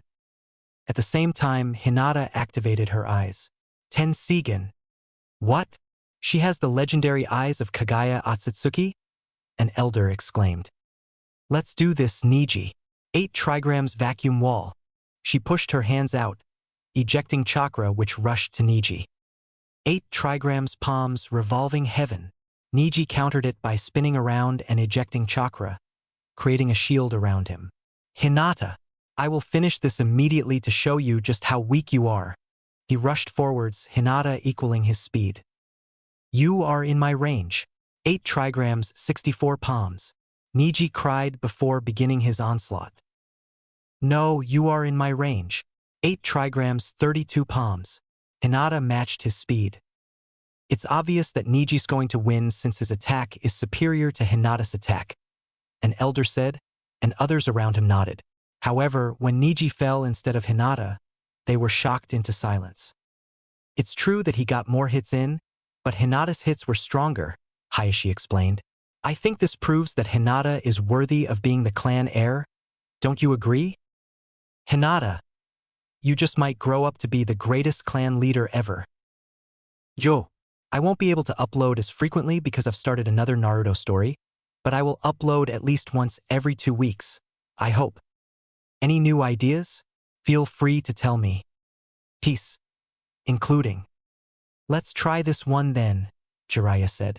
9 months after they had left Konoha, they had been wandering around the village that Tsunade was supposed to be in for quite a while, and they still hadn't found her. This one's gonna be no different, Naruto huffed as they walked in. No, don't be pessimistic. There she is. Finally. The two rushed to a corner of the bar where Tsunade was drinking with her assistant. Shizun. Tsunade. Missed me? Jiraiya said with a big grin. Jiraiya, what are you doing here? She replied with a question. Well, you see, I have some good news and some bad news, Jiraiya said. Tell me the good news first, Tsunade requested. Very well. A few months ago, Hiruzen-sensei and I finally managed to kill Orochimaru. Tsunade's jaw dropped. Are you serious? She asked. Jiraiya nodded. She sighed in relief. About time. He was just becoming worse and worse in his quest for power and knowledge. But I'll still miss him, Jiraiya said solemnly. He was one of the constant things in my life, and now he's gone. Tsunade nodded in understanding, and they shared a moment of silence for their former comrade. So, what's the bad news? Tsunade asked, breaking the silence. Ha ha ha. There wasn't really any bad news, Jiraiya said while scratching the back of his head. Tsunade shook her head and sighed. You are so annoying sometimes. Well, to be honest, I had another reason for coming here. This boy, Naruto, is my apprentice, but I want you to train him for a few weeks. Jiraiya pushed Naruto forwards, who waved and smiled. Tsunade raised her eyebrows. Why should I train a random child just because they're your apprentice? Well, he kind of helped us defeat Orochimaru. Like a lot, so you owe him for that. Besides, he has a cool ability that you would definitely like. What's your ability? Tsunade asked Naruto. Naruto shook his head. First agree to train me, and then I'll tell you. You cheeky brat. Fine, I agree. Shizun, we're going to stay here for a bit longer. Got it? Tsunade said. Shizun nodded and got up. I will prepare a hotel room, she said before walking off. Let's get out of here. We'll need some space for this, Jiraiya said. A few minutes later, they were standing in an empty field outside the village, and Naruto had just told her about her abilities. You'll have to show me proof, Tsunade said suspiciously. Immediately, Naruto brought his hands up and fired a lightning shot at Tsunade, who dodged it quickly. I see. You used the electricity in the nervous system to fire that shot. I believe you now. I just have one question. How on earth did you get this power? Naruto shook his head. I can't tell anyone that, he said. Fine, whatever. Ero-sennin, I have a question for you, Naruto said. Why did you bring me to Tsunade to train out of all people? I mean, I know she's strong and all, but why her? Well, Tsunade probably knows more about the human body than anyone else in the entirety of the Land of Fire. So of course she would be able to help you. All right, enough chit-chat. Before I train you, I have one more question for you. Naruto, why do you wish to become stronger? Tsunade said. Answer this carefully, because depending on your answer, I might decide to stop training you. After a short moment of silence, Naruto smirked. Easy. I wish to become strong, so that I am able to protect what I love without relying on others. He looked straight into Tsunade's eyes while he said this. This boy is determined. I can see that much already, she thought. Very well then, she nodded. I will train you, but I won't go easy on you. Ha! Just how I like it. Sasuke had been training with Zabuza for 7 months now, and Mei had decided to give Zabuza and Haku their first mission. She allowed Sasuke and the ANBU member to go with them. Remember, all you have to do is check out what's going on and deal with it if you can. If it's too much, return immediately. Got it, Mei ordered. Zabuza nodded with a disinterested look. You may go now. Their mission was to check out some disturbances in one of the villages in the Land of Water. It sounded like an easy job, and they were all relaxed as they made their way to the area. When they got there, they were shocked. They found a huge turtle wreaking havoc, plowing through the land like it was butter. What the fuck is this? Zabuza exclaimed. Sasuke activated his Sharingan. His chakra? It's incredibly foul. This isn't a normal creature. This must be a tailed beast then, Haku said. Tailed beast? Let's get out of here then, Zabuza said. They were too late, however, as the beast had already heard them. It began roaring ferociously before firing a water bullet at them. Shit! Dodge! Zabuza cried, and they all split up in order to dodge it. The bullet continued through the trees, ripping them out of their roots. The tailed beast kept on firing these bullets until the area around them was razed to the ground. It then began gathering a huge amount of chakra around its mouth. That cannot be good. We'd better get the fuck out of here, Zabuza said. They began sprinting off as fast as they could. However, Zabuza realized that there was no point, as they would be caught up by the blast. Ha! Am I really going to die here? What a pathetic end to my life, Zabuza thought. However, just as the tailed beast fired the tailed beast bomb at them, he heard someone shouting, "Tailed beast bomb!" A blast matched the blast produced by the tailed beast before overwhelming it. After the smoke cleared, they found that the tailed beast had dived into the lake it was standing on and was rapidly escaping. What could have made it run away? Zabuza gasped. That was me, a voice said behind him. When he turned around, he found a young man with brown hair wearing blue robes and holding some sort of straw/bubble maker. And who are you? Zabuza asked. I am Utakata, the six-tailed beast Jinchuriki. What are you doing here, demon of the mist? He asked calmly. I was here on a mission to investigate the disturbances. And my name is not Demon of the Mist. I dropped that title when I returned to Kirigakure. You returned. I thought you wanted to kill the Mizukage? Utakata asked. No, I wanted to kill the previous Hokage. Right now, Mei Terumi is the new Mizukage. Mei Terumi. Wasn't she the prodigy during her days in the ninja academy? That's her. I'm assuming that you were her junior in the academy as well. Utakata nodded. At the same time, Sasuke, Haku, and the ANBU member arrived. Then come with us. Become a ninja once again, Zabuza said. I can't. They'll kill me as soon as they see me, Utakata said while backing off. No, they won't, because you've got us on your side. Besides, Mei is an understanding person. She accepted me despite knowing what I had done. I don't even know you, and you're willing to do this much for me? Utakata asked, confused. Oh no, I'm not doing this for you. Then who are you doing it for? I'm doing this for my village. If you return, then we will once again be a mighty force, since right now we're the only country without a Jinchuriki on our side. So, are you coming? Zabuza gestured to Utakata to follow them. After standing in silence for a while and debating with his own tailed beast for a while, Utakata nodded. Don't make me regret this. Shino was wandering through a strange forest, surrounded by a swarm of insects that were attracted to his own insects. When he had first entered the forest, he had no idea where he was going to go, but as he walked further and further in, the insects around him seemed to be leading him somewhere. After walking for several hours, he got to a clearing in the forest. He widened his eyes when he saw what was in the middle. In was a huge chakra bug, just like the ones that he had but much bigger, around the size of a lion. He walked up to it cautiously. Is this it? I've been wandering around on my training trip for quite a while. Is this what I'm looking for? He thought. He tentatively extended his arm towards the bug, but he snapped it back when the bug began to move. The bug opened its huge eyes and looked directly at him. What do you seek? The bug asked in a distorted voice. Shino gulped. He was actually scared of a bug for once. I wish to become stronger, he said. Prove yourself, and I will give you the strength you are looking for. Suddenly, insects from around the forest began rushing towards Shino. He brought his own hands up, and his own insects began fighting back. Soon, however, they were overwhelmed. Shino narrowed his eyes before bringing out the red demon bugs that he had saved up. These quickly began to overwhelm the other insects until only Shino's bugs were left. It's not over yet. From out of the forest came a large bug.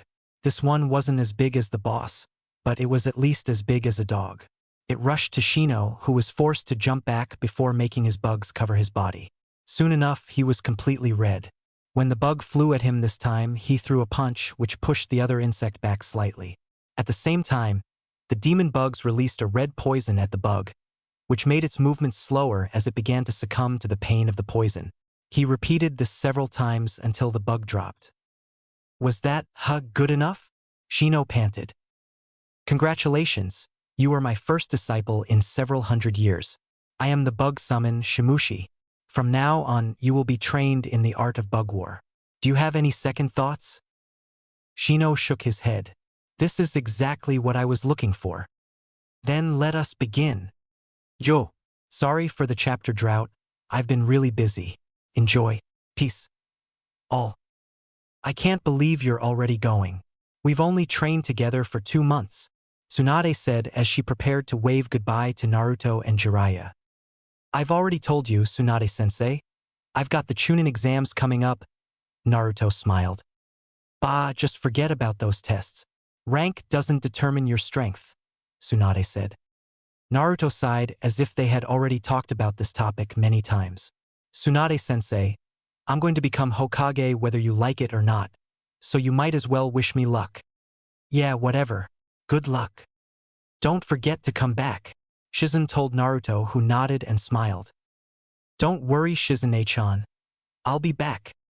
As Tsunade and Shizen began walking off, Jiraiya loudly complained, Oh, so I don't get a goodbye. Idiot. I know you're going to come back perfectly fine, so there's no need to say goodbye, Tsunade joked, before waving goodbye one final time and walking off. I'm gonna miss them, Naruto said quietly. Jiraiya looked at him. Don't worry, Naruto. We'll see them some other time. Besides, you've got more important stuff to think about, don't you? You're right. First things first. I'm gonna wipe the asses of everyone in the Chunin exams. Just wait for me, everyone. Meanwhile, Sasuke was preparing to leave Kirigakure as well. Are you sure I don't need to come? Utakata asked Zabuza for the 100th time. Zabuza rolled his eyes. Mei-san gave you a mission, didn't she? Besides, we're strong enough to look after ourselves, he said. This was true because after they had met Utakata, he had been training not just Sasuke, but Zabuza and Haku as well. Even the ANBU member occasionally joined in. At any rate, you'd better come back alive, Mei said with a smile. That's if they come back at all, Aoi said gloomily. Don't say that, Chojuro berated him. Good luck in the exam, Sasuke-kun.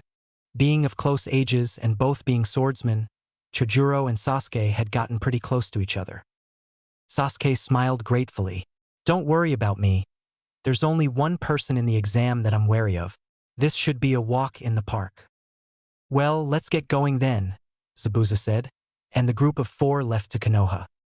Just wait for me, Naruto, Sasuke thought, and he grabbed his sword in anticipation. Hinata, press more. Niji, don't get too cocky. Keep your guard up at all times. Hayashi had been personally overseeing the training of Hinata and Niji, and he was pleased at the progress they had been making. And rest. He brought the training to a stop and motioned for them to come closer. Now, this doesn't apply to you, Niji, since you've already passed the Chunin exams, so you can go now. Niji complied with his wishes and left the father and daughter alone. Hinata, now that you are the heir to our clan, you cannot disappoint. The elders will be looking for any chance to prove that you are not worthy of being heir, so you must try your hardest from the get-go. Is that clear? Hinata nodded solemnly. Months of training with her serious father had made her reflect his personality slightly. Let me ask you this, Hinata. What is your target for the Chunin exams coming up? Hayashi asked. Hinata grinned slightly. Simple. To become a Chunin in such a fashion that the elders will be sure that I should be the next heir and that Naruto will fall in love with me. Hayashi nodded with satisfaction at her answer. Well, I wish you luck with your challenges. I am confident that you will prevail. That's right, she thought. I will prevail and Naruto will be mine. 5 more minutes, Sakura begged as she sparred with Kakashi late at night. You said that 5 minutes ago. Fine, let's carry on, Kakashi replied. Honestly, he was surprised at her change in attitude. Ever since Naruto and Sasuke had went on their training trips, Sakura had felt like she was falling very far behind. However, it was only after she had discovered Naruto training deep into the night that she was truly inspired to start training, and Kakashi had been willing to help her. After they finished sparring, Kakashi turned to Sakura. Sakura, I have high hopes for you in the Chunin exams, he said. But Are you sure that I can pass? Am I really strong enough? She asked nervously. Kakashi smiled. Sakura, I don't know about the others, but I do know that you've trained incredibly hard. If anything, you deserve to succeed in the Chunin exams. Sakura nodded before walking back home. Thanks for everything, Kakashi-sensei. Just before she left the training grounds, she had one more thought plague her mind. Sasuke-kun, Naruto, I will catch up to you. Just you wait for me. Naruto collapsed to the ground, panting heavily. She was too tired to keep her Sharingan eyes open, so the three Tomo swirled before disappearing. Sweat droplets dripped off her face as she steadied herself before getting back up and looking at the tree in front of her. The tree had lost almost all of the bark at the front due to her constantly striking it, and it was covered in her blood as the skin on her fists had ripped while she was punching it. She tensed her fist, but she had long lost her sense of touch on the outside of her hands. Naruto, she thought. She picked up a water bottle off the ground and began drinking and washing her hands, before picking up her red jacket and walking back home. Naruto. As she lay on her bed, waiting for sleep to overtake her, she was constantly replaying every fight she had ever been in inside her head in order to spot any mistakes in her fighting technique. She couldn't stop gripping her water bottle with her numb hand. Naruto. Finally, as she felt her eyes droop and a wave of exhaustion passed over her, she let go of the bottle and it clattered onto the ground. Just before she passed out, she let one more thought go through her head. Naruto, I will make you notice me. Shino couldn't help opening one eye and looking at his reflection in the water underneath him, but that was all it took to beak his concentration. However, he just managed to glimpse some strange black marks which had appeared on his face before they vanished quickly. You broke your concentration. Start again. Shino nodded and closed his eyes. Just before he removed all thoughts from his head, one last thought flashed through his mind. Naruto, Hinata, hurry up already. So where's the exam being held? Naruto asked. Jiraiya grinned. Kumogakure, the village with hot, dangerous girls carrying swords. We'll be there in less than a month. That's right. Just wait for me, everyone. Yo. Peace. Hardships. Whoa! Naruto was amazed. Since he had never been outside the land of fire, he didn't know what to expect from Kumogakure, but what he saw greatly impressed him. Kumogakure was essentially loads of buildings built on mountains. Many of the buildings were hanging of the edges of the mountains with nothing underneath them. The buildings were so high up that clouds would float in between them and he would get vertigo just by looking down. Naruto understood why the village was called the village hidden in the clouds. The huge mountains were connected by flying bridges, meaning that there was little of the village on the actual ground. I know. I said the same thing when I first came here, Jiraiya said. However, you can admire the view later. For now, let's get to the hotel where Konoha ninja are staying. Yeah, I've got that meeting for all Konoha participants to attend to, Naruto remembered. They had to cross several bridges to get to the hotel, and Naruto couldn't help increasing his pace when they walked over the flying bridges. When they got there, Jiraiya turned to Naruto. You go inside and get to the meeting. I'm going to walk around the village, he said with a slightly perverted smile before walking off. Naruto rolled his eyes and entered.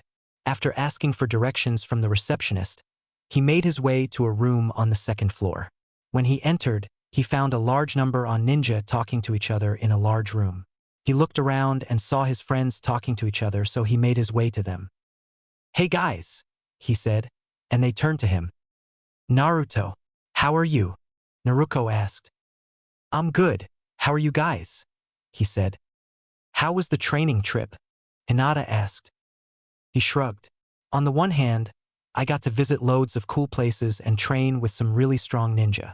On the other hand, I had to spend a year with Jiraiya. Several of them smiled at this. You know Sasuke and Shino went on training trips as well? Choji informed him. But Shino's not back yet.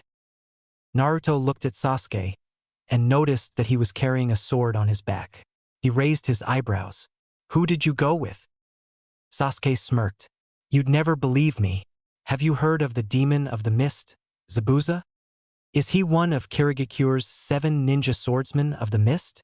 Naruto asked. Sasuke nodded.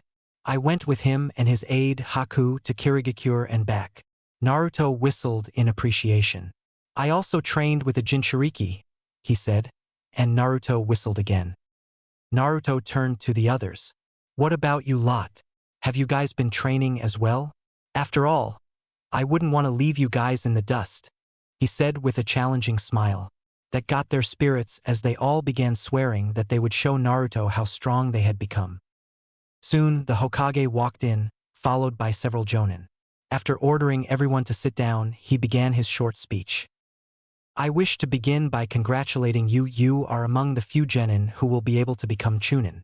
Being a chunin requires fighting skills as well as tactical thinking, and I expect to see both displayed from you youngsters. However, even if you don't become a chunin, I still expect the utmost behavior from each and every one of you. You are currently representing the entirety of Konoha, so you must act as if you bear that responsibility. Finally, I wish you good luck, and may you impress the judges enough to earn a promotion. That is all. The Hokage then walked out, leaving the jonin to take their respective teams. Kakashi, Guy, Kurenai, and Asuma approached the remainder of the Konoha 12. Since some of the Konoha 12 have already become chunin, we're going to have to change around the teams, Kakashi began. Team 7 is the same, so you can come with me like usual. Sasuke, Sakura, and Naruto left with Kakashi. This is what we've decided. Team 10 will consist of Ino, Choji, and Tenten, led by Asuma, and Team 8 will consist of Naruto, Hinata, and Lee, led by Guy, Kurenai said. What about you, Kurenai-sensei? Hinata asked. Kurenai smiled.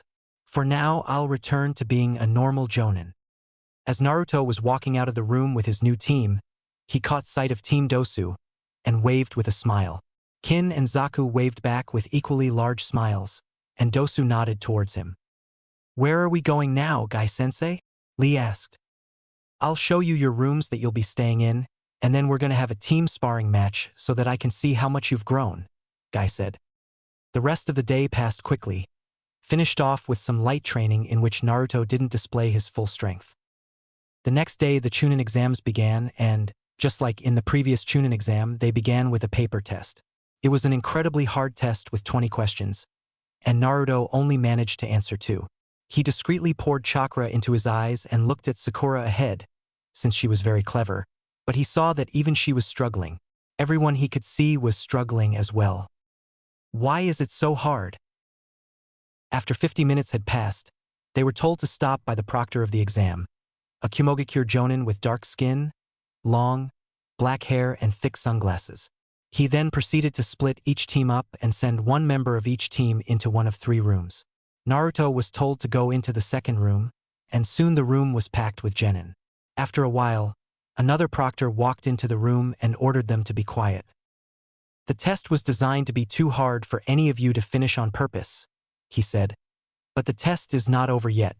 I will give you all a chance to obtain all of the answers and therefore be guaranteed success. What's the catch? A genin asked. The proctor smiled wickedly. The catch is that you have to choose one of your teammates to fail. If one of your teammates gets picked by the other 2, they will fail. However, if you all vote differently, you will all fail. The genin were shocked into silence. Come on, we don't have all day. The proctor hurried them. Soon, participants began queuing up to tell the proctor which teammate they wanted to fail. Naruto shook his head in disgust.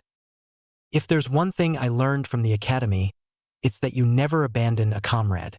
How can these people call themselves ninja if they don't know something that basic? After no one else was approaching the proctor, he got up and looked at them all with a serious face. Whoever voted for one of their teammates to fail has failed their entire team. If you didn't vote for any of your teammates to fail, regardless of your test score, you have passed. The genin began shouting in outrage. How could you lie to us? Silence! The proctor shouted, and they all went silent. It is common knowledge that you should never abandon your comrades. That is the true ninja way. Those of you who wished for their teammates to fail, I'm ashamed that you call yourselves ninja with that attitude. The genin all looked down in shame. Maybe when you come back you'll have learned better. Well, for now, those who passed make your way to the main room again. The proctor walked out, and those who passed followed him into the main room. When he walked in, Naruto saw that the number of contestants had dropped severely. There were less than half the teams that there was at the beginning.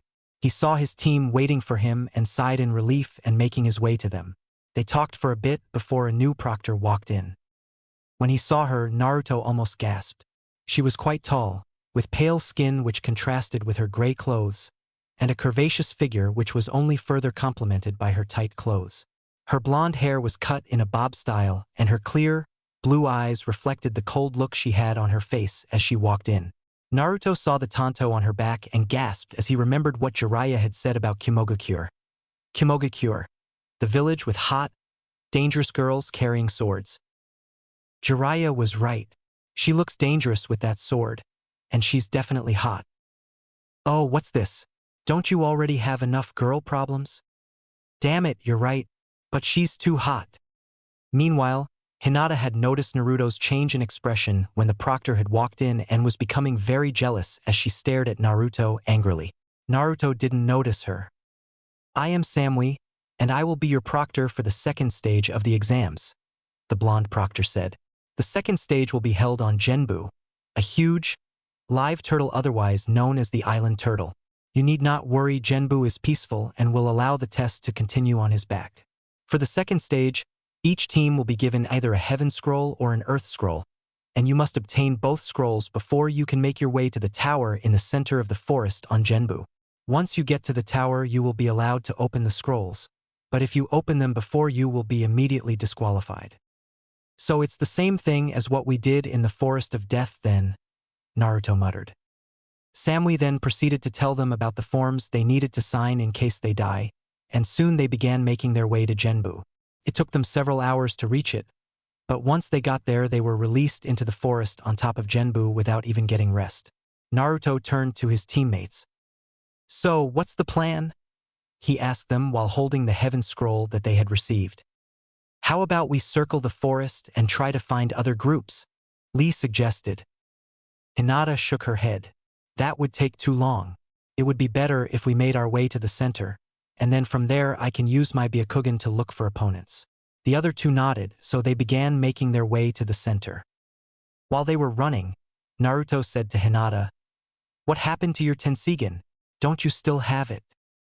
Hinata shook her head. For some reason, it just left me a few weeks after I had begun to use it. That's strange. Do you want some more Otsutsuki DNA so that you can reawaken the Tenseigan? Naruto offered. She shook her head again. If I'm going to pass this test, I want to pass it with my own strength. Thanks for the offer, but I've got my own strength to rely on as well. Naruto nodded and carried on running. He was surprised at how Hinata's personality had changed again. When he had left her to go on the training trip, she had been loud, brash, and harsh, a female version of how he used to be, in a way. Now she seemed more mature, more serious. It's not just her. You're changing as well, you know? I guess so. Suddenly, Lee stopped and held his hand up. Naruto and Hinata stopped before going to him. What's up? Naruto asked. Lee pointed at the ground. They had been running on the trees, and Naruto saw a large group of rabbit apes who were jumping around and making a lot of noise. We can't get past them discreetly, so we'll have to fight, Hinata said, and the other two nodded. I'll get close and see what abilities they have first, Naruto said before rushing forwards. He couldn't help grinning. This was his first real fight in ages, and his heart was pumping strongly in anticipation. Excel! He cried, and he put on a burst of speed, punching the first on its jaw. It went flying back, hitting two others before crashing into a tree. 3 down, about 30 to go. The nearest ape to him rushed to him and swiped with long claws at his head. He easily ducked under the swing and punched it in the stomach. Shock fist. The ape was blown back by an incredibly strong shock wave. Another ape had snuck behind him and tried to cut his back, but he twisted out of the way quickly and launched a roundhouse kick, almost separating the ape's head from its shoulders. Impulse. At the same time, he sent a blast of electricity through his legs, throwing the ape back into another ape. Whoa, he's gotten way faster than he was before he left, Hinata thought. Naruto looked up at the other two, who had impressed looks as they stared down at the damage.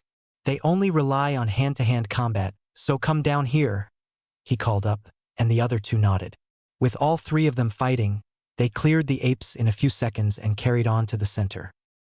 When they got there, Hinata activated her Byakugan and began looking around, before pointing in a direction. There's a team that way, she said, so they rushed there. When they got there, they found a group that they didn't know from Sunagakure. Sorry about this, Lee shouted before rushing forwards to the first one. Lee threw a sharp punch at her head, but she managed to duck and punch Lee's stomach, making Lee stumble back in surprise. Wait, are these guys actually strong? Lee smiled widely. I have found a rival. Excellent. He rushed forwards again and kicked at her stomach, but she deflected the kick upwards and threw a right hook. This time, though, Lee was taking her seriously, so he ducked before kicking her shins, making her fall before bringing his knee into her face. Seeing this, one of her teammates began running to her to help her, but Naruto brought his hands up. Impulse. The lightning arc paralyzed him as Hinata ran to the third team member and engaged him in combat, quickly hitting several of his pressure points and taking him out of the action. Naruto punched his opponent several times in the stomach, also knocking him out. The scroll fell out of his pocket when he dropped to the ground, so Naruto picked it up. It was an earth scroll, meaning they could go back to the tower. Guys, we can go back now, he said, so they made their way to the tower. That team was weak. It was only the girl that was decent. When they got to the tower, they opened the scrolls and a proctor was summoned. He told them that they had passed and allowed them into the building, telling them that they could rest for several days since they were one of the first teams to arrive. Who arrived first then, I wonder? Naruto began looking around to find the team that had beat them and soon found a girl training in one of the spare training rooms. When she heard him come in, she turned, and Naruto almost gasped a second time that day. She had a fierce look, as if she was constantly looking for a challenge. Her short, spiky hair and obsidian eyes made her skin seem paler than it actually was. She wore a brown flak jacket over a one-sleeved red shirt and a red skirt which covered only one leg. She wore mesh leggings and ninja boots on her legs. She approached Naruto the same way a lion approaches its prey. Who are you and what do you want? She almost barked out. Naruto almost gulped. I'm Naruto from Konoha. I just wanted to see who managed to finish before us. The girl raised her eyebrows. If you finished this quickly, then you must be decent. Very well then, I will tell you my name. I am Kuratsuchi, a ninja from Iwagakure. Yo, don't complain about how Kuratsuchi wouldn't still be a genin. My story is special like that. Please keep giving me ideas for powers. I haven't had any for so long. Peace.